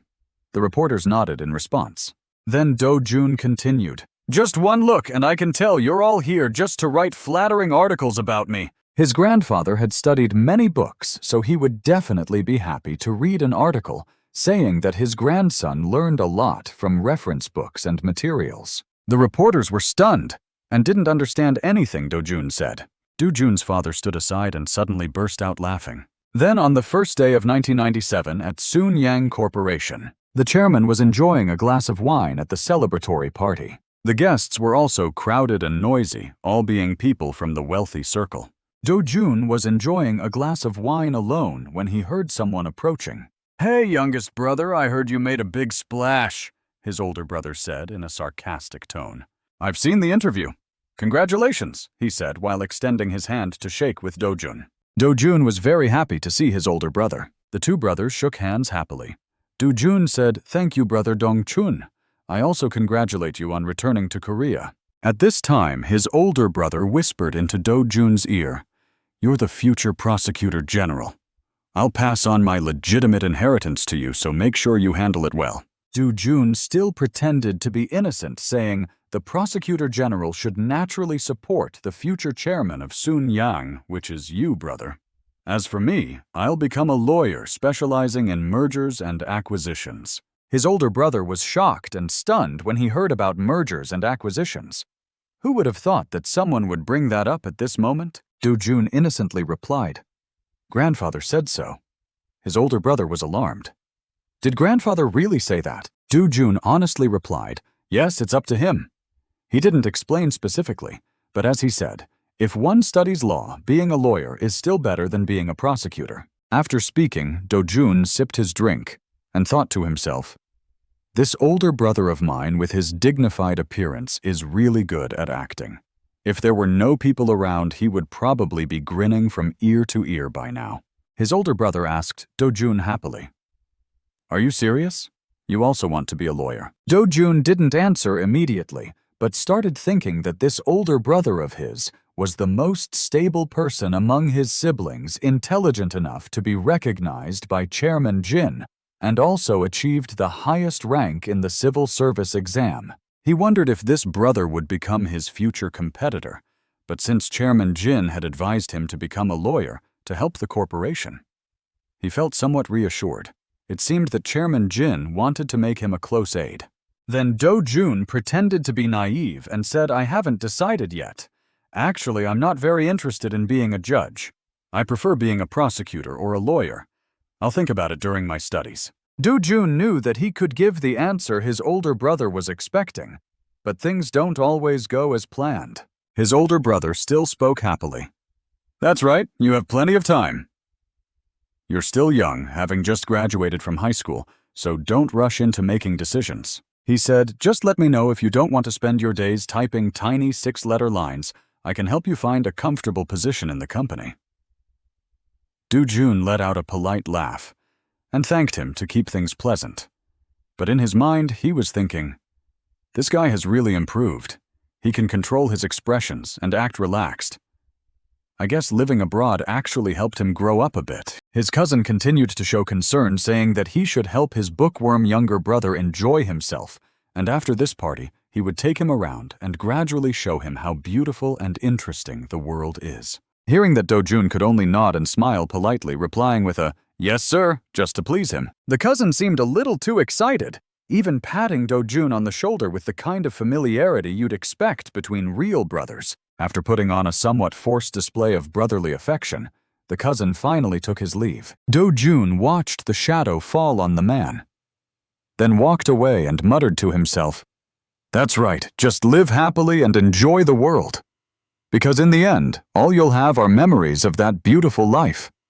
Suddenly, a flattering voice rang out. "Oh, this boy, how did you manage to score so high?" Dojun was about to turn around to see whose voice it was, when his flattering aunt continued, "I wish my child were half as talented as you," his uncle chimed in. "Finally, our side of the family has a promising junior, too. If there's anything you don't understand while studying, feel free to ask me, Dojun. I'll help you with all my heart." Hearing her husband speak like that, the aunt began to feel annoyed. A promising junior. Did you even graduate from university? You didn't even get a chance to glance at the gates of a prestigious school. Her husband retorted, "I didn't say he was a junior from the same school. He's a junior from the Judicial Academy." Suddenly, the aunt changed her attitude and said, "That's great. Dojun, why don't you invite your uncle to be your tutor later? He failed in the election. So now he just sits at home all day, doing nothing." At this point, Dojun thought to himself, "Oh right, I remember now. This uncle wasn't chosen in the National Assembly election last April. He didn't know his own limits and stubbornly ignored grandfather's advice, submitting his candidacy in the Seoul district." Even this aunt secretly took money from the mall to invest in her husband's campaign, but it was all in vain. Dojun looked at the couple who were clearly annoyed with each other and thought, they must be struggling financially these days. So, Dojun spoke up. "Uncle, will you be running in Seoul again next time?" His uncle, still full of enthusiasm, confidently replied, "Of course I can't stop after just 2 terms. I'll finish this term and then move on to a higher position." Dojun sneered inwardly, but kept a naive smile on his face like a child. His uncle continued, "You know, I'm very happy about your achievements, right? The upcoming by-election, you understand, don't you?" Dojun cut him off, leaving him slightly stunned. Dojun added, "Uncle, you must win the by-election, and I'll ask you to support my campaign funds." The couple was overjoyed. The aunt quickly flattered, "So smart you understand everything with just a hint." Seeing the couple so pleased, Dojun decided to throw in another bait. He said, "If you don't support me, I'll help you, uncle. After all, you're my senior." His uncle, confused, asked, But where will you get the money?" Dojun shot back, "Don't you remember, uncle? I have the money from selling the farm in Bundang. I've kept it in the bank and haven't used it yet. There's still quite a bit left." At this point, his uncle finally remembered Dojun's money. Dojun thought to himself, "Uncle must get into the National Assembly. That's the only way he can help me gather the legislators to my side." His uncle, overjoyed, grabbed Dojun's hand. He was extremely grateful and called out Dojun's name with deep emotion. Late that night after the party, the luxury car carrying Dojun rolled down the road. Inside the car, Dojun asked his cousin, "Where are we going?" But his cousin simply replied, "Just follow me. I already told you we'd have a few drinks tonight." Soon the car turned into a vast private estate. It parked in a lot filled with luxury cars. Seeing Dojun's confusion, his cousin asked, "Is this your first time here? This place is where my friends and cousins gather. My father rarely comes here." He added, "Whenever you want to be alone, just come here. It's very quiet." In truth, Dojun knew this was Vice Chairman Jin Young-ji's villa. In his past life, he had never set foot here. He never expected to be invited today. At that moment, a servant ran out respectfully to greet them. His cousin asked, "Is she waiting inside?" The servant stammered, "Miss Dong Hae-sung said she suddenly had to shoot on location today, so she couldn't make it." Dojun knew Dong Hae-sung. She was the actress starring in the weekend drama that was currently breaking viewership records. Suddenly, Dojun heard the sound of someone being hit, startling him. His cousin had just slapped the servant hard. He shouted, "I told you today was important, didn't I?" Then he began punching and kicking the servant, calling him an idiot. The servant in pain collapsed, but his cousin continued to berate him without mercy. He then kicked the servant hard, saying, "I warned you before, even if you have to drag her by the hair or kidnap her, you must bring Dong Hae-sung here." Dojun couldn't stand watching this scene. He remembered how he had been beaten like that in his past life. His cousin, still kicking, yelled, "I pay you to do these stupid things, don't I?" Seeing his cousin tormenting the servant like this, Dojun decided to speak up to calm him down. Sure enough, as soon as he spoke, his cousin stopped. Angrily, Dojun said, "Didn't we come here today to celebrate me? I've lost my mood. I want to go home." His cousin looked at Dojun, seemingly feeling guilty. Only the beaten servant's sobbing broke the silence after the two stood face to face for a while. At this point, his cousin finally said, "I forgot that Dojun has a different personality, and today you're the main character." He turned to the servant and said, his voice calm but firm, "You should be grateful to Dojun. Thanks to him, you're still in one piece. Now go." The servant, terrified, quickly ran to the car, ready to leave. But he stopped when he heard Dojun call out sweetly, "Brother." Dojun continued, "I'll just stay for a bit and then leave. Please take me home." The servant, still scared, nodded and didn't dare say much. When his cousin asked why he didn't stay until the next afternoon, Dojun replied, "No, I'll leave soon. I'm a bit tired from meeting so many people at the party." His cousin didn't object. "All right, do as you wish." Dojun thought to himself, a golden opportunity has appeared. Why waste time staying here? He looked toward the servant waiting in the car. Then he smiled smugly, thinking, "This is the chance to make Jin Young-jun's loyal servant side with me." Inside the house, on a table filled with premium liquor, his cousin casually invited Dojun to sit on the sofa in the living room. Then he picked up a bottle and said to Dojun, "Let's start light. Have you ever had beer before?" He gently poured some into Dojun's glass. Dojun casually lifted the glass and drank it like water, the taste of barley. After finishing it in one go, it seemed like he was used to drinking barley at home. After finishing, Dojun also picked up a bottle of liquor from the table. His cousin praised, "Oh, you've got quite the capacity. You even know the etiquette of drinking." Then as he poured, Dojun said, "There's something I want to ask you, cousin. In your opinion, should I become a prosecutor or a lawyer? Which would be more beneficial for you?" His cousin still didn't understand why Dojun was asking this. Dojun, meanwhile, was calculating. He probably still doesn't understand why I'm asking this, but no matter how much he thinks about it, he'll just assume I'm pretending to be mature. Then his cousin picked up his glass. He also drank his barley smoothie in one go. Then he said, "Besides grandfather, there's Lee Hak-jae. Besides my father, there are also two close associates like Lee Hak-jae." He put the empty glass down and continued, "But they're just outsiders. We may be cousins, but you still have to respect and listen to me." Dojun, confused, asked cousins. His cousin pretended to be friendly and replied, "Exactly," then picked up a beer bottle. Dojun was puzzled. What's with this guy? His cousin called out and continued, "During my time in Europe, no matter how loyal subordinates may seem, the truth is never that simple." He gave a sinister smile and said, "Everyone has their own agenda." At this point, Dojun just found it ridiculous. He's trying to act like he's not that kind of person, but he's just projecting his own distrust onto others. His cousin continued, "Just understand this? There's a huge gap between the one who gives money and the one who receives it, but it's different between family. Family isn't about giving money for porridge. It's about sharing joys and sorrows." Holding the glass, Dojun just felt it was laughable.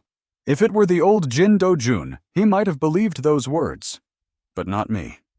"I know you sent your own brother Jin Young-jin to prison because you didn't want to share the inheritance." His cousin continued, "You don't know what's best for me. Actually, I don't care whether you pass the exam or become a lawyer." Dojun asked, "Why don't you care?" His cousin kept pretending to be kind. "No matter what you do, I'll be by your side. I'll help you become the second in command of the company." Hearing this, Dojun just sneered inwardly. "Among our cousins, I only trust you. The others are all useless. Even if they grow up, they won't be capable of running the company.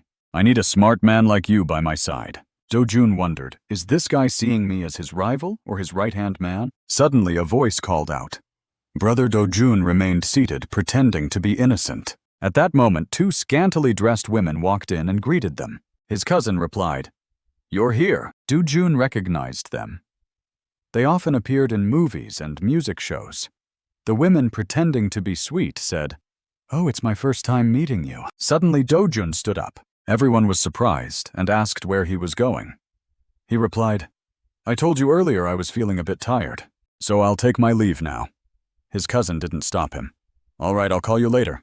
His cousin watched thoughtfully as Dojun left. Dojun hurriedly stepped out of the room. He quickly loosened his tie. He let out a long sigh, having held his breath for too long. He thought to himself, "It's the first time I've had alcohol in this body, so I'm a bit tipsy."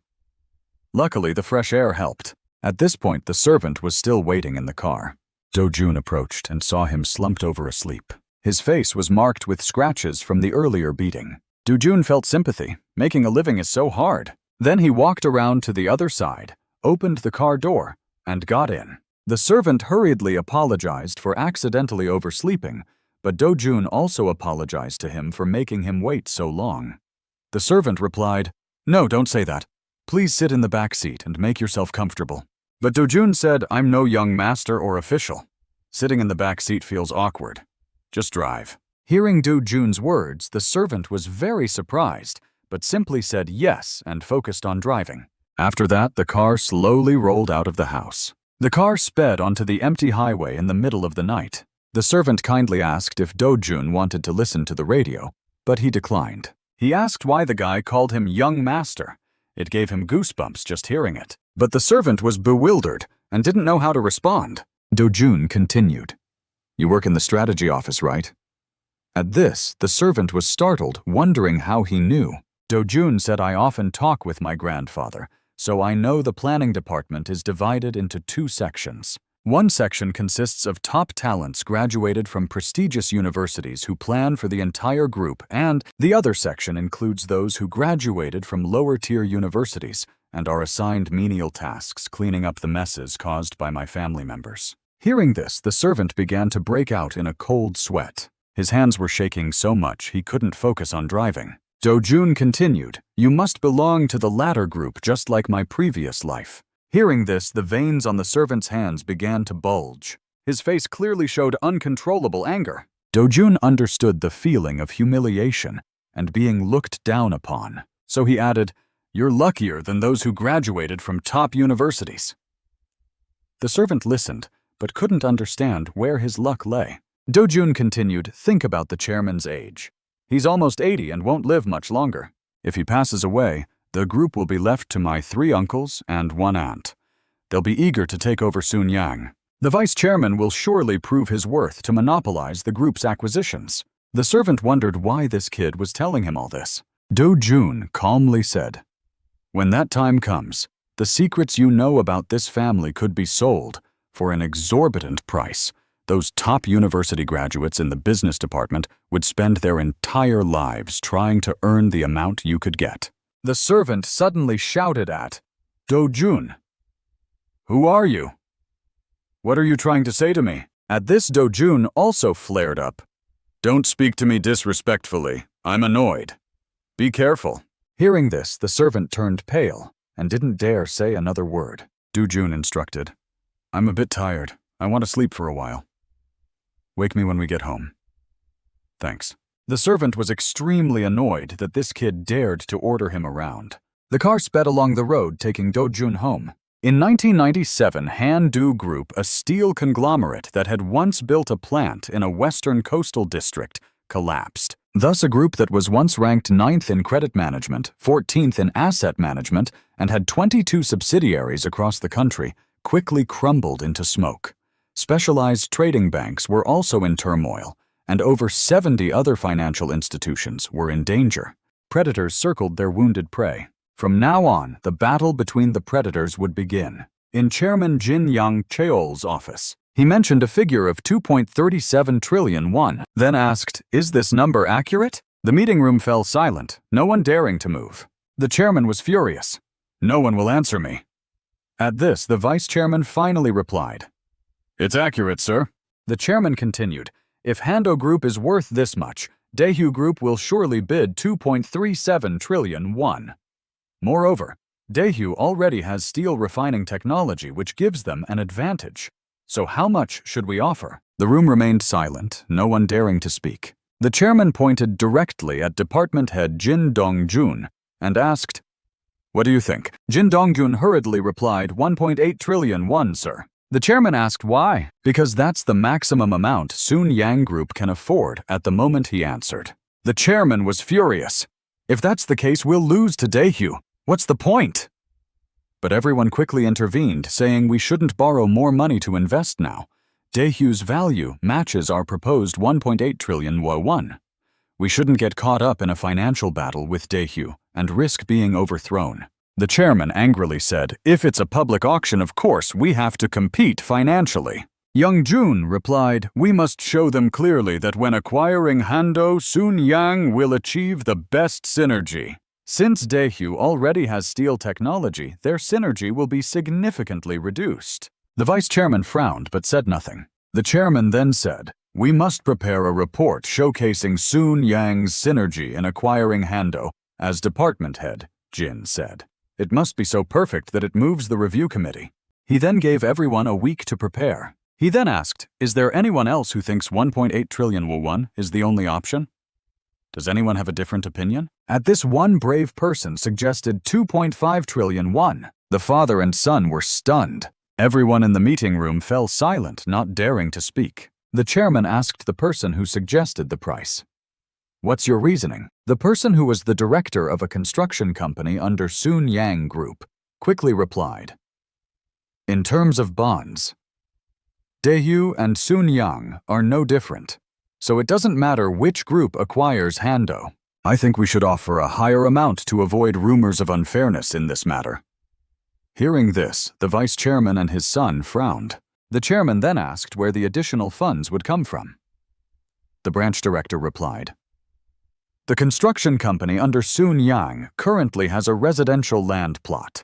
If we mortgage it, we can borrow 700 million to 1. The chairman frowned and asked, "Where will we get the money to repay that debt?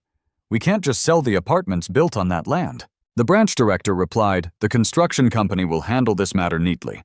The chairman need not worry too much." The chairman was pleased, thinking this was the most satisfactory answer. It solved the problem and shortened the process. Even if there's any legal violation or loophole exploitation, he alone will take responsibility. It won't involve me.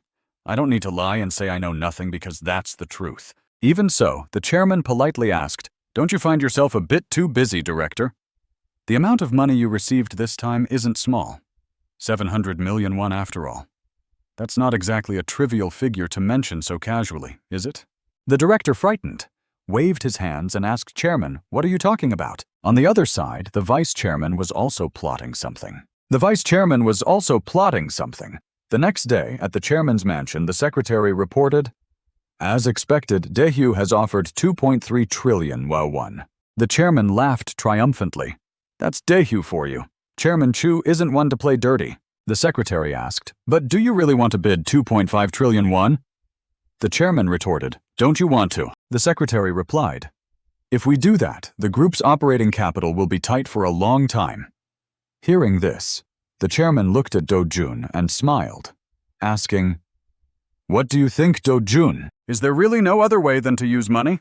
The chairman added. Then he fell silent, waiting for an appropriate answer from Dojun. Dojun smiled, knowing full well that his grandfather's dark intentions were as clear as day, but he still pretended to ask, "Could you give me a hint, grandfather?" The chairman hinted, "Even if you're selling a sapling, you should sell it to someone who intends to nurture it. Who would want to sell it to someone who plans to use it as firewood?" Hearing that, Dojun was completely taken aback, momentarily at a loss for words. "Hoak!" The words hit Dojun like a shock. He froze, stunned and speechless. "You mean Daehyu wants to resell Hando?" The chairman chuckled. "Chairman Chu of Daehyu has nothing to do with this.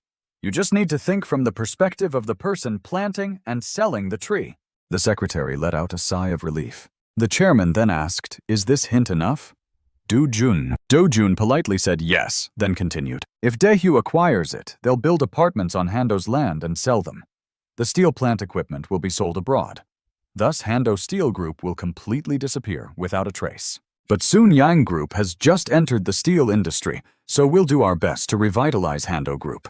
We must make others see this." The chairman smiled proudly. "It seems I've given too many hints." Dojun pondered whether this method would be effective. Daehyu also has a strong network. Even if their goal is to resell Hando, many will still support them. Dojun pretended to ask, "So, grandfather, how much do you think we need to acquire Hando?" The chairman was slightly startled by his grandson's sudden question. He smiled and said 1 trillion won plus 1 billion USD.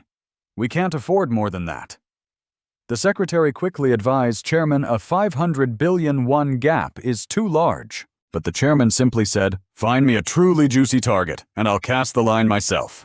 Dojun listened and deduced it was the media. The tool to secure the juiciest prey is the media. So I must signal the press and TV to publish articles saying we must save the steel industry, the backbone of our national industry. This could pressure the review committee. But that selfish old man. Dojun wondered if a 500 billion won gap was a bit too risky. At this moment, an image of the chairman as an old fox appeared in his mind. Open your eyes wide and see how I handle this. Watch how I exploit the employees the company has nurtured for decades. Dojun seemed to understand the old man's plan. At this point, the chairman remembered and asked, "Tomorrow is the opening ceremony, right? I've left my phone number with the principal and dean. Visit the school, occasionally share a drink, and turn them into your allies when you face difficulties." Dojun obediently followed his grandfather's advice. The chairman then added, "There's someone who will assist you with menial tasks. He's waiting outside. I've chosen someone smart and trustworthy." Dojun pretended to be pleased and thanked his grandfather. After that, Dojun left the chairman's meeting room. He stepped outside and was surprised to see the person standing in front of him. A tall man bowed respectfully to Dojun. He introduced himself as Kim Yoon-seok, an assistant from the strategy office, and hoped for Dojun's guidance. Dojun accepted the business card and politely greeted him. Then he respectfully invited Dojun into the car to take him home. Dojun briefly pondered when he saw this person serving him. On the highway, the luxury car sped along without any hindrance. Dojun looked out the car window with a somber expression. Then he called out to Assistant Kim, who responded. He then asked further, "Who arranged for the assistant to come support me?" "Was it the vice president?" Assistant Kim replied. "No, it was department head Lee Hak-jae." Dojun searched his memory for the name of department head Lee, and after a while he remembered who Lee Hak-jae was. He was his grandfather's assistant, a close confidant who had been by his grandfather's side until the very end. If that was the case, then he could be trusted. Dojun then asked further, "So who do you report to, the head of strategy assistant?" Kim, caught off guard by the question, looked confused. Dojun said, "Isn't it true that you're here to monitor my every move?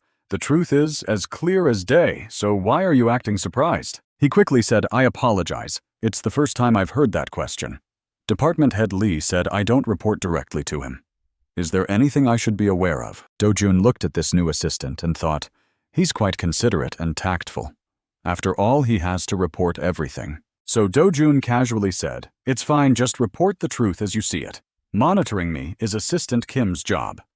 Department head Lee is your superior, so you have to follow his orders, right?" Assistant Kim, encountering such a situation for the first time, was at a loss for words. On the ride home with Assistant Kim, Dojun was certain that he would know how to make the right choice. The next day, at Dojun's house, Oh Se-yeon's voice rang out. "We should stop before they acquire Hando. Hando is not something to be toyed with. If we acquire Hando, I won't be the one to continue its operations. I'll just break it up and sell it off. It's very time-consuming. The bidding is coming up, and it will take about a year to find a buyer, and even then we might not be able to sell it." Dojun spoke up. "It's not that I don't want to acquire Hando, but I just want to stir up the bidding process." "Oh!" Se-yeon frowned and asked, "What are you scheming now? You know this is a showdown between Junjiang and Daehyu, right?" Hearing this, Dojun just sneered. The young man said to Oh Se-yeon, "I want to help you. Sununyang must take over Hando." Every time Oh Se-yeon talked to this guy, he went from one shock to another. He sighed in confusion and then continued. "If the major shareholder wants it, then as an employee, I have to follow orders. I don't want to do anything." Ooh. The next day, the news began reporting that Fantasy A company, backed by American investment, had entered the battle to acquire Hando, confidently revealing the acquisition price of 2.5 trillion won. Let's hear from the CEO of Fantasy on TV. Oh Se-yeon began speaking. "Many businesses have come and gone, and the Hando Group is one of them. We are not obligated to maintain it forever. We understand the clear value of Hando and are confident in our ability to acquire it." A reporter asked, "If you become the acquirer of Hando, What are your plans? We are investors, not steel plant operators. The steel plant will be transferred to any business that wants it, and Hando's land will be sold to construction companies. So you mean the money will be speculative capital, right? At this point, Oh Se-yeon responded. From the start, speculation sounds unpleasant. The important thing is that the bank lending to Hando must choose the investor offering the highest price. We must reduce bad debts, or the bank could be in danger. Then came the sound of the TV being turned off, full of annoyance. At this moment, the chairman's secretary and Oh Se-yeon were sitting together in a room. The secretary spoke first. It's not just about stirring up trouble for fun, but you've also dragged the acquisition into this. Oh Se-yeon replied. Is that why you called me a busy man here so early in the morning? The secretary, hearing the phrase just because, became furious. He pointed at Oh Se-yeon's face and shouted, Do you know how much discomfort your casual attitude is causing? He recalled that earlier the chairman had been so angry that he threw the remote control and broke it. The chairman said that man must be brought here immediately. How dare he stick his spoon into the feast I've carefully prepared? Oh Se-yeon, hearing this, just gave a polite laugh and stood up. He said, You should watch the interview and think about how my grandson has been working hard to help his grandfather. Hearing this, the vice president looked confused. Oh Se-yeon continued, Is Sununyang the beneficiary? Even if it costs a bit more, it will definitely be easier to persuade the review committee. The more he listened, the more confused the secretary became. He had no idea what the chairman was talking about. Oh Se-yeon stood up. I'm busy, so I'll take my leave now. I still have a meeting with the lenders. The secretary then began to ponder. Is the grandson, Dojun, he said. Dojun is helping the chairman. At this point, he finally understood something. From Sununyang's perspective, Fantasy Monster is a sudden competitor, but if Oh Se-yeon, who understands the chairman's intentions, is involved, then in the early stages, he will play the role of amplifying public opinion in the direction Sununyang wants. He breathed a sigh of relief, finally feeling at ease. Then he leaned back on the sofa and muttered, Suddenly, it's become a triangular relationship with no beginning or end. At this moment, his phone rang. He answered the phone and realized it was the chairman on the other end. The chairman said, Hak Jai, this isn't just about venting anger. It could become a good spark. The secretary told the chairman that he had just spoken with Oh Se-yeon and that his intention was to become the spark for us. The chairman asked in surprise, Did he say that himself? The secretary respectfully replied, Yes, he said this matter is a collaborative effort between him and Dojun to help the chairman. The chairman was extremely surprised. What Dojun is stepping forward to help me? When the secretary confirmed it, the chairman burst out laughing. Then he laughed even louder, feeling extremely satisfied. He secretly rejoiced, My useless children are all busy scheming for my money, but my grandson has mobilized an American investor to help me. The secretary continued to report. Tomorrow I will release a series of articles criticizing fantasy. We need to use provocative language like corporate vulture, only thinking about money, speculative capital risks, and national asset loss. The chairman pressed, What else? The secretary said, I think we should send our people to every TV discussion program, along with 5 or 6 economics professors to emphasize the issue. The chairman asked, Did you mention Daehyu's name? Yes, Daehyu already has enough steel plants. If Daehyu acquires Hando, it can only be because they are targeting their land. In reality, the real goal is to build condominiums for sale. Just throw a stone into that pond and the waves will ripple, the secretary reported with a smug expression. On the other end of the phone, the chairman agreed, The timing is perfect. He happily said, although it would have been better to expose Daehyu from the start. Oh Se-yeon has opened the door and given us an opportunity. The next day, at S University, the campus was always bustling with people. It was full of outstanding students, the kind parents often refer to as model children. Dojun leisurely walked to school with his hands in his pockets. Dojun stepped closer to the university hall in his expensive shoes. Inside the auditorium, some students were dozing off, while others gathered around hot pots, as if they were having a picnic, paying no mind to the sweltering heat outside. The hall was noisy and crowded with students and food. Suddenly, all the students looked towards the door. Dojun walked in with absolute confidence, completely unfazed by anyone around him. With the aura of a wealthy heir, Dojun seemed to radiate a dazzling light that made everyone look up. He walked over and sat down in the only remaining empty seat. On the table, a hot pot was still steaming, overflowing with lobster and shrimp, while beer and liquor were spilled everywhere. It was hard to believe this was actually a university. Dojun thought to himself, if I only had the memories of the third-generation heir of a Chaebol family, how would I act in a place like this? Probably sit down with a bewildered expression. At this moment, an old man holding a microphone stepped onto the stage and greeted everyone. Hello, I'm a student from the class of 95. After the introduction by the third-year representative and the greetings from the teachers, the new students began standing up to introduce themselves. First up was a country-looking guy with a metal bowl on his head. He stood up and said, "Hello everyone, I'm from the village next door." Next was a man who looked like a ghost and said, "I will uphold the future laws of our country." Then there was a student from Jeju Island. Dojun understood that this was still considered a beautiful time. Most of the new students were from the provinces. This wasn't a society where the wealthy children of Gangnam Seoul monopolized prestigious schools. It was still an era where heroes were made by the times. A high school student from a local school with good grades could easily enroll in a prestigious university. Dojun thought to himself that society was still an equal one. Then a microphone was handed to him. The woman wearing glasses sitting next to him even shoved the microphone right in Dojun's face and said, "Speak into this." Dojun reluctantly took the microphone and stood up to introduce himself. At this moment, everyone looked at him. Even the drunkards looked over. Dojun humbly asked, "Senior, can I speak a bit longer?" The senior casually said, "Sure, go ahead." Dojun bowed his head in thanks to the senior and then began his speech. Perhaps many of you already know me.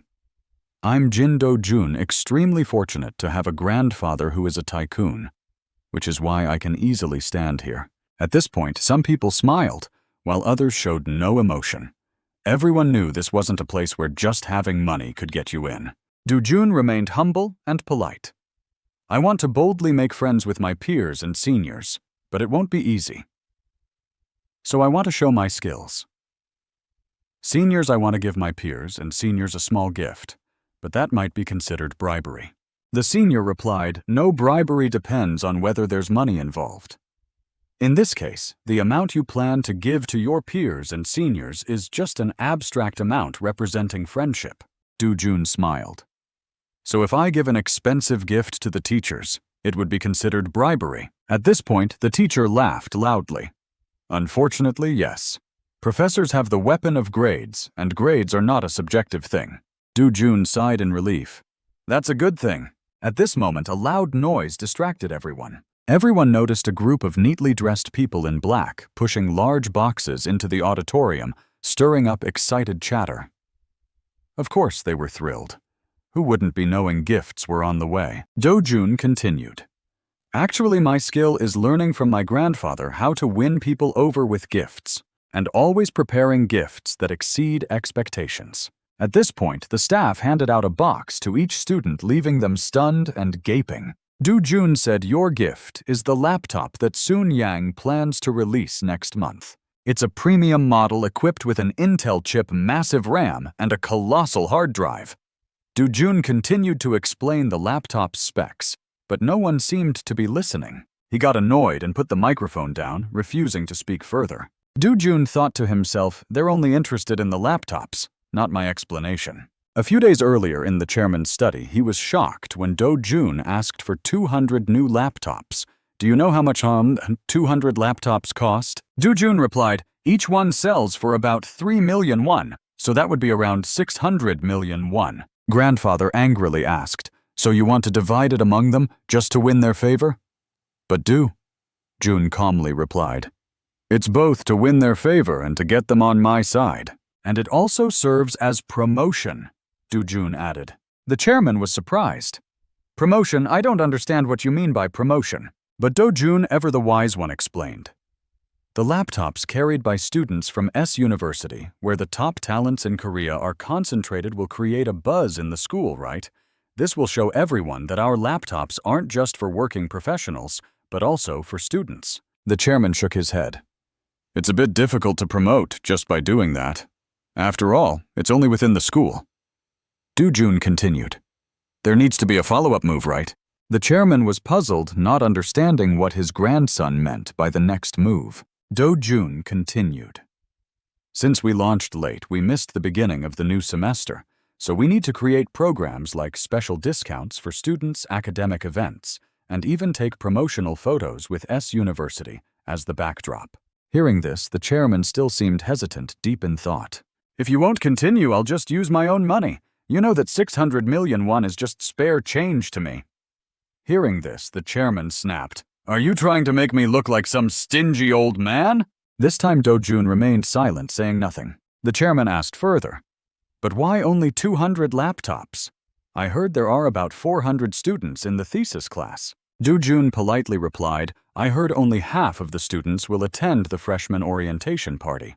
Only those who attend will receive one. At this point, the chairman was curious and asked his grandson, why is that? Dojun, hearing his grandfather's question, didn't answer immediately, but let out a chuckle. Then he replied, the difference between those who participate and those who don't can't be the same. I'll let them know that only those who follow me will receive rewards. Hearing that the chairman was so delighted, he slapped his thigh hard, painfully hard, but still kept a composed face and said, exactly. The chairman said, if you want to win them over, you need a strategy that combines both carrot and stick, then laughed heartily, thoroughly amused.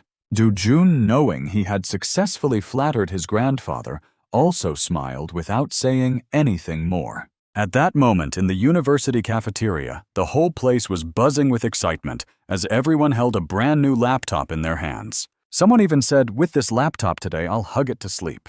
Others gathered around, checking the laptop's specs, overjoyed at the unexpected gift that seemed to have fallen from the sky. Dojun looked at this scene with great satisfaction, as this was exactly his goal. Suddenly a piece of paper was handed to Dojun. It was Assistant Kim who handed over the paper and respectfully called out, young master. Dojun took the paper and slowly read the information inside. So these people refused the gift. I'll definitely keep a closer eye on them in the future. A few days later, the atmosphere at the school had completely changed. And of course it wasn't because of the spring weather in April. On the path from the school gate to the lecture hall, Dojun greeted quite a few friends and seniors, and a few even walked with him to the lecture hall. He entered the classroom with the demeanor of a superstar. At that moment, someone called out to Dojun, making him slightly puzzled. The friend said, this laptop is so distracting. Lately I've been daydreaming about playing with it all day instead of studying. Hearing this, Dojun just smiled politely, said, is that so? And then sat down. Dojun joked, this is my real goal, giving toys to my rivals so they neglect their studies. A friend replied, then you don't need to give it to us, causing the surrounding group to glare sideways. At that moment, a few people outside the conversation were glancing at Dojun. Dojun glanced over, noticing those people, and the friend sitting alone at the front as well. Dojun thought to himself, those who didn't receive the laptop are really something. Maybe I should give them another one at the May Festival. Later in the university hallway, someone was brewing themselves a delicious cup of coffee. Dojun looked at the person's back and gradually approached. He stood silently to the side, observing what this bespectacled guy was doing. Dojun looked at the bespectacled student and thought, he's one of those who refused the laptop. What motivation made him resist the temptation of 3 million won, which is twice the starting salary for fresh graduates at Daehyu? At that moment, Dojun inserted a coin into the vending machine to mimic buying coffee. Then Dojun said to the bespectacled student, I heard you didn't take the laptop. That surprised me. Suddenly, the student with glasses grew irritated, pointed angrily, and said, you really think I'd snatch that thing and then thank you for it? Dojun still replied kindly, I didn't think of it that way. I just said it casually. But in his mind, he thought I thought he was going to say something special, but it turns out it was just about self-respect. The bespectacled student suddenly got angry and scolded. You don't need to show off. I already know you're the third-generation heir of a Chaebol family. Now you're using money to bribe your college friends. Dojun asked back, if an upperclassman buys you a bowl of rice for 1,500 won at the cafeteria, would you refuse it because you think it's showing off? Dojun continued.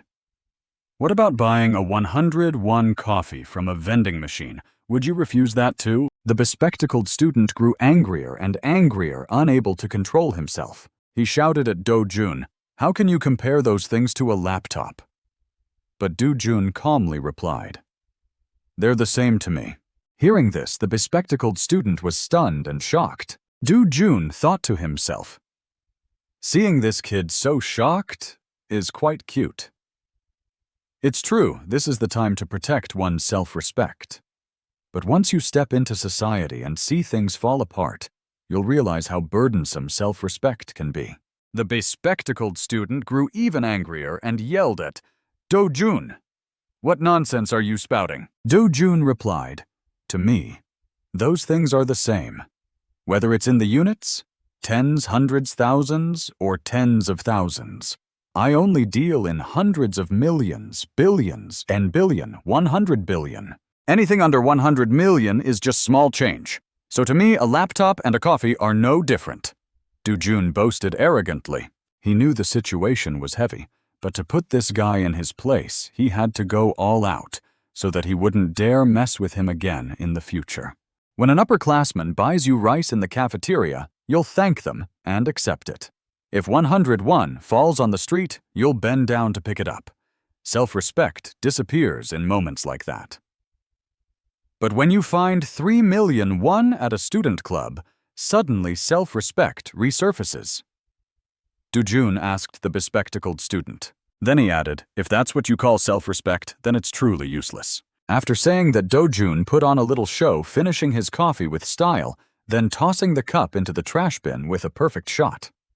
The student with glasses couldn't help but stare, clearly impressed. He then turned and walked away, leaving the bespectacled student alone, confused about what had just happened. Outside on the school grounds, the warm sunlight was everywhere. Students were playing and running around happily. A few were chatting, probably gossiping about some rich kid. Dojun was having a conversation with his college friend. Then the friend stood up and left, leaving Dojun alone and lonely. He thought to himself, how disappointing. Most of the others reacted similarly. There's nothing worth expecting from them. At that moment, someone suddenly called out, Hey Jin Dojun. A tall guy dressed in hippie-hop style approached and said, The upperclassman said that action wasn't bribery, but it actually was. Dojun remembered that this guy also refused the laptop. He asked the hip-hop guy, Why was it bribery? The hip-hop guy sat down next to Dojun and said, Bribery is essentially an advance payment. If you accept a favor from the person who bribes you, it's considered a thank you gift. Dojun pretended to be naive. I'm not a public official and I never asked you for a favor. The hip-hop guy laughed. Do you have to bribe someone right before asking for a favor? What if someone wants to lay the groundwork for a few years later? He confidently said, In a few years I'll become a public official at the prosecutor's office, so you have to bribe me to get ahead. Dojun looked at the hip-hop guy as if he were an alien, and then he suddenly smiled mysteriously without saying anything. The hip-hop guy asked, Did you learn this from your grandfather this afternoon? But Jun replied, No, I'm the youngest grandson in the family, so my grandfather doesn't teach me anything. He only teaches my uncle's children. The hip-hop guy sympathetically asked, So you're like an outsider in the Sununyang group? Dojun replied, You could say that. It's both pitiful and true. Then Dojun added, I don't know if you know this, but my father, the chairman's youngest son, was sidelined early on. That's why he went into filmmaking. Hearing this, the hip-hop guy felt sorry for Dojun and asked, So you only have the title of a third-generation Chaebol heir? Dojun nodded and said, You could say that. At that moment, the two of them sat on the bench staring at each other intensely, as if they were about to confess their feelings. The hip-hop guy scratched his head and said to Dojun, don't get the wrong idea. Dojun found this kid amusing and wanted to see what he was up to. Suddenly, the hip-hop guy asked, Can you give me the laptop now? Is it too late? Dojun found this incredibly interesting. Someone who didn't intend to accept it wouldn't become an enemy. Seeing that the hip-hop guy didn't look his age, Dojun asked, You've retaken the exams 3 times, haven't you? Being asked about his age made the hip-hop guy uncomfortable. Are you saying I'm old? You're touching a sore spot here. Dojun quickly tried to appease him with material goods. I'll give you the laptop as an apology, okay? At that moment, the hip-hop guy brushed off his pants and stood up saying, Next time. As he walked away, he said, Since this is the first time, I'll forgive you.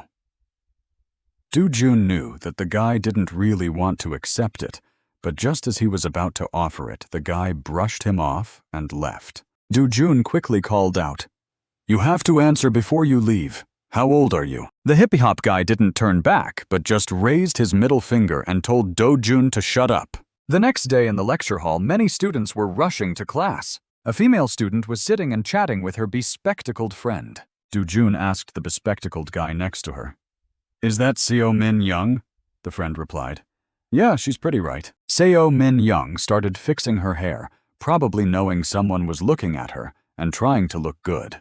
Dojun thought she was too beautiful to handle and could only stay silent. The bespectacled friend warned, "But don't you dare make a move on her." Dojun was puzzled. "Who?" The bespectacled guy frowned and said, "You have to give us a chance with Seo Min Young, too. If you're already a third-generation Chaebol heir, you can date celebrities." Dojun burst out laughing. "Stop talking nonsense. I don't think I saw her at the welcome party.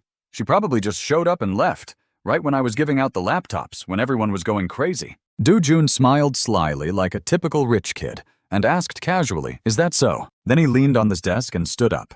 Dojun walked away, ignoring the bespectacled friend calling after him, "Hey, hey!" At that moment, Seo Min Young was both acting charming and doing her homework. Normally, anyone dealing with assignments would be losing their mind. No way they'd be smiling like that. At this moment, Dojun had approached Seo Min Young's seat. Seo Min Young looked up, wondering why this rich kid was suddenly standing next to her. Right after that, Seo Min Young put on her sweetest, most innocent face, clearly aiming to charm the young heir of the Chaebol family. Indeed, Dojun was so struck by her beauty that he was left speechless. Seo Min Young spoke first. "Did you come looking for me for something?" Dojun, reading Seo Min Young's expression, guessed that she already knew who he was and said, "I'm curious about you." Seo Min Young, aside from being beautiful, wondered what this guy was so curious about. Dojun then said, "At the welcome party for new students, you didn't take the laptop I gifted you. May I ask why?" Seo Min Young gently covered her mouth, offering a subtle, graceful smile. Even such a small gesture reflected the elegance and refinement of a well-bred young woman.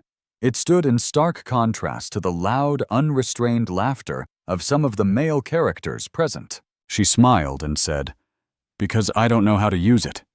Leaving." Dojun bewildered. Seo Min Young continued, "I'm digitally incompetent. Why take something I can't use?" Dojun was left in confusion. Who would have thought the reason a beautiful girl didn't accept a laptop was this? At that moment, Seo Min Young began to display the subtle charm characteristic of a graceful woman. She said softly, "Please don't look at me like that. When someone as handsome as you stares at me like that, it might stir my heart." Dojun, hearing the beautiful girl compliment him, felt his heart flutter and swallowed hard, unable to speak. At the chairman's house, an elderly woman who looked like a corporate matchmaker was reporting the judge's family, sir. "Do you know the Chief Justice who passed away last year?" "This is his granddaughter." The chairman replied, "Ah, the girl from that family who once declared she wouldn't practice law if her judicial term ended." The matchmaker clapped her hands and continued, "Yes, the gathering place for that family is the Supreme Court and the prosecutor's office. You could call them a prestigious legal family, highly respected." The chairman then asked, "I know it's a prominent family, but what about the girl?" The matchmaker flattered, "She's truly a gem. It's hard to find someone like her. She's also enrolled in the S University's department." The chairman was puzzled when the matchmaker added, "Yes, she's in the same department as your grandson. They could naturally get to know each other." These days, young heirs hate arranged meetings in coffee shops or hotels. They prefer it to go so smoothly that no one notices it was set up as if they were really dating. When the chairman asked if the other family felt the same way, the matchmaker replied, "Of course, who would refuse the position of daughter-in-law of the Sununyang group?" The chairman, looking for a wife for his grandson, smiled triumphantly. On the table was the file of the beautiful Seo Min Young from earlier. At the Sununyang skyscraper, a question arose. "Tomorrow's the meeting, right?" The vice chairman remained calm, as if buying vegetables at the market. "Yes, tomorrow noon, evening, and in between we'll have tea." His son asked in surprise, 3 meetings in one day. The vice chairman, still annoyed, replied, Yes, before marriage, you need to see each other's faces. Whoever you choose will be beneficial for you. The son, irritated, said, "It's your directive, right?" The vice chairman replied, "I've chosen 3 people, and I like the daughter of Daeho Bank's director the most." The son, tired, rubbed his head and said, "Still, isn't it a bit excessive? It's not like we're looking for a breeding partner. Deciding in one day seems a bit..." The vice chairman, getting annoyed again, said, "Nonsense! I've already said it. Before marriage, you just need to see each other's faces. Build the relationship afterward." The son gritted his teeth and cursed silently. "Damn it, there's no other way. In this marriage, I can't choose for myself. It's not about living with someone I love, but with someone necessary to become the chairman of the Sununyang group." He then asked, "But why do you like Daeho Bank so much?" The father replied, "If your grandfather were still alive, how long would he last? If he passes away, do you think your uncles will just sit back? They'll fight tooth and nail to grab some subsidiaries. To prepare for that, we need to secure more shares now, but that will cost a lot of money."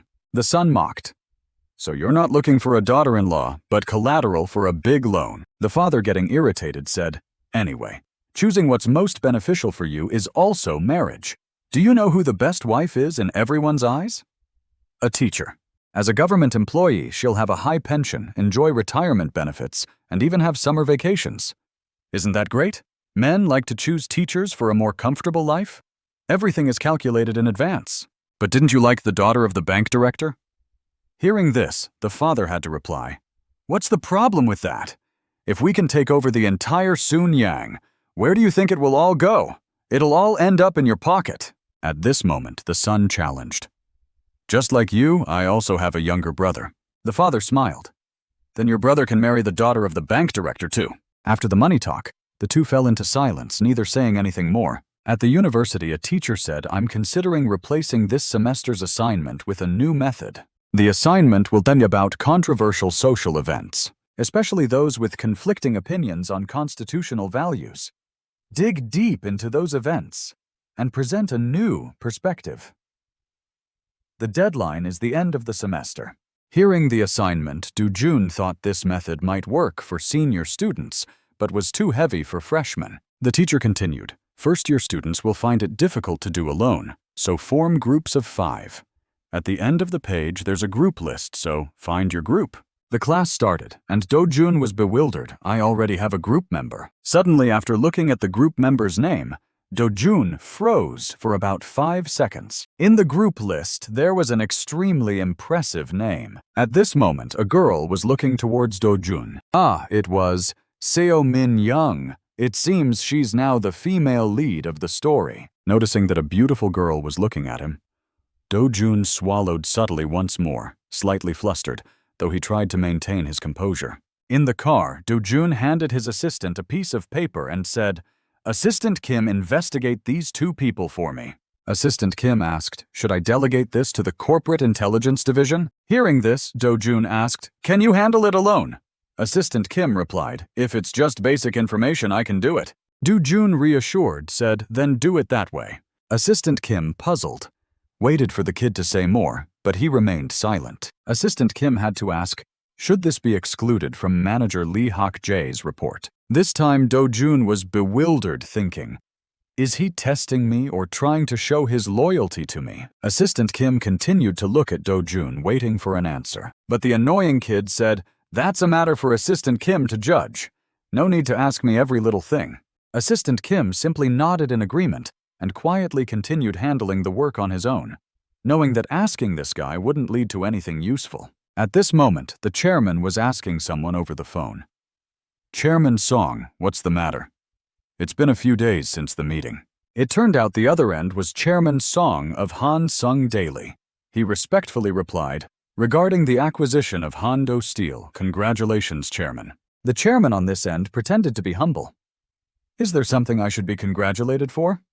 All this was handled by the vice chairman and Young Chun. The chairman then said, "So that's how it is. I heard he studied business abroad for a while and is now handling such a big project." Then, as if remembering something, he called the chairman. "Is there something?" The other replied, "Lately there have been strange rumors. Suddenly, all the news is piling up around Ajin Motors, exactly like 6 years ago. The chairman frowned. If it's like 6 years ago, then... At this moment, his face grew increasingly angry. He slammed the teacup on the table, splashing water everywhere, and shouted into the phone. Could it be that someone is targeting Ajin Motors again? The newspaper chairman, frightened, replied. Although I'm not entirely sure the current situation is... The chairman on this end continued, is Hansung Daily also preparing to run the story? The other replied, first, I've temporarily stopped accepting reports, but the director should personally check it out. Hearing this, the chairman grew even angrier, his old face wrinkling. He shouted, is anyone outside? Bring me a bottle of water. A trembling maid brought in a glass of water, not daring to say anything. The chairman scolded, don't you understand what I said? Not a glass, a bottle.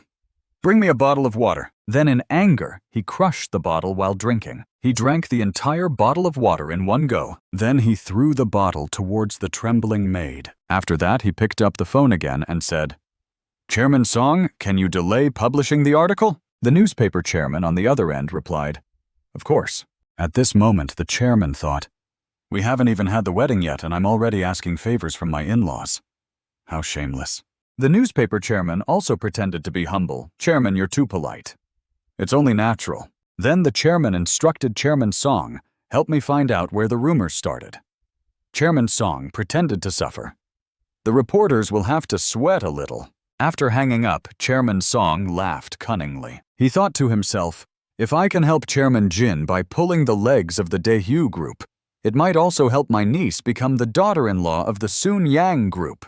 At this moment, the bright sunlight was shining outside Oh Se-yeon's building. Oh! Se-yeon, tired, pushed the door open and entered.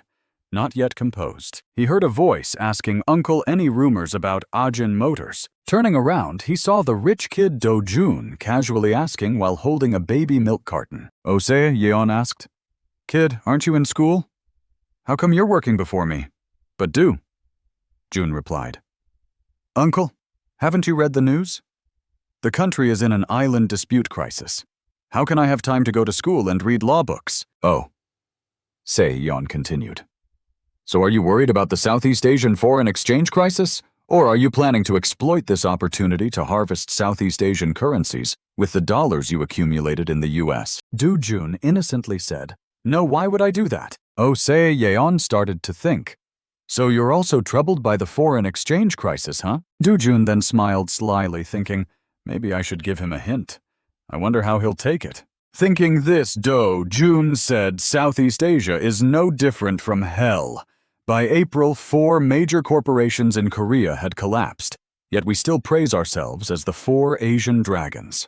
Before Oh Se-yeon could understand, Dojun continued, preparing for the storm isn't a bad idea. Oh. Se-yeon, annoyed, asked, Are you sure there will be a storm?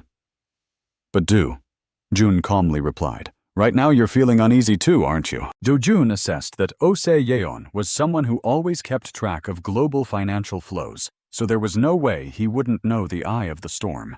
Oh Se-yeon thoughtfully mentioned that there were rumors Daehyu was targeting Ajin, and Ajin was currently out of funds. If a few powerful figures gathered and strangled it, it would collapse immediately. Dojun silently thought, thankfully, history remained unchanged.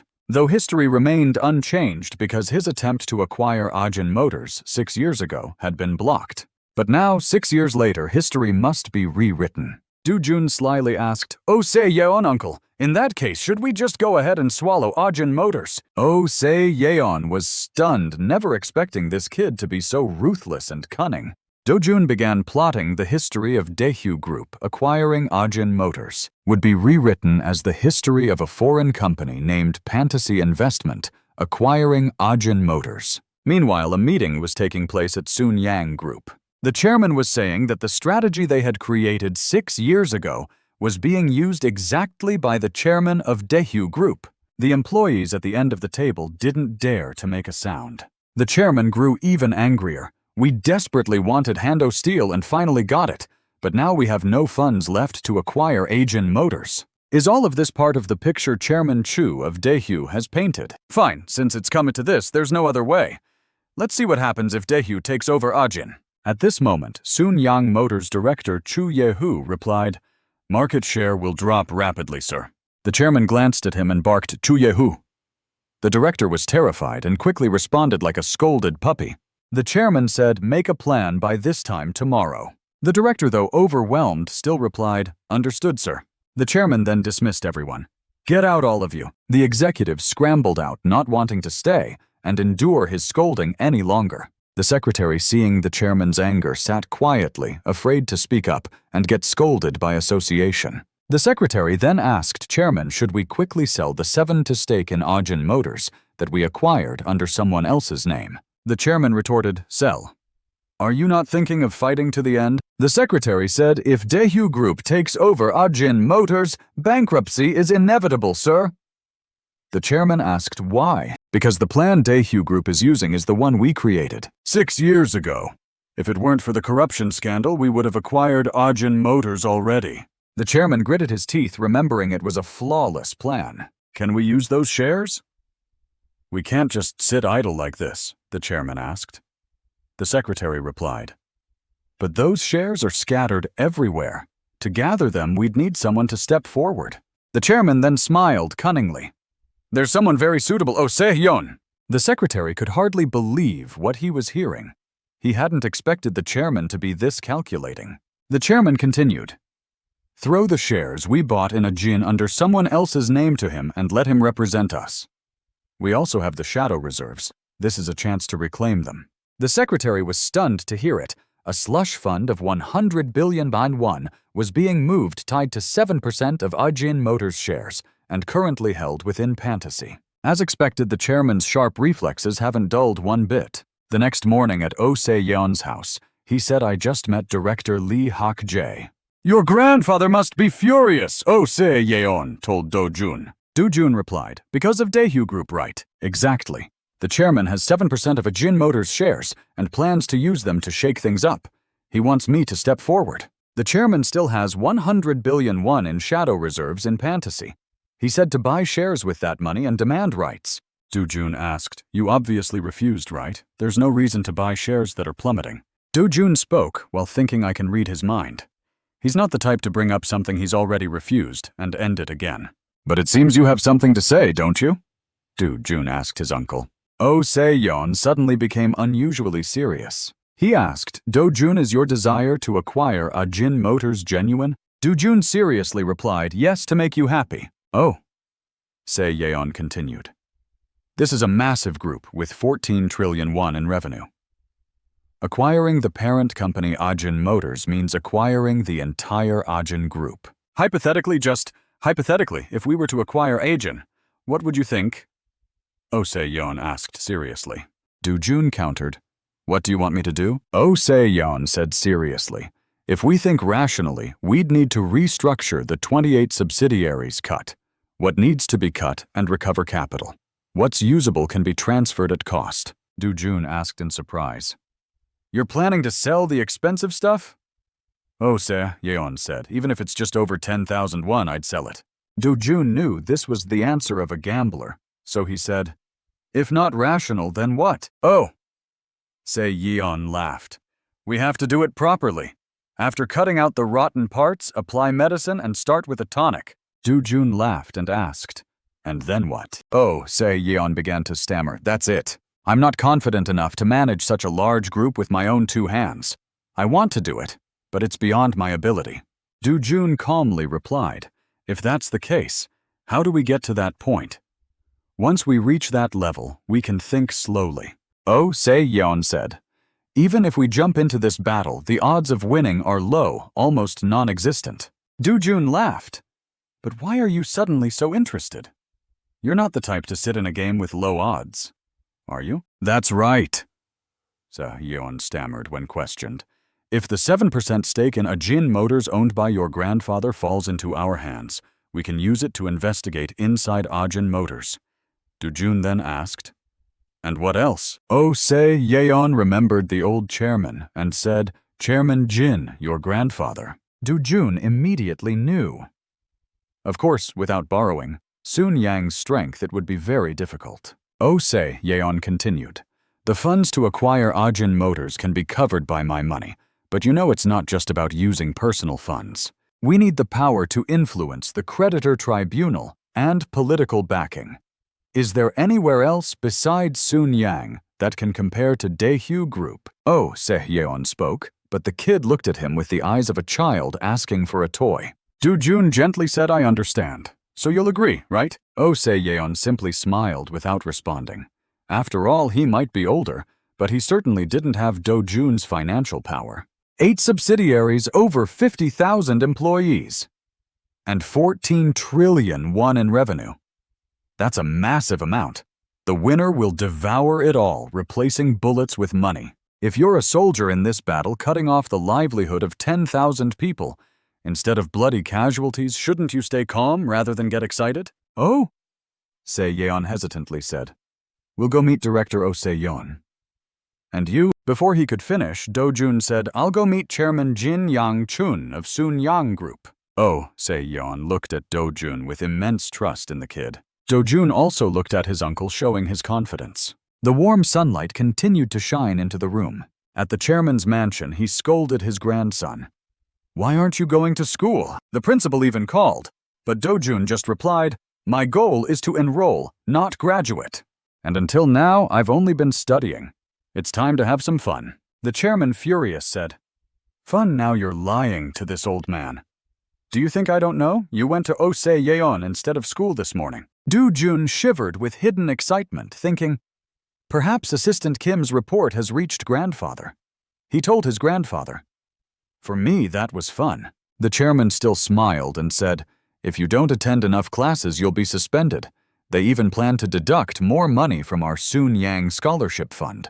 How is your attendance fee higher than tuition? Dojun calmly laughed. Donating to the scholarship fund is a good thing. Dojun thought to himself, I had planned to attend university for about 6 to 7 years, but grandfather ruined it. The first semester is over. Should I apply for a leave of absence? The end of this year and the start of next year will be very busy. The chairman asked, but what did you do all day at Oh Sehyeon's office? What did you learn from that Oh Sehyeon guy? Dojun replied. You could say that. Right now I'm learning about Ajin Motors. Hearing this, the chairman was shocked. Ajin Motors. What? When Dojun mentioned that Ajin seemed on the verge of bankruptcy, the chairman asked, why do you think that? Dojun replied. First, once the financial sector shifted last year, Ajin Motors' sales were very low due to the scale of promotions. Of course, their working capital has dried up and Daehyu Group has started strangling them. The chairman asked, so if they go bankrupt, what happens? Dojun replied, someone will quickly snatch it up just like you did with Hando Steel. The chairman felt irritated hearing this kid speak so bluntly, but then he smiled with the smirk of a Chaebol princeling. The chairman said, that answer just now gets an 8. Dojun felt aggrieved. Why not full marks? The chairman still smiled. You'd need to guess who it is to get 100 points, because no one knows yet. Didn't you say it yourself, Daehyu Group is strangling them? Dojun laughed. Have you ever gotten lost once or twice and couldn't find your way back? It's hard to guarantee Daehyu Group will acquire Ajin Motors until it's actually in their hands. The chairman crossed his arms and asked, so even if Ajin Motors is put up for sale, no one will buy it. You know the current atmosphere is very unusual, right? Dojun replied. Yes, you mean the financial crisis starting in Southeast Asia, right? We also need to protect our group. Several tycoons have already fallen, so everyone is either out of money or saving. The chairman continued, Ajin needs to be at the level of Sununyang or Daehyu to be bought, but we've already used up our funds. Dojun replied, isn't there still someone lurking beneath the surface? For example. Dojun confidently declared, for example me. The chairman laughed. Let's see. There might be such a place. After laughing, he seemed to realize something wasn't right. Dojun, what did you just say? The chairman looked at his handsome grandson and was utterly shocked. Dojun confidently said, it's me, sir. The chairman was thunderstruck repeatedly, asking, what did you say? Then the two of them looked at each other. Dojun continued, if you faint like this, it'll be a big deal. Are you okay, sir? The chairman, still in shock, couldn't understand what his grandson was talking about. The chairman said, all right. Repeat what you just said. What did you say? Dojun confidently declared, I said I can buy Ajin Group. Hearing this, the chairman froze, his face pale, his heart racing as if it might stop. Seeing this, Dojun panicked. "Sir, are you okay? Should I get you some sedatives?" The chairman stopped him. "Enough of this nonsense. Do you think I'm so old and weak that I need medication?" Dojun scratched his head, pretending to be innocent. "I was just too scared, so..." The chairman asked again. "Dojun, are you saying you want Ajin Motors as your enrollment gift, not just a car?" Dojun replied, "No, sir. I mean, I'll acquire it with my own money." The chairman frowned. "Your money? How much do you think Ajin Motors is worth to say something like that?" Dojun smiled slyly and asked, "How much would you value it if you were to acquire it?" The chairman began to ponder. "Let me think if it were me." Then he continued to stare at Dojun deep in thought. Suddenly the chairman laughed heartily. "Look at you." Dojun was pleased, thinking the chairman had understood the hidden meaning in his words. "The position of listening to the other party's thoughts you once taught me, the so-called privilege of a ruler." Dojun thought. The chairman laughed and crossed his arms. "You speak up. I've been ahead of you all along. Where did this sneaky trick come from?" Dojun replied, "First, I predict 1.5 trillion won. There will be a crisis and we need to assess Ajin Motors' situation to know for sure." The chairman began to ponder again. 1.5 trillion won, you say? Dojun started calculating. This was the first figure he had spoken aloud, though it wasn't the total amount he owned. By stating 1.5 trillion won as the acquisition price, he implied he had even more. However, the chairman only seemed concerned about whether the amount was appropriate and showed no special reaction to Dojun's wealth. Dojun suddenly asked, "You don't seem surprised, do you?" The chairman laughed. "Why should I be surprised? Because you have so much money. Or do you want me to praise you for doing well?" Dojun calmly replied, "Save the praise for later. Now, if we consider my current wealth, it exceeds even Sununyang Group. I thought you'd be surprised to see me surpass the top business group." The chairman smiled cunningly upon hearing this. "I know you want to show off, but if you're serious about acquiring Ajin, you naturally need to hold more than that. I was already surprised when you said you'd acquire Ajin." The chairman continued. "Though I'm curious how you got that money now is not the time to satisfy my curiosity. Curiosity isn't the priority right now, Ajin Motors is." Dojun suddenly remembered. Curiosity is a strong temptation, but it's not the top priority, is it? Sununyang is a place where people do new things every day. When you're at the top and solving the problems you face, deciding the order of priorities is crucial. That's right, curiosity is always pushed to the back. If that's the case, I also need to ask questions out of necessity, not curiosity. Dojun asked again, "How much do you think the acquisition should cost?" The chairman firmly replied, "I don't know." Dojun was taken aback, feeling uneasy. He had thought the chairman was very sharp, but it turned out there were things he didn't know. The chairman continued, "Because I never considered acquiring it, I didn't look into it beforehand. 6 years ago, I calculated everything meticulously, but now things are very different." Dojun asked, "You'll help me, right?" The chairman replied, "I'll think about it. I need to consider why you want to acquire Ajin Motors and whether it will benefit Sununyang." Dojun didn't expect the old man to say that. Dojun looked at the old man and wondered, what is he thinking? Is this the thought of a grandfather who deeply loves his grandson? If not, is he prioritizing Sununyang Group, which he painstakingly built above all else? The chairman remained seated with his arms crossed, saying nothing. Then he said, "All right, let's do it this way once." Dojun went from being confused to delighted, thinking, "Surely he won't turn on me, right?" The old man continued, "Suppose my grandson Dojun becomes the owner of Ajin Motors, and the owner of Sununyang Motors is this old man. We merge the two companies." Dojun was taken aback when he saw the sly old man start calculating everything down to the smallest detail. Dojun was frightened, thinking, has he discovered my plan to use Ajin Motors as a stepping stone to take over Sununyang Motors? The chairman asked, "I want to hear your opinion on the merger ratio of the two companies. What do you think?" Dojun countered, "Why do you think we should merge?" The chairman replied, "If we don't go through with the merger, do you really think your abilities alone can protect Ajin Motors? It'll probably be swallowed up by the Daehyu Group within a year. Or do you think you're capable of running the business properly on your own?" "Exactly," Dojun replied. "You don't need to worry about the business. I have confidence. The chairman was surprised by his grandson's confidence and asked, Is that so? If you have the ability to lead the company, the merger might just lead to bankruptcy, right? But Dojun saw the old man starting to play games again and replied, That's why it's better if you don't get too confident. The old man shook his head and said, No proposal is unacceptable. If the scales are unbalanced, we just need to recalibrate them. Then he looked at Dojun and asked, Tell me, what should the merger ratio be? How much more should we put on the scale? Dojun blurted out 1.2. The chairman was furious. You thief, Dojun quickly added, if we consider brand value, new car development potential, and technical capabilities. Sununyang Motors is only worth 20% of Ajin Motors. This is the opinion of automotive experts, not mine. You know that, right? The chairman retorted, You don't know anything, do you? That statement completely separates the car division. We need to reflect the hidden value, too. Haven't you seen the stock prices? Sununyang Motors' stock price is twice that of Ajin Motors. The reason is that Sununyang Motors holds shares in Sununyang Group. Controlling. Sununyang Motors is like controlling half of Sununyang Group. That's why I need Ajin Motors, Dojun thought to himself. The chairman continued, Didn't you think to put that hidden value on the scale? Dojun, who had just been tricked by the old man, didn't understand.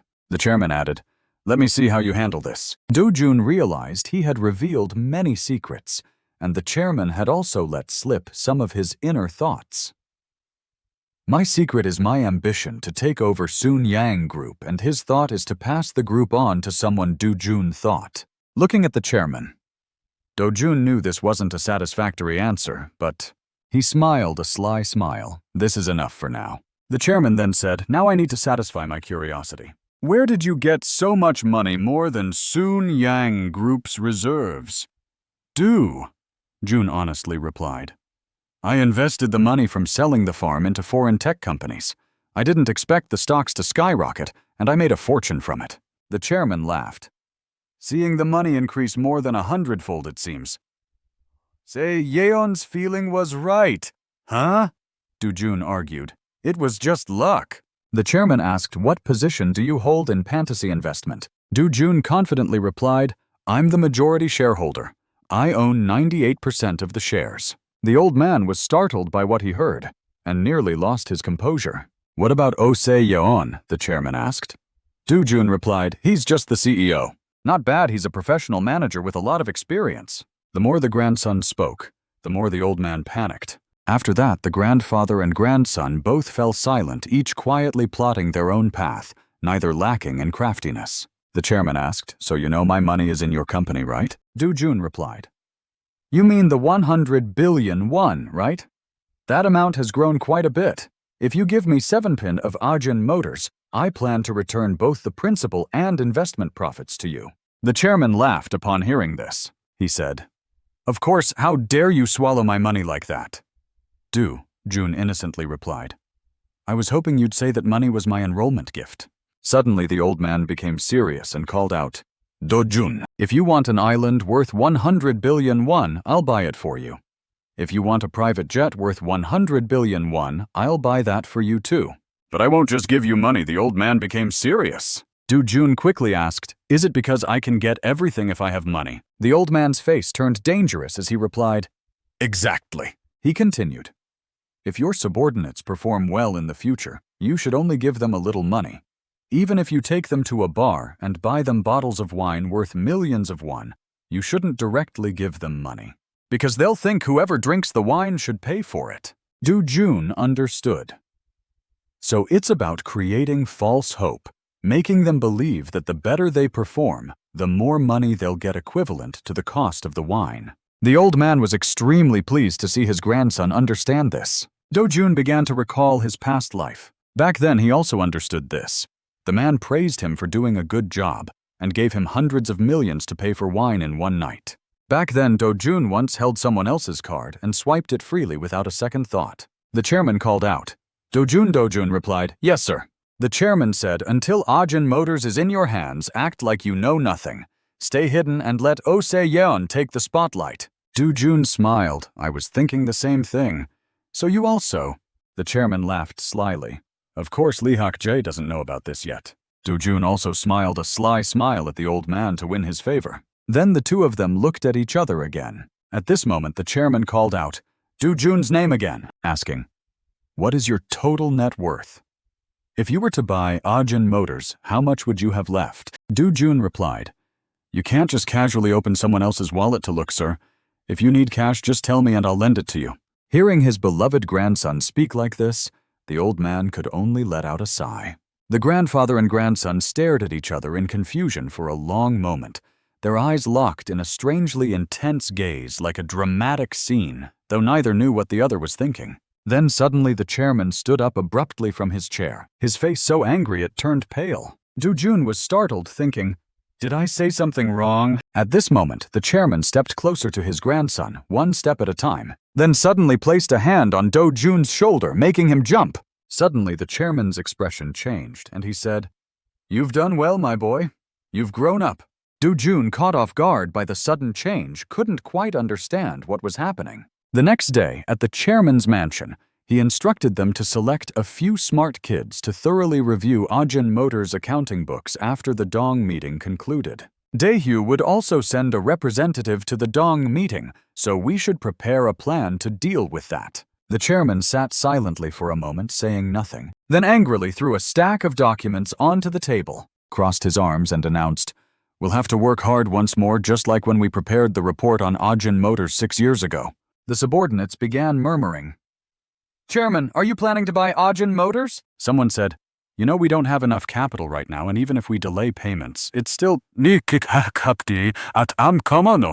chairman calmly replied, "Oh, we're not buying it. We're just preventing Daehyu from acquiring it." The subordinates were confused. "Prevent Daehyu? Then who will buy it?" One of them asked. "If we stop Daehyu, who will buy it? Are you thinking of Usung Motors?" Another added, "Usung Motors has a lot of American capital, so that's unlikely." Watching his clueless subordinates babble on and on, the chairman grew so furious he clenched his teeth tightly in frustration. The chairman shouted, "Do you think I don't know what you know? Stop this nonsense and do as I ordered. I'll give you 1 week." "Understood." At this, the subordinates dared not speak further, only bowing their heads and saying, "Yes, sir." After that, the meeting ended, and everyone began to leave. The chairman, still angry, said, "Once they're all gone, arrange a meeting with Ajin Motors chairman, Hyun Wu. I have something to discuss with him." The secretary hurriedly complied. "Yes, chairman." The chairman, visibly annoyed, continued saying that we were looking to meet him. The secretary, hearing this, was very puzzled, but didn't dare to utter a word. Someone like the chairman, who had never lifted a finger for others, now wanted to meet Chairman Hyun Wu.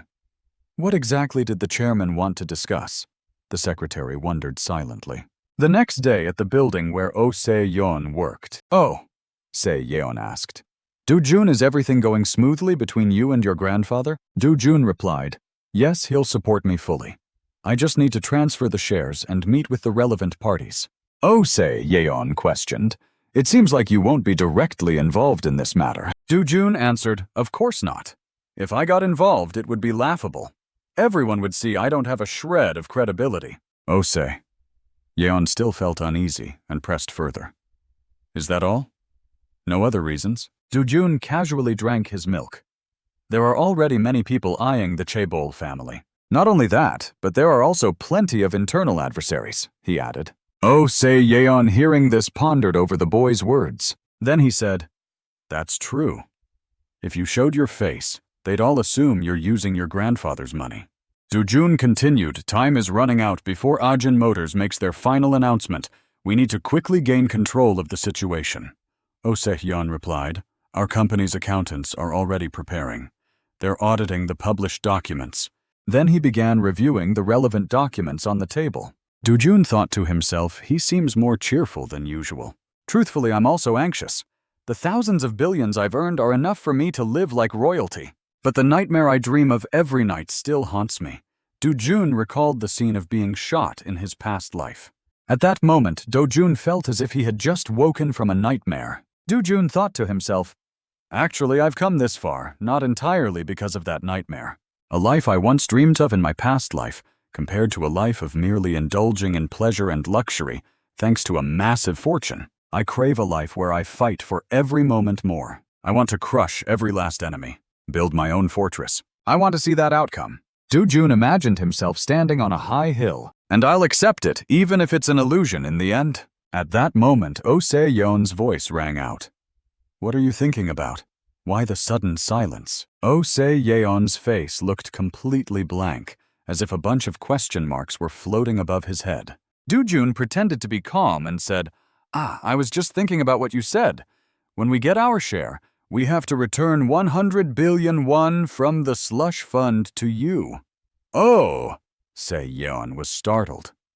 Huh, we've already used half of it. Why do we have to return it? Dojun stood up and replied, I'm sorry, but that was my promise to you. You also said you'd support me fully so I don't have to return it, right? Oh, Yeon was puzzled. Don't tell me you haven't informed me that you're the major shareholder of Fantasy Investment. You still haven't revealed that you're the owner of this company. Dojun replied, Yes, I've told you. If I hadn't, how could I have asked for your help? Oh, Yeon was shocked. I know you're the major shareholder, yet you still want me to return the entire amount. This is a great opportunity for you to legally obtain 50 billion won. Dojun looked into the distance and said, If my grandfather were the one who left behind a slush fund like this, Sununyang would have already fallen into my uncle's hands. At that moment, Oh Se-yeon had to exclaim, Truly ruthless. The more talent, the more ruthlessness. That's right. I have to survive among these ruthless people. Oh Se-yeon had only meant it as a light-hearted joke, but he didn't expect the boy to respond so seriously. At Daehyu Group, a voice shouted, Why is the police side staying silent? Secretary Jun stammered. They said it would be difficult to send someone over with only circumstantial evidence. The chairman grew even angrier. There's a witness, isn't there? Is it really that hard? The secretary, trembling, continued. If it were ordinary people, it wouldn't be a problem. But these are all influential figures, so the Supreme Prosecutor's Office advised us to be more cautious. Hearing this, the chairman became even more furious. Influential figures. What about the media? Why is their reaction so weak? I told them to expose scandals like artists using drugs. The entire group of subordinates went completely silent, not daring to say a word, just like those senior characters in dramas always getting scolded yet silently taking it every time. The secretary, shaking, added, Chairman, it seems Ajin is being backed by someone else. The newspapers are reporting, but they're very hesitant about something. Others quickly chimed in, that's right. Especially Hansung Daily, which has the most influence. The chairman angrily retorted, Then why didn't you place ads with Hansung Daily? Didn't you tell them to publish promotional articles for the company? The person bowed their head and mumbled, I did. But they didn't print a single line. The chairman, furious, sat on the sofa and said, What's this? Are they really colluding with Sununyang? The lackeys replied, It seems so. If we acquire Ajin Motors, Sununyang would be the hardest hit.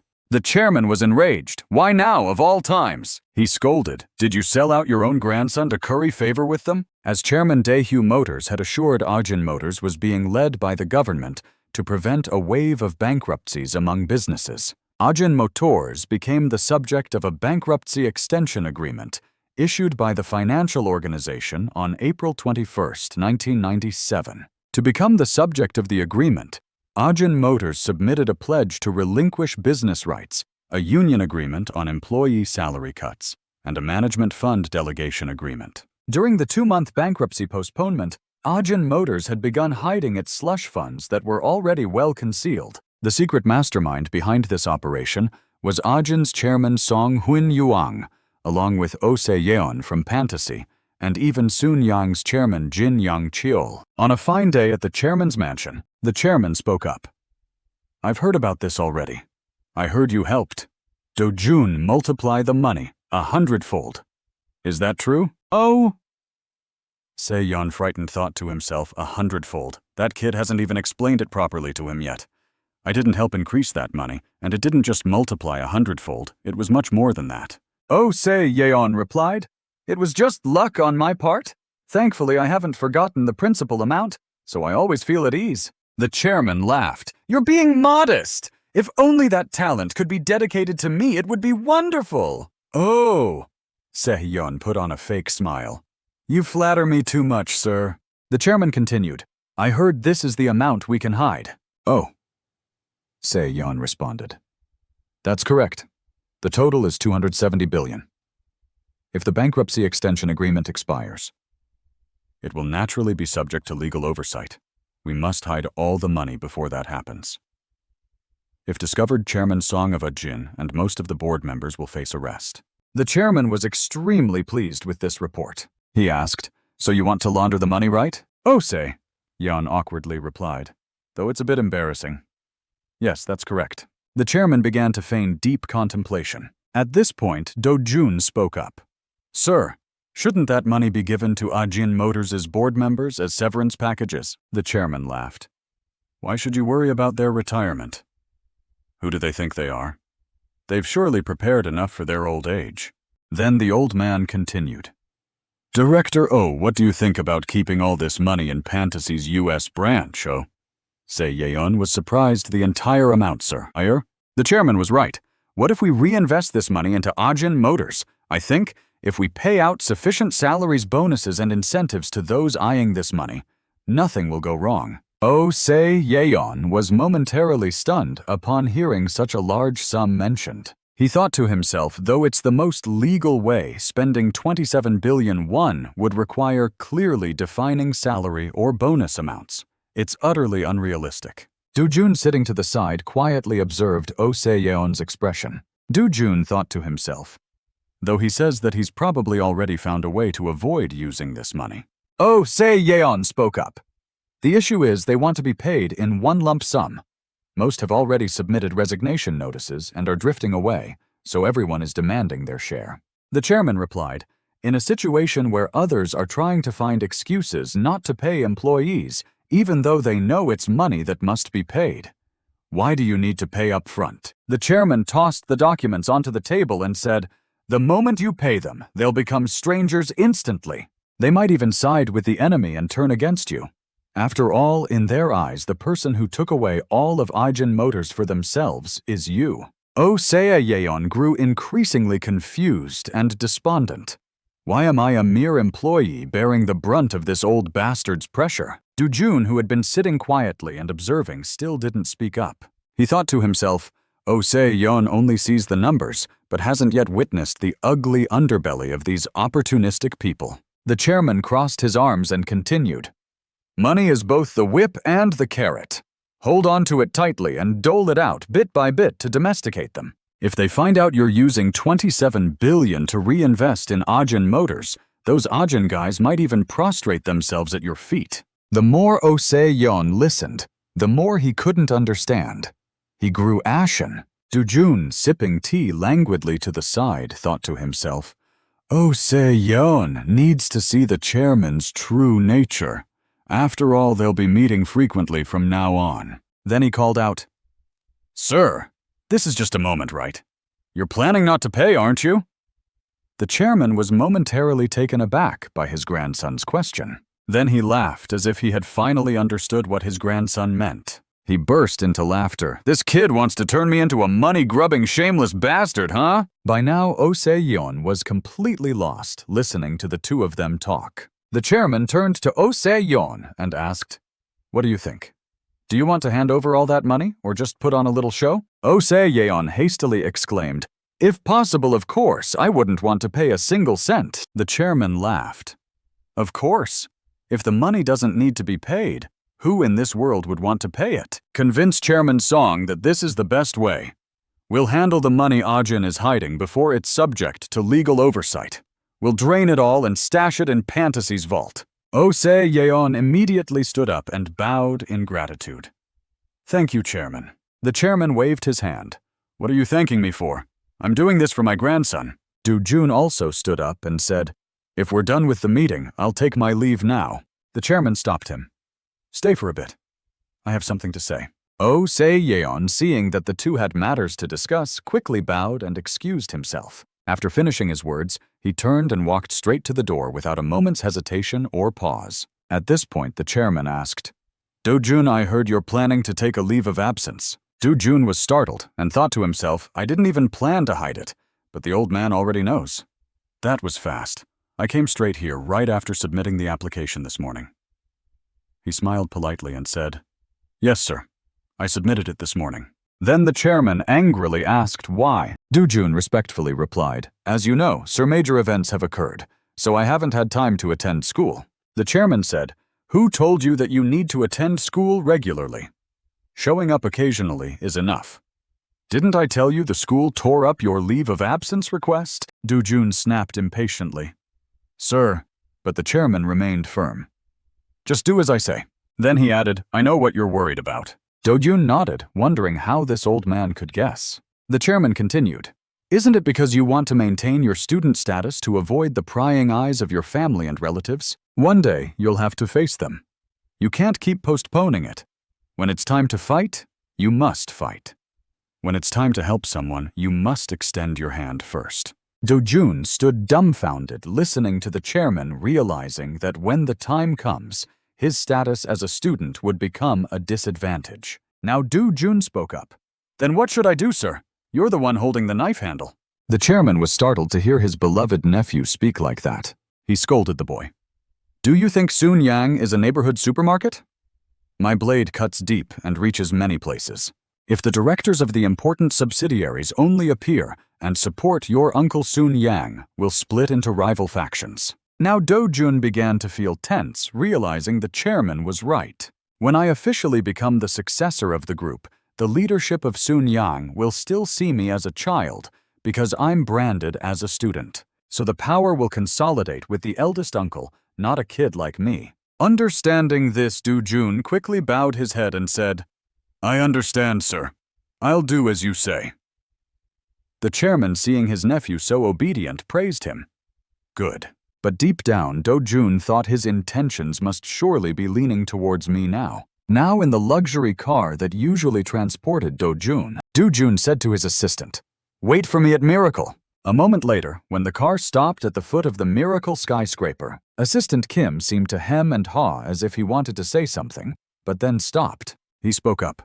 I have something to tell you. Dojun calmly replied. Go ahead. Assistant Kim said, I don't know if I'm mistaken, but it seems we're under surveillance lately. Dojun was extremely surprised to hear this. He hurriedly asked, Since when has this been happening? Assistant Kim replied, I don't know when it started either.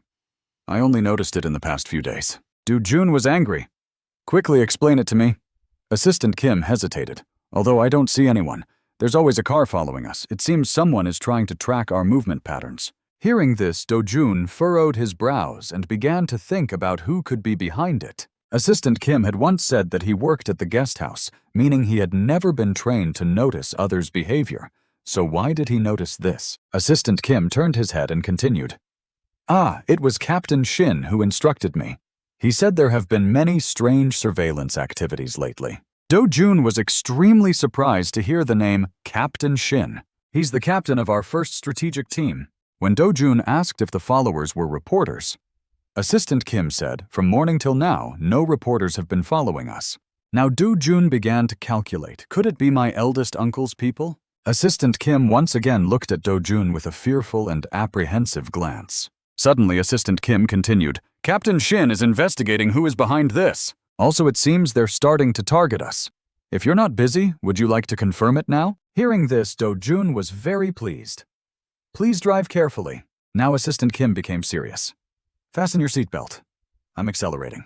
Without hesitation, he immediately stepped on the gas and launched forward. Then he began to drive the luxury car like a street racer on the road. The car entered a vast highway. Later, in a secret meeting room with modern projectors that looked like a nightclub, someone's voice rang out. No need to pay too much attention to the third son, Jin Sangi, and the youngest son, Jin Dongi. Jin Sangi only knows how to cling to his eldest brother and wag his tail obsequiously. As for Jin Dongi, he has secured a place in the film industry. He doesn't care about Jun Young, the man reported to the woman.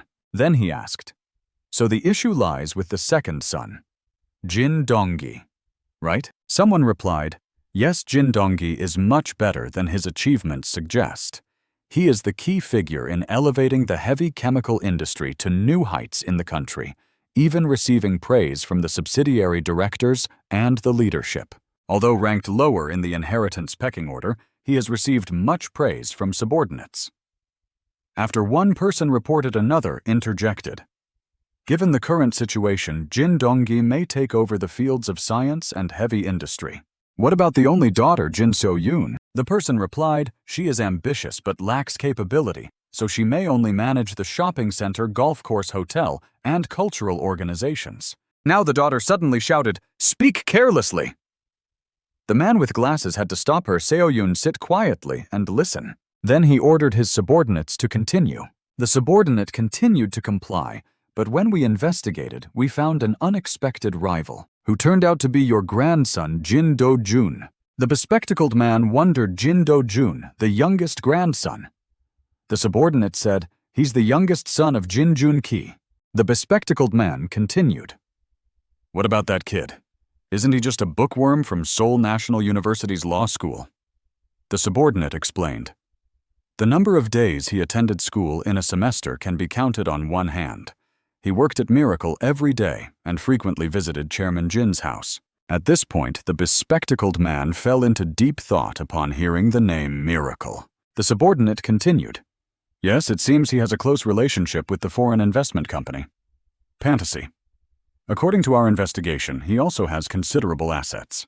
The bespectacled man calmly rested his chin on his hand and asked, How much? The subordinate quickly replied, It could be around 10 billion won. Some say it might even reach 100 billion won. At this point, the bespectacled man began to feel uneasy. 100 billion. Chairman Jin gave that kid such a huge amount. The subordinate reported, It's true that he gave him money, but it's a bit different. 10 years ago, he gifted a farm to Jin Dojun. Coincidentally, that farm is now located in the new Bundang City Development Zone. Everyone was shocked upon hearing this. The bespectacled man replied, That's a windfall. From a piece of land worth a few million won, it skyrocketed to 10 billion won. The subordinate continued to report. That money was deposited into Fantasy. The director of this investment company is Oh Se-yeon Jin Jun-ki's childhood friend from his study abroad years. The bespectacled man crossed his arms and asked, Is there anything else? So far, the report only mentions a lucky kid. The subordinate quickly added, The special point is that he's the only grandson allowed into the chairman's war room. He spent almost the entire summer at the chairman's house, so it seems their relationship is very good. At this point, the old man began to carefully reconsider. A good relationship, huh? The daughter, who had been silent until now, started to get angry. I heard from young June that the war room is a place even he can hardly enter. That's not just an ordinary study. It's the command center of the Sununyang group. The other grandchildren only meet him in the public reception lounge. How is it that he alone gets to enter the war room? That means he's the only one who gets to have private audiences with the chairman. The subordinate chimed in.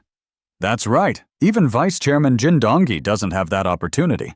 Manager Lee Hak-jae is always there to discuss matters with him. The only one who can have private conversations with the chairman is Manager Lee Hak-jae. At this point, the bespectacled man called out to his daughter. She quickly responded, yes. He instructed her, Go confirm with your fiancé. Find out what standing that kid Dojun has within the clan's pecking order. Then he added, This opportunity won't come twice. We must always be mentally prepared until everything of Chairman Jin's falls into Jin Jong-jun's hands. The daughter sat there with a look of visible distaste.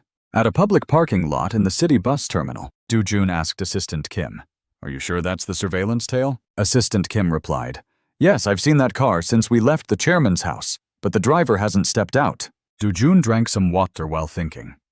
The only person powerful enough to send someone to surveil family members is eldest uncle. Is he doing this to seize control of the group? Then Dojun looked at Assistant Kim and silently calculated something. He then reached into his inner pocket to search for something. Next, Dojun took it out and said to Assistant Kim, Use this whenever you need it. Assistant Kim took it and realized it was a bulging cash envelope. Assistant Kim Jun wasn't sure when it would be needed, but Dojun simply said, Just include it. You'll know when to use it. Assistant Kim was startled by the kid's sudden generosity. Dojun suddenly said, Assistant Kim, Someone who only does assigned tasks. How much can they earn? Smart people with good academic records are lining up to join Sununyang. Assistant Kim, hearing this, wondered if he was about to be fired. Why would the kid say such a thing? Dojun continued. After joining the company, what will you do? Have you ever decided this for yourself? Even once. Assistant Kim, you must become someone who can make decisions for yourself. The first thing is to choose what you should do, then choose the people you need to accomplish it. Dojun added, the money I gave you is a tool to grease the palms of those you need. With that, Dojun stood up and threw the coffee cup he had just finished into the trash. Then he turned around, gave a Cheshire Cat grin to Assistant Kim and said, let's go. Assistant Kim stood there dumbstruck as if he had suddenly been adopted by a corporate sugar daddy. He then put the money away and followed Dojun's orders. The next day was another sunny day at Oh Se-yeon's office. The beautiful receptionist came in to report director, we have a visitor. But Oh Se-yeon and Dojun were puzzled.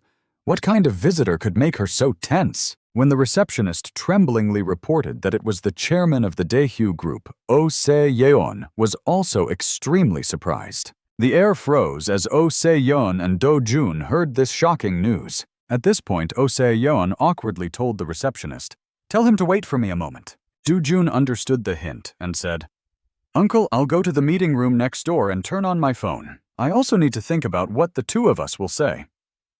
Oh Se-yeon hurriedly agreed. If he recognizes my face, it'll be a big deal. I've appeared on TV quite a lot after all.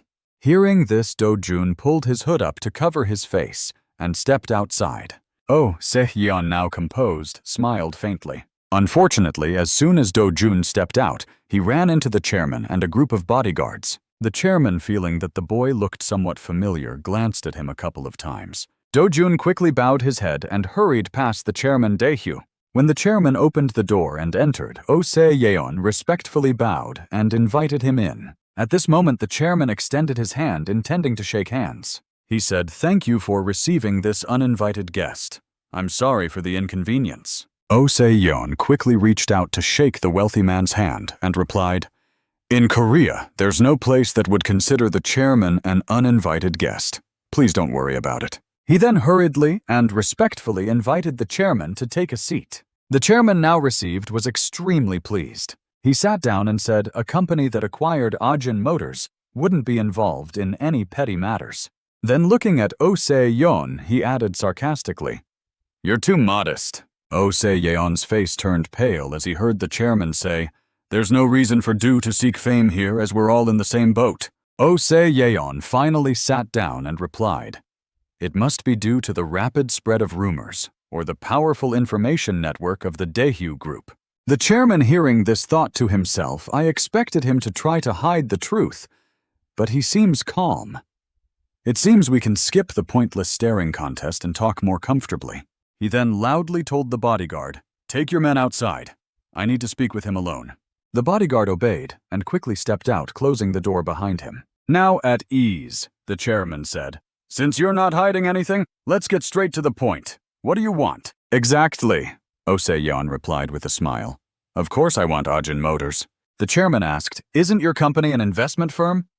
Investment and profit are your primary goals, right? Just name the price difference and we can avoid a pointless battle. Correct. Oh. Se-yeon began to tense up. So these few days are when we'll set the price to escape this war, aren't they? The chairman laughed, confident of his victory. Exactly. After all, it's just a troublesome price war. This plan works, doesn't it? But Oh Se-yeon said it seems there's a misunderstanding. We investors have enough money. We're just here for entertainment. He continued with a smile. Everyone's passionate about cars, so we just want a place to produce them. The chairman, hearing this, was furious.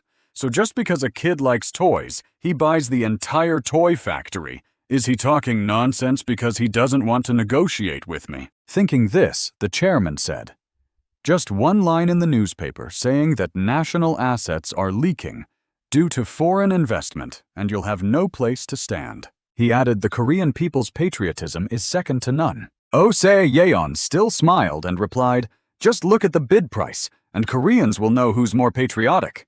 Hearing this, the chairman's face turned pale. At this moment, even the sound of a phone ringing didn't dare to break the silence. The battle between the two men began to sink into deep thought. The chairman, irritated, asked directly, "What do you want?" "Yes." "Oh, say," Yeon replied.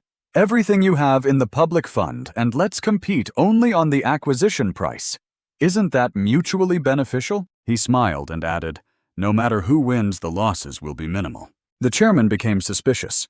"So you're suggesting that your company and I work together to reduce debt and compete only on the acquisition price?" "Oh," Yeon stood firm, unafraid, and replied, "Yes." After that, the conversation reached a deadlock. Oh, Yeon had no choice but to continue.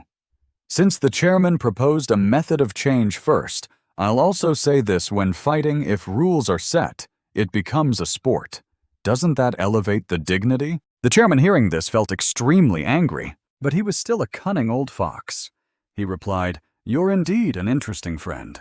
It's been a long time since I've had a proper match." His face looked like a corporate ninja as he said, "The name Daehyu wasn't created by distance.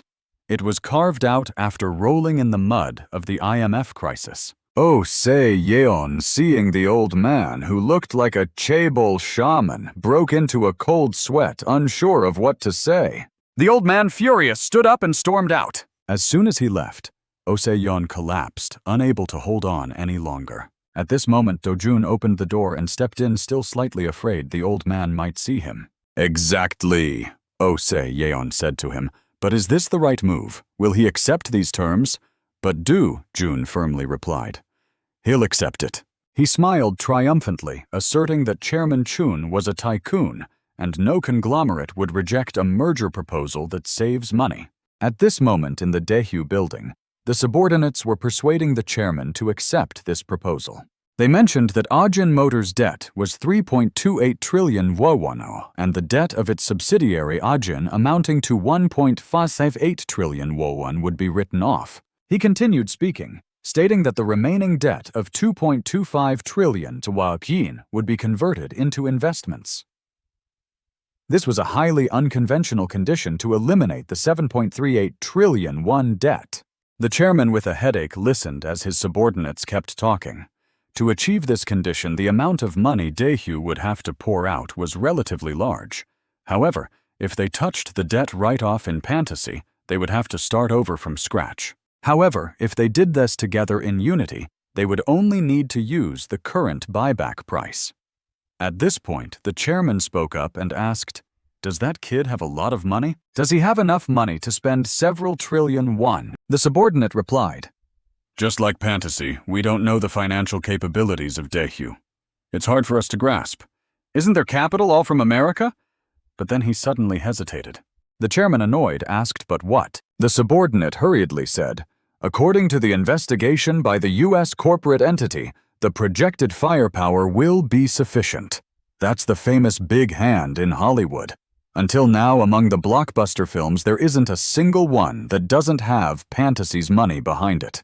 Hearing this, the chairman became even more irritated. The subordinate continued, "There's one very important point. There isn't a single film that fantasy has invested in that has failed." Another chimed in, "That's right, their investment instincts are extraordinary. Someone like him wouldn't join any battle where he'd lose money." The subordinates persistently pleaded with the chairman. "Isn't it always said that? Reluctantly shaking hands when the other side extends theirs is a way to avoid bloodshed." The more the chairman listened, the more he felt the pain of the phrase extending the hand first. One afternoon at the estate of the chairman of the Sununyang conglomerate, the chairman was enjoying a hot cup of tea and asked, "Has Dojun Choi Jung Chun arrived?" Dojun replied, "Yes, he said he would compensate if he withdraws from the acquisition battle." The chairman remarked, "It must be urgent for that old man to take such a difficult step. The path is busy, but the one who grabs the hind leg has appeared." The chairman asked, "And then what did he say?" Dojun replied, "The person on my side said to compete with dignity only with the buyback price, and to consider all the benefits the government brings." The chairman, pleased, said, "Because there's no need to waste money unnecessarily."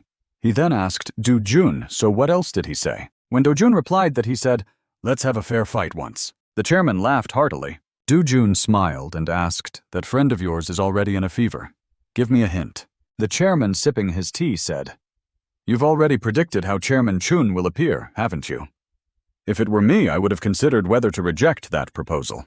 Then the chairman asked, "Dojun, so why didn't you respond?" Dojun replied, "He'll accept it because the debt reduction amount is already a fixed number. He wouldn't want another new variable." At this point, the chairman, pleased, said, "You guessed it right.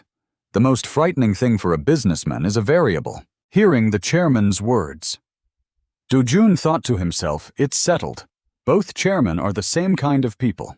The chairman continued, "But Dojun, the cards you have are already used up. Chairman Chun hasn't played his cards yet. He's about to launch a major counterattack. You've guessed it through the news, haven't you?" The chairman replied, "Of course, the media will persuade the creditors and the judges to accept the government, the National Assembly, and the Blue House, which the Daehyu conglomerate has been taking care of recently. They will also apply pressure." Dojun asked further, "Does that mean we don't need any more help?" The chairman replied, "Even if I wanted to give it, I couldn't." Dojun, slightly puzzled, asked, "What does that mean?" The chairman replied, "Chairman Hyun Wu has already stopped it. That alone makes me wonder if he's paying attention to Ajin Motors, but because the chairman's restraint is more beneficial for the takeover, they've calmed down." He continued, "I think it's just empathy, but Dojun said it's not everything." The chairman went on, "Can the officials working domestically make things difficult for them? They've been working as hands and feet all this time. If I pull with my right hand and Chairman Chun pulls with his left, what will happen? Those friends will just tear apart." Dojun sat attentively listening to the chairman's lecture. He thought to himself, "He speaks like that, but there's not a hint of regret in his expression. Clearly he's plotting something, but I can't guess what it is." Dojun pretended to obey and said, "Yes, I understand. Director Oh Se-yeon and I will do well." Hearing his grandson speak with such confidence, the chairman was left speechless. He had nothing more to say. Dojun smiled and asked, "Why should I try to ask for more help?" But the chairman inadvertently asked, "Are you close with Oh Se-yeon?" Dojun replied, "Yes." The chairman continued, "So do you think he's trustworthy?" Dojun smiled and said, "Until now, even my father has said he's trustworthy. Although he works with money, he's not someone who would betray for money." At this point, the chairman suddenly said slyly, "Is that so?" Dojun suddenly put in a difficult position, didn't know what to say. The chairman continued, "Dojun, there are two types of people you need to keep close. One is a trustworthy person to entrust work to, like Oh Se-yeon." Hearing this, Dojun asked, "Then who is the other person?" The chairman replied, "Someone who would sacrifice themselves for you." At this, Dojun became even more puzzled. "Sacrifice? What could possibly be worth sacrificing for me?" The chairman continued, "People like that I'll meet again when you shine. There's no need to actively search for them." Dojun could only listen silently as the old man spoke his wisdom. After finishing, the old man looked as if he had just delivered a profound sermon, then chuckled with satisfaction. Then he said, "Let's go! It's time for the guests to arrive. Go change? I've prepared your outfit upstairs." Evening had begun to descend over the chairman's mansion. At this moment, the invited guests started arriving, filling the mansion with noise and bustle. The guests included many handsome and beautiful elites from wealthy families. The party also featured a 4-tier chocolate strawberry cake and sweet lollipops. At this moment, the bride and groom, radiant as national treasures, stood amidst a sea of roses. On the bride's hand was a diamond ring with a massive stone. Lately, the male lead Dojun seemed to be sponsored by a banana milk brand. Wherever he went, he was seen carrying a box. Dojun thought to himself, Jin Young-jun seems quite affectionate toward the woman he's engaged to. From what I know, their second meeting was a family gathering, and they've met a few times since. Dojun mused, "It's really confusing. Is it because he's rich that he acts so affectionately?" At that moment, a voice whispered, "As expected, you're as handsome as I've heard." It turned out to be the newly engaged sister-in-law. She said to Dojun, "I've heard you're the most handsome man in Youngjun's family." Dojun, feigning politeness, congratulated them. The older cousin said, "Thank you, Dojun. Is this our first meeting? Feel free to ask anything." Dojun quickly bowed and greeted her. "Congratulations, sister-in-law. I'm Jin Dojun." The sister-in-law, also feigning politeness, replied, "Thank you, young Master Dojun." At that moment, a voice called out, "Dojun!" Then the young uncle walked over, leaving his wife behind, and said to Dojun, "Talk to your sister-in-law. I'll be right back." Dojun stood there awkwardly thinking.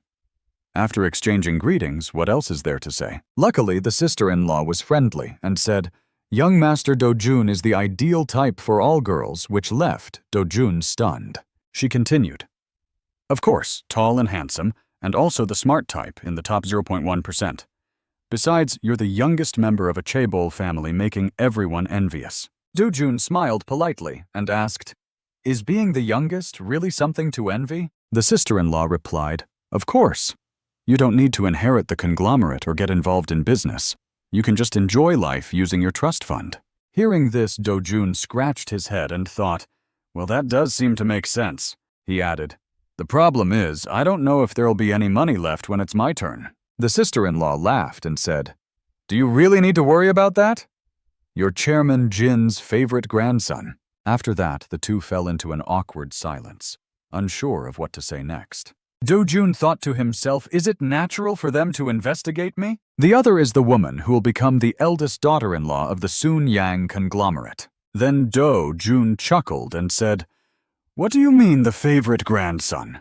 After the other grandsons grew up, he gave them some shares and money, but all I got was a sports car, and I don't even have a driver's license." The sister-in-law feigned surprise and asked, "Really?" She continued, "Then doesn't that mean he'll give you something bigger later? I've heard you're a model student who hardly spends money." Dojun denied it, thinking, "It's not that I don't spend money, it's that I don't have any to spend. If I had it, I'd spend a lot," he said, holding a glass of wine. Then he thought, "If she knew how much I've spent, she wouldn't be standing here like this." The sister-in-law said, "Really? Then I'll take care of your allowance from now on, and I'll also talk to Dongjun." Dojun quickly thanked her. "Really, thank you, sister-in-law." Then he continued with feigned politeness, "I'll have to treat you really well from now on."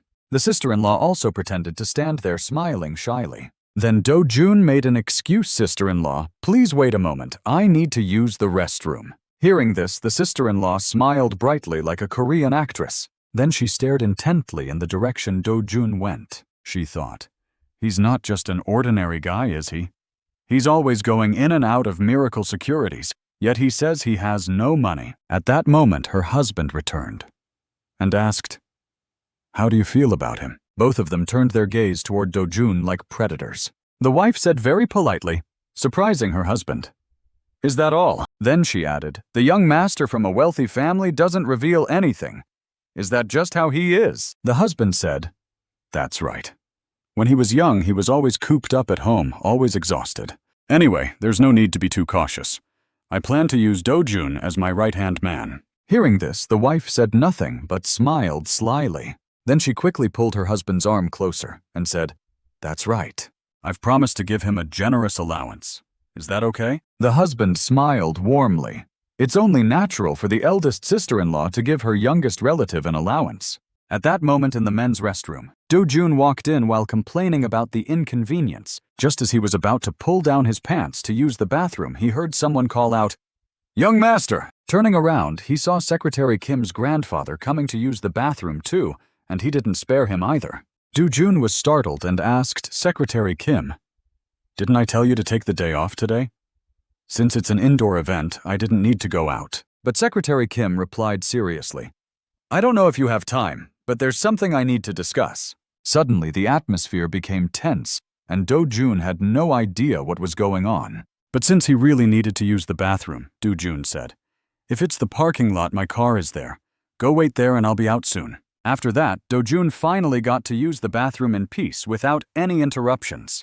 As soon as he finished, he wondered, "What's going on?" His expression was anything but normal.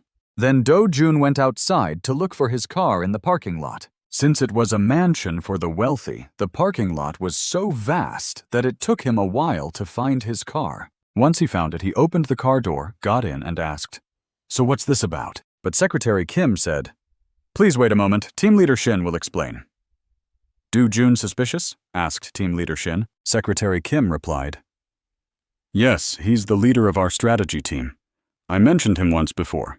Do you remember? Suddenly someone approached, startling Dojun. The man bowed and said, "Hello, I'm team leader Shin Sok-ho." Dojun looked at the man and thought, "I've seen this face somewhere before. Who is he?" Team leader. Shin politely apologized for the intrusion, but Dojun replied, "It's fine, but have we met before?" Then team leader Shin asked, "Don't you remember we met at Jangpyeong Villa? I took you home early in the morning." Hearing this, Dojun finally remembered who he was. He recalled that he had saved this man and planted some bait, but since there was no significant reaction, he had completely forgotten about it. Team leader Shin continued, "Since we're short on time, I'll be brief. I don't know if you're aware, but my team is called the Third Generation. While we were working, someone started surveilling the Third Generation a month ago." Dojun was utterly shocked by what team leader Shin said. "Everyone. Yes, they're not tracking every move, just the routes." Jun asked. "Does that include Young?" "Jun team leader?"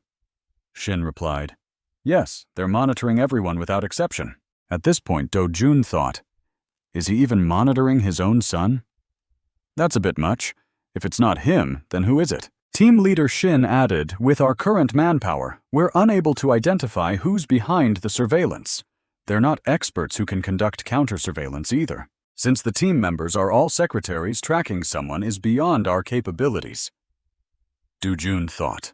Then Dojun asked, "But why are you telling me this? Shouldn't you follow protocol?" Team leader Shin replied, "I know the protocol. I should report to the strategy department head and secretary department head Lee Hak-jae first, as well as the intelligence team or other key figures of Sununyang who are on the move." Dojun asked again, "You know the protocol, so why?" Team leader. Shin clenched his fists and said, somewhat embarrassed, "I want to seize the lifeline." Dojun was surprised. "A lifeline? Are you talking about the one I'm thinking of?" Team leader Shin said, "Yes, our strategy team has no future, no safe harbor. It's rare for anyone to endure even a year. Even if I've endured for several years, I still haven't seen the light." Dojun was confused. "But why me? I'm the youngest with no voice in the company. How could I possibly be your lifeline?" At this point, Secretary Kim also seemed like he wanted to say something. But team leader Shin asked, "So you're not willing to extend your hand to me?" Jun calmly replied. "Even so, how can I just shake hands so casually? No one else is reaching out, and I'm the only one who can be the lifeline." At this point, team leader Shin became unusually serious. "Or should I look deeper into this?" He said, "Even though it's the only hand, it's trustworthy, and that's why I want to grasp it." He raised his voice. "If it were an untrustworthy hand, I would have swatted it away and paid it no mind. Among all of Chairman Jin's grandsons, none is more meticulous in managing himself, more sincere, or more honest than him." Assistant Kim, sitting in the front, was terrified when the team leader suddenly flew into a rage. After speaking, team leader Shin himself realized he had gone too far. Dojun remained silent, lost in thought, and hadn't said anything yet. He silently calculated that if he could monitor his cousin's actions, there'd be no reason for them to refuse. The two security guards sat in silence, waiting as time passed endlessly. In such a situation, it is hard to consider waiting a form of happiness. Although the two of them were waiting, Dojun remained silent for a brief moment. Then he spoke up, "Team leader Shin and assistant Kim, listen to what I have to say."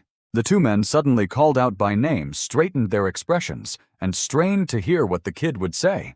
Dojun said, "It's not that you took my hand and extended it forward. It's that the strategic team begged me to become their protective roof, and I agreed. Do you understand? The outcome may be the same, but the order of events matters. You must clearly recognize the difference." Team leader Shin hurriedly replied, "Yes, of course." But Dojun said, "Do not answer so lightly. It wasn't me reaching out. It was you grasping for me. The difference is vast." Team leader Shin remained respectful. "We are fully aware of that. But this doesn't mean the young master can strip away our protection at any time, does it?" At that moment, Dojun thought to himself, "Have I been overly perceptive for too long? This man, he truly understands everything." Team leader Shin respectfully said, "I will do exactly as you expect within the set limits. If I fall behind even slightly, I won't complain. And if you decide to cut ties, I won't object." Dojun spoke up. "I'm not asking for your loyalty. This is just a transaction. The strategy team will provide what I need, and I'll pay the price for it. Dojun gazed into this distance and said, "A bright future might be the price, or it might just be money." At this point, the team leader asked, "Could the reason be that you're not yet a member of the Sununyang Corporation?" Dojun replied, "No. I still don't have high expectations or trust in the two of you, so it's just a transaction. If you want more from me, show me something that can change my mind. That's all I ask." Dojun recalled, "Until now, I've never received anyone's loyalty, but I know full well that nothing is more valuable than the loyalty of a foolish and incompetent person." After that, he called out Assistant Kim, startling the assistant. Dojun said, "Starting tomorrow, I'll be taking taxis, so follow those who follow me. Don't rush, take your time. Even if it takes a while, it's fine." Assistant Kim, hearing the instructions, quickly nodded and said, "Yes, sir." Dojun began assigning tasks to team leader Shin. He said, "From now on, send me the strategy team's report documents first. If I draw a red line, don't report it to the higher-ups." Assistant Shin, being ordered around like a servant, still obeyed with a sense of relief. Dojun continued, "Don't worry about money, and don't skimp on operational costs.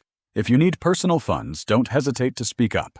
I won't let anyone worry about money." Upon hearing that Dojun would provide for them, the two security guards were deeply moved, their tears falling in silence. After that, Dojun closed his eyes and leaned against the window of the luxury car to rest. He thought he had gained quite a lot today. He discovered a girl who needed to be cautious, and there was also the appearance of replacement operatives. The next morning at Oh Se-yeon's high-rise building, the TV was broadcasting news about another suspicion being raised regarding Fantasy's intention to acquire Ajin Group. It was revealed that Fantasy's capital came from Japan, and it couldn't be ruled out that Ajin Motors would become a bridge for Japanese automakers to enter Korea. Oh Se-yeon was watching the news on TV and was furious to the point of losing his mind. He told Dojun that at the very least, they should hold a press conference to refute this, as this was a matter of public opinion. If it touched on anti-Japanese ideology, there would be no way to escape it. Dojun replied that the news had a basis, and that they weren't writing a novel here. "Oh!" Se-yeon then said that Power Bank was a listed company, and also a notable company in Japan, so it wouldn't be hard to find out the truth that they had invested in it. Dojun asked if taking a firm stance again would mean anything but. Oh Se-yeon replied that the results would only come next year, and if that were the case, his acquisition of Ajin Motors would end. If subsequent reports continued to pile up, they would have to step forward and send a message to the chairman. The executives and labor union of Ajin Group would also use it as a backdrop. Oh Se-yeon asked in astonishment if that was the last time. But Dojun said he probably wouldn't be able to wait, and would just have to open it up at the end. Hearing this, Oh Se-yeon became serious and broke out in a cold sweat. He thought to himself that the conglomerate was truly terrifying. He had never imagined that news would be publicly broadcast as if written by conglomerates without verifying the facts. Daehyu is very skilled in these kinds of tactics, isn't it? At the press conference, reporters scrambled to take photos of Oh Se-yeon as he clarified that the rumors about Japanese capital were completely untrue. Fantasy had invested in Japan, but it was a short-term investment, and after increasing profits, they had withdrawn. On the contrary, they had earned Japanese yen, he said solemnly. A reporter asked, "But isn't the yen earned still U.S. capital?" Oh Se-yeon replied, that was why they were pouring that yen into reviving Ajin Motors right now. But the reporter continued, "It's hard to understand why a profit-driven investment company would acquire an auto company that would take a significant amount of time to recover its investment and generate profits, as investments aren't exclusively short-term. A company that went bankrupt due to poor management risks, not being able to recover even a penny of investment. Is it because you're willing to take this risk as a representative of the Japanese auto industry?" Oh Se-yeon was furious, thinking the reporter was the one making the statement. He yelled into the mic, "Who was the first to start talking about the Japanese auto industry anyway? Where did you get that information?" At this point, all the reporters clamored. "So you're saying it's completely unrelated? Can you confirm that again?" Dojun stood outside, observing, thinking that he really wasn't used to this. Why treat the reporters so emotionally? Suddenly, a representative spoke up, saying he knew the movements of the Japanese auto industry well. Since Ajin Motors had technical collaborations with Japanese companies, he firmly stated that Japan had nothing to do with this acquisition. The reporters were still noisy, so he asked for permission to pose a question to Chairman Song. Seeing their appearance together in this position, could it be said that the government supported Pantasy's acquisition of Ajin Group? Chairman Song calmly replied that it was indeed the case. Not only him, but all the staff of Ajin Group supported it. The entire labor union of Ajin Group promised to freeze wages and resolve disputes until a surplus was achieved in the event of Pantasy's takeover. He declared that it was the union's resolution. This time, the reporters stopped taking photos and began murmuring among themselves. Chairman Song continued saying that Pantasy's executive Oh Se-yeon had promised two things: a clear separation between ownership and management, and that he would do his utmost to normalize Ajin Motors without a single layoff. He also gave a clear answer that they wouldn't hesitate to invest more if necessary. Oh Se-yeon was no longer angry and just sat quietly listening to Chairman Song. Then Chairman Song added that he would say two more things here. Businesses aren't just profit-driven conglomerates. They are workplaces that sustain people's lives. Daewoo Group would lay off more than half of Ajin's employees. Chairman Song affirmed in the name of restructuring. Dojun stood outside listening wide-eyed as this was a message that was absolutely necessary. Chairman Song went on to say that if Daewoo acquired Ajin Motors, they would control nearly 70% of the domestic auto market. If a profit-driven monopoly dominated, citizens would lose choice. At this point, the reporters began to bandwagon, saying among themselves that they shouldn't blur the essence of aligning with Japanese elements. Ajin Group had invested a lot of public money. Chairman Song continued stating that the rebirth as a national enterprise with a clear separation between management and ownership, and only nurturing the scale of large conglomerates with public funds, is a practice that warrants scrutiny.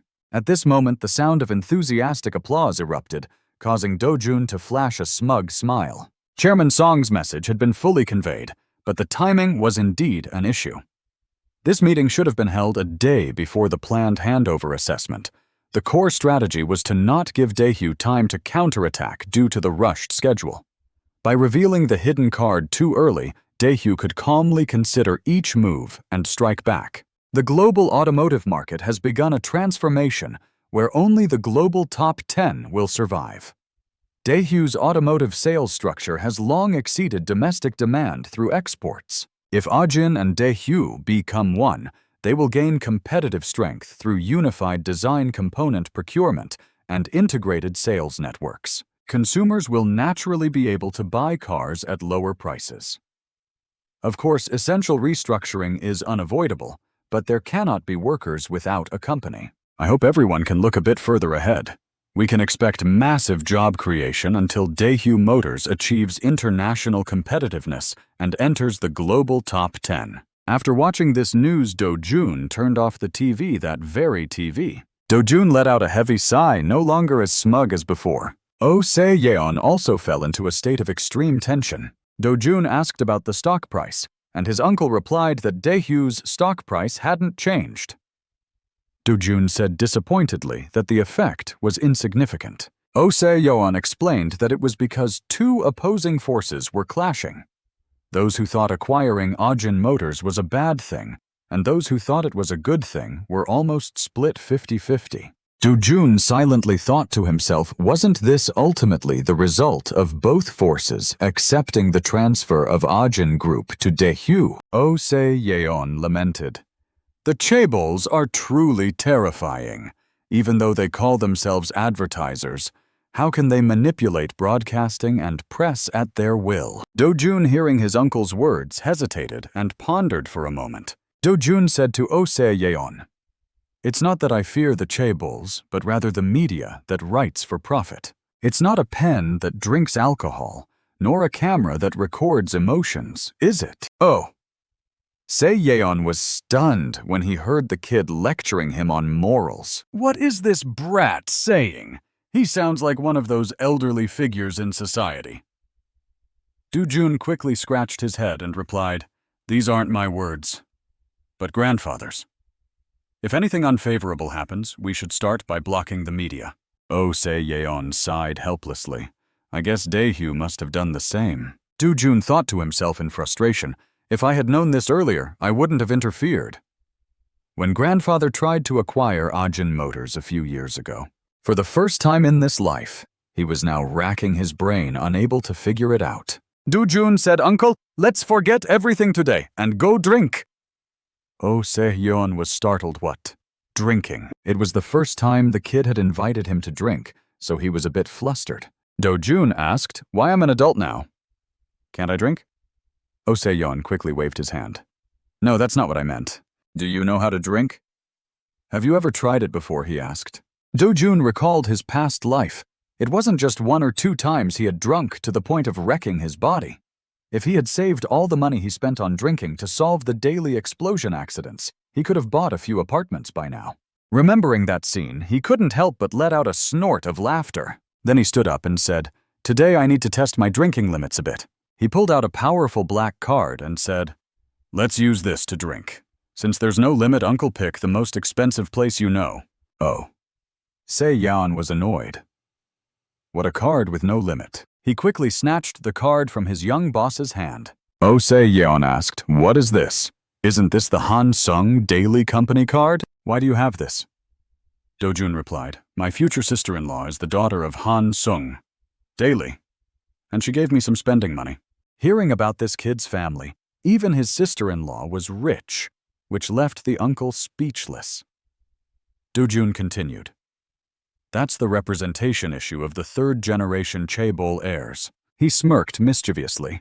If I'm determined to spend, I have to show my sister-in-law just how much I can splurge. Suddenly hearing the kid talk about spending money like water made the uncle feel a bit poor. After digesting it, he let out a chuckle. Then he said, this is getting weird. I'll take you to an amazing place, master. I'll take you to an amazing place, master. That night at an opulent and extravagant bar, with many delicious and enticing dishes on the table, Oh Se-yeon was sipping on a glass of fine wine by himself. He was drinking while pondering something. I think I've figured out the hidden card. I don't know what it is, but seeing soju mixed with beer made me think of it. Does this talented kid get ideas from such ordinary things? Later that night at Chairman Sununyang's mansion, Dojun bowed his head. I'm sorry for arriving so late, sir. The chairman replied, it's fine. I wasn't asleep yet. But did you drink? Dojun answered, yes, but I didn't drink much. The chairman asked, how do you feel after losing the battle? But Dojun calmly said, I don't think I've completely lost. It's not over until it's over, as they say. The chairman frowned. Where did you get such nonsense? Stop this foolishness. You can't cling to regret over things that have ended. It's wiser to analyze the failure and prepare for the next time. Some even say a man must know when to retreat. Dojun sat down and replied, if Ajin Motors merges into Daehyu, Sununyang Motors will also be heavily affected. Are you okay with that? The chairman looked annoyed. That's my business. If necessary, I'll just withdraw. Now Dojun realized withdraw. Has he already considered the worst-case scenario? There's no reason for that. It's a business field so intertwined that those who can't endure being number 1 in the industry will aim for 2nd place. The chairman then continued. More importantly, have you thought about what your mistake was? Have you thought about what your mistake was? Dojun replied sadly. I know that large corporations have significant influence, but I couldn't understand it. It was just a vague assumption. The chairman added, that's true. You only know how strong your opponent's punch is when you're hit. Dojun bowed his head. I was in a hurry to return, so I missed the right timing. The chairman, still annoyed, asked, and what else? Dojun gritted his teeth and replied, I didn't know about Daehyu's meticulousness and attention to detail.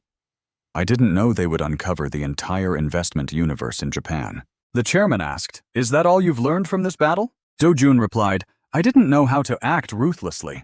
I couldn't imagine that I wouldn't hesitate to lie passing off Japanese investment funds as domestic capital. The chairman then asked, can you do everything you've just said? But Dojun was still frustrated. Isn't that what we'll have to do in the end? Be more meticulous, more ruthless, and lie shamelessly without hesitation. That's what it takes to be a big corporation, right, sir? The chairman replied, Dojun, that determination and that heart of yours, you must never forget them. Dojun finally understood everything he was saying and responded yes. The chairman, now at ease, broke into a smile. Come on, tell me why you're here at this hour. You didn't just come here to drink, did you? Dojun quickly replied. As I said, it's not over yet. The chairman, puzzled, asked, what else are you holding on to? Dojun said, you're holding my final trump card. I want to take it back. The chairman, surprised, asked again, what am I holding? Dojun looked at him and asked, when will Sununyang Motors withdraw? It's making the chairman panic. The chairman froze as if sprayed with glue. Dojun continued, it's not honey or water to sober you up. Mixing honey and water creates a different effect. The merger announcement between Ajin and Sununyang Motors will turn the tide. Do you remember what you told me before about the merger ratio? I want to accelerate it. Every time the chairman heard Dojun speak, his eyes narrowed in discomfort. Suddenly, he called out seriously, Dojun? The chairman continued.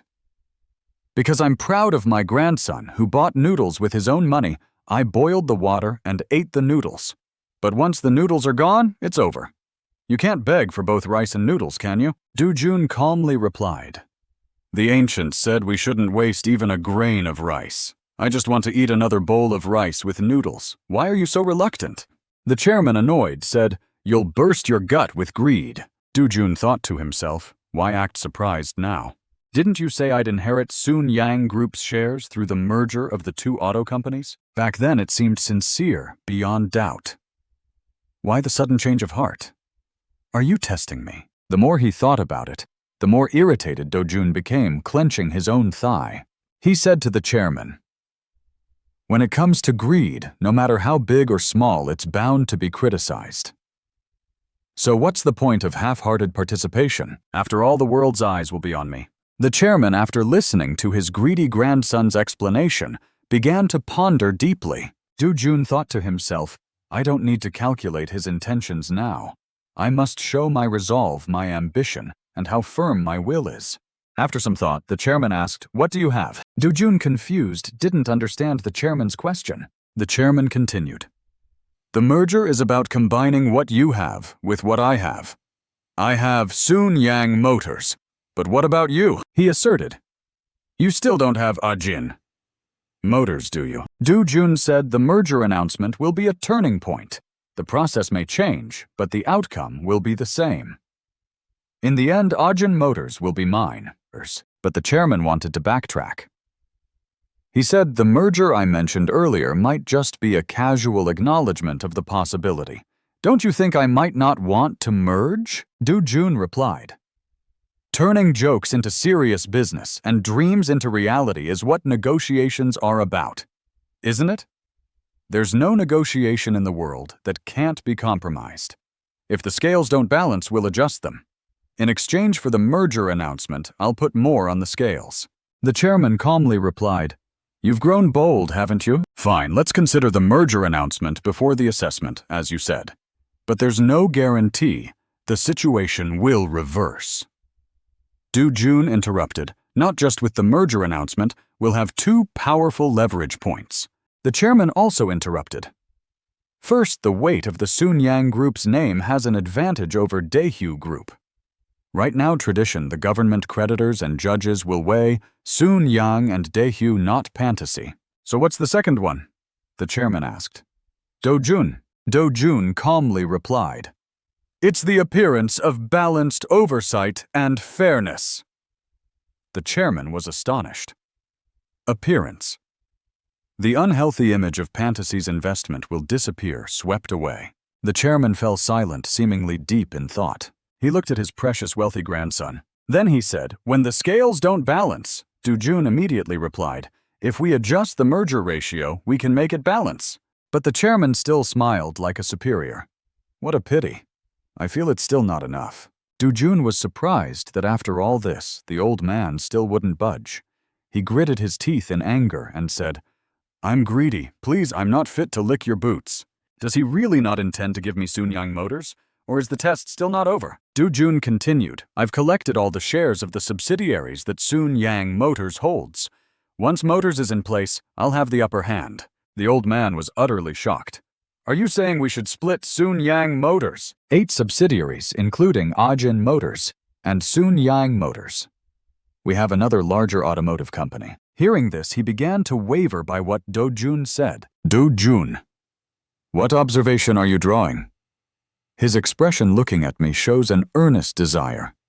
We must find out what it is for this negotiation to conclude successfully. Dojun silently thought of some unimaginable reason and furrowed his brow. Dojun continued announcing beforehand that Sununyang Motors will completely spin off and merge with Ajin Motors. Isn't that a bit hasty? If so, Sununyang Motors' stock price will plummet just from announcing the spin-off. The chairman was extremely surprised, never expecting this kid to even consider such an idea. Dojun continued, when the stock price hits rock bottom, I'll focus on buying under a different name. The chairman eagerly anticipated the next outcome. Dojun calmly said, after taking over and consolidating with Ajin Group for various reasons, the spin-off of subsidiaries will be treated as if it never happened, further solidifying Sununyang Group's dominance. We can fully consolidate Sununyang Group and Ajin Group. The chairman started breaking out in cold sweat.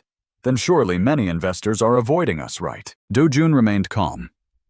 A large steamroller is moving. There are ants on its wheels. We can't avoid them one by one. The chairman asked, for example, the portion of Sununyang Motors you bought. Will you also become one of Sununyang's major shareholders? Dojun smiled and replied, isn't that an easy gift? If the stock price rises, we'll make money and won't need to pay taxes. The chairman, upon hearing this, smiled with great satisfaction. This kid is truly bold, still young, but already a schemer. Dojun was startled, because he didn't know what the chairman meant by that. After a moment of thought, he calmed down and smiled. It's already a success. The next day, the chairman told his subordinates, I intend to acquire Ajin Group. The two subordinates were extremely surprised, unable to believe their ears. Both thought the chairman with his old man's eyes has gone mad. The secretary thought to himself, I knew something important was happening. But when he called in the middle of the night like this, I didn't expect it to be this. He immediately said, Chairman Ajin is already leaning towards Daehyu. Now there's no time to prepare. Above all, we don't have the funds. Another chimed in. Moreover, jumping in when the battle is nearly over is a bit. At this moment, the chairman calmly said, we'll just plant our flag.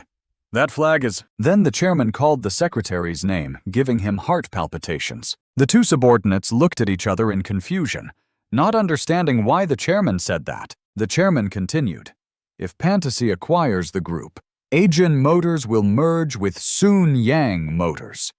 This is what you need to do. In our group only. Sununyang Motors will be taken out to combine with Ajin Motors.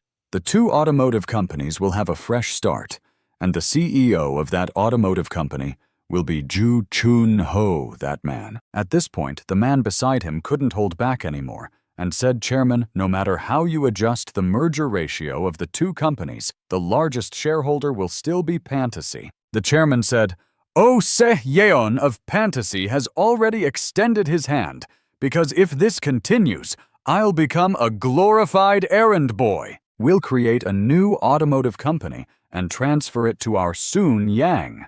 I mean, we must package it beautifully. At this point, the secretary asked, what about Fantasy? The chairman replied, after all, they're just moneyed dilettantes, so they've decided to take care of the premium packaging. We'll investigate Chairman Song's position separately, so don't worry about that. So Ju Chun-ho, prepare to go, the chairman ordered. The next day, a beautiful day at Oh Se-yeon's building. Oh Se-yeon was asking in the end, isn't it him? I thought he would leave. Sununyang Motors to you. Dojun replied, no, it's still uncertain. He's not that easygoing. But Oh Se-yeon said, why exclude Motors and get involved with Ajin Group? Then it's yours. He also knows Fantasy is yours. Dojun said there's still the merger ratio. If at that time you don't concede, the owner will change. Oh, Se-yeon asked in disbelief. What are you saying again? What do you mean by accepting the merger? Dojun replied. Uncle, that grandfather, he's not someone who would conveniently steal from me and you, and then pass it on to me. But after taking everything, he'll redistribute a little. Oh Se-yeon, hearing about the chairman's cruelty, didn't know what to say. Meanwhile, Dojun thought, Oh Se-yeon will never know the true face of grandfather, who is Chairman Jin. His ambition takes priority over blood. If he didn't have such ambition, he wouldn't have been able to establish Sununyang Group. Oh Se-yeon asked further, has the merger ratio been finalized? Dojun replied, not yet. We still need to discuss it after acquiring Ajin. Then he stood up and said, I'll handle that issue myself, so don't worry. After saying this, Dojun also walked towards the high window and looked down. He began calculating a new plan to counter his grandfather. At the time when the acquisition target was selected and the merger procedures were underway, it was also when a harsh winter arrived, a historic winter never seen before. When the time comes that both Sununyang Daehyu and the government are at their wits' end, he will have no choice but to accept my proposal. At that moment, I will hand him a glass of wine. He will have to accept it with gratitude, won't he? Jun silently calculated. The next day at the press conference, Sununyang Motors will become a completely independent company, fully separated, and we will merge with Ajin Motors to solidify our role as a dedicated automobile manufacturer. The reporters frantically took photos and recorded every word of the speaker. The chairman's subordinates were still sitting and listening as Oh Se-yeon spoke. So I want to tell you all that our fantasy is not just speculative capital. He continued, we will pour all our efforts into elevating the Korean automobile industry to new heights. At this moment, chaos erupted below. I have a question. What is the relationship between Fantasy and Sununyang director, Ju Chun-ho? What will happen to Sununyang in the future? A scene of utter chaos and commotion was unfolding, and now another remote control met its demise. Chairman Daehyu was furious at this goddamn situation. He shouted at his subordinates, does no one know about this? Didn't we have people monitoring Song Hyun-Woo and Oh Se-yeon? A subordinate stood up and reported, as of last night, they showed no unusual activity, sir. The chairman exploded. Are you blind? Just because you don't see anything doesn't mean nothing's happening. How many phone calls did it take for the three of them to meet and reach such an agreement? Even if they met, it must have been at least 10 times. What the hell are you all doing anyway? He spoke angrily, his blood boiling with rage. Then he continued. We were unaware of these surprise attacks until now. Now each of you tell me how we're going to salvage this situation. After he said that the group could only exchange silent glances, too afraid to speak, then the chairman scolded them again. Not only are you blind, but now you're also mute. Why aren't you saying anything? The subordinates began to look at each other, helplessly, not daring to utter a word. Then the chairman ordered, from now on, I'm giving everyone 2 hours to come up with all possible plans to reverse this situation. Mobilize all our in-laws and begin full-scale lobbying. He roared like a wounded beast. Even if it's a bank clerk, don't hold back. Apply more pressure. That morning at the chairman's estate, the chairman's nephew hurriedly entered, slamming the door and shouting loudly, Father! Then he yelled, This can't go on! The chairman calmly said, First sit down and have a cup of tea with me. First sit down and have a cup of tea with me. But uncle, why did you abandon Mosters? What exactly are you regretting? The chairman remained seated. Since there's nothing to regret, I've discarded everything I was holding on to, throwing it all away to the other side, wiping it clean. The nephew grew even angrier. Father, how could you not say a word to me? This is a major issue in the company's branch restructuring. But I had to find out from the news. How could that be? He shouted, Is this all you're capable of? Is your vice chairman title just empty letters? How shameful. The chairman looked at his son, who was seething with anger. The nephew continued. Until now, Director Ju Chun-ho has brought you all the ratified approvals. Someone like him directly announced the merger of Sununyang Motors. Think about how much he laughed after getting your approval. He grew more heated. Aren't you just treating me like a figurehead? Then the chairman pressed on. Are you done yet? The nephew was suddenly confused by his father's question, not understanding what was happening. The chairman continued, If you've vented your anger, then let's move on to the next part. But the nephew still didn't understand. The chairman asked, What's the matter? Is your only purpose to vent your anger? Hearing this, the nephew frowned even more and shouted, Father! Seeing his son's disrespect, the chairman slammed his hand on the table. It must have hurt a lot. The chairman also shouted at his son, Enough, stop this childish tantrum. At this point, the son realized he had gone too far and stood frozen, not daring to make a sound. Now the chairman spoke sternly. What, ashamed of the title of vice chairman? And what else? Just a puppet. If you're ashamed of the title of vice chairman of the Sununyang group, then quit. My uncle quickly called my father, and my father hopes the chairman will calm down. But the chairman kept cursing. The title you're ashamed of, the entire Korean people would fight like demons to claim it. Pick it up, you brat! The chairman pointed at his son and scolded. Everything you've done, you were born as my eldest son. It's a title you're lucky to have, and you don't even know its worth. At this point, the son hurriedly explained. That's not what I meant, sir. But the chairman, still furious, snapped. Not what? You're over 40 and have the title of vice chairman. But if you weren't my son... The uncle could only stand silently listening to the scolding that had been going on for a while. The chairman continued. Do you think you could even touch a director's position? The uncle stood there dumbfounded as if struck by lightning. He looked embarrassed, having been hit right where it hurt by his father's words. After that, the father and son stared at each other for a while longer. The next day at the group, the director was telling his subordinates, keep an eye on Dojun. He's acting as the messenger between Oh Se-yeon and our chairman. Even the recent merger plans, that kid knew about them from the start. The two subordinates listened to the instructions but didn't fully understand. One of them quickly asked, so will the heir position go to Jin Dojun? The director shot him a sharp glance. He thought to himself, it's not certain, but the chairman has always favored that kid since he was young. Yet he didn't stop him from going to law school. With his grades, he could easily top his class at University S. If we need a lawyer or prosecutor, we can just hire one. But I heard that kid didn't even bother to study properly. What my father wants is a flower to show off to boast about how smart and talented his grandson is. He only expects that much from Dojun to polish the family's reputation. If he intended to bring him into the group, he would have sent him to the business school already. Hearing this, the subordinate asked, but why did he assign Jin Dojun to Oh Se-yeon of Fantasy? She's just a figurehead. The director smiled and replied, because he's useful. Or maybe he's discovered the kid's talent. A talent for financial maneuvering. What's called money. He might even take over the group's finances from life insurance funds to credit cards.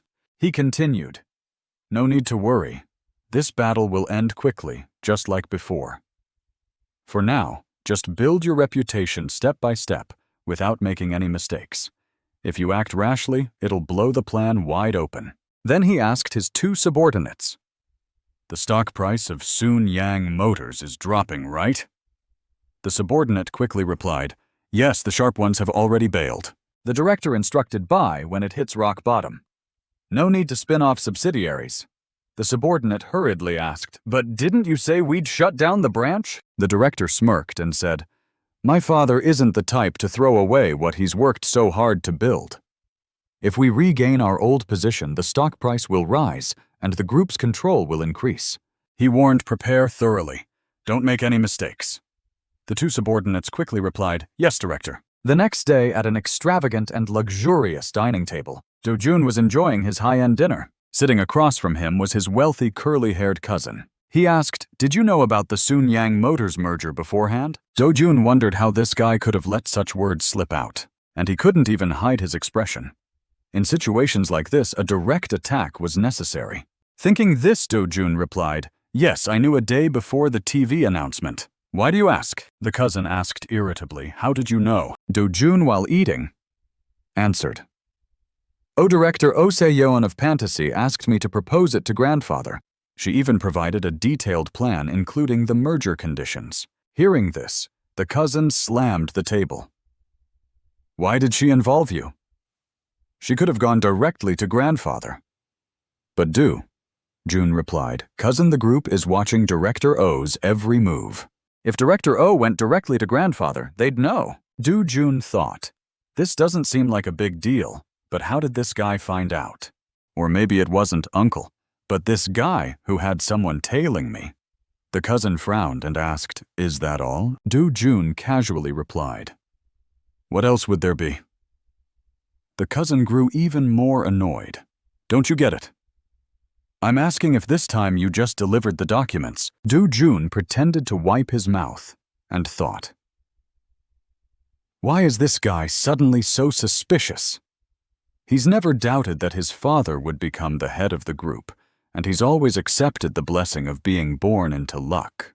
Could it be that the daughter of Han Sung daily has been influencing him? I don't know everything about his youth, but Jin Young-jun has never married into a traditional family. His ex-wife was the daughter of the director of Sununyang company, very obedient. Seeing his younger cousin thinking for too long, the cousin shouted, "Aren't you going to explain clearly?" Dojun pretended to be startled. "You scared me. Why are you shouting like that?" At this moment, his cousin reluctantly sat down. Seeing that he had finally taken a seat, Dojun let out a sigh of relief. Then he said, "Actually, there's a secret contract with grandfather and director. Oh, but I can't disclose it. It's the truth. I have no other choice. Before the official announcement, I can't tell anyone." Hearing this, his cousin grew furious. "Anyone, am I an outsider? Am I a stranger to you?" Dojun looked at him with amusement, thinking, should I make him even more annoyed? With that thought, he replied, "You're right, I am an outsider." "Cousin Young-jun, you don't actually have any authority now, do you?" "Don't you know that?" His cousin, enraged, shouted in Dojun's face. "What can I do? The contract with grandfather and director Oh Se-yeon can't be revealed to anyone, not even uncle or manager Lee Hak-jae. Only those two know about it. Do you think you have more authority than them?" His cousin, already furious, grew even more agitated upon hearing this. He asked, "Don't you remember what I once told you?" Dojun shot back, "You mean you want me to become your right-hand man, right?" "Exactly. And that's not just empty talk. Next year, I'll move the family business. If you graduate from university, you'll become the chief operating officer, the general manager of business," he continued. "At that time, I'll give you a seat beside me." "But Jun replied. "Cousin Young-jun, I'm not a kid anymore. I'm not a fool who believes in flimsy future promises." Hearing his younger cousin dare to be so insolent today, he couldn't believe his ears. He sat still wide-eyed, staring at his cousin. Dojun continued, "This merger confirmation is happening without even Uncle's knowledge, even though he's the vice chairman of the group." His cousin, furious, shouted, "What nonsense are you spouting now?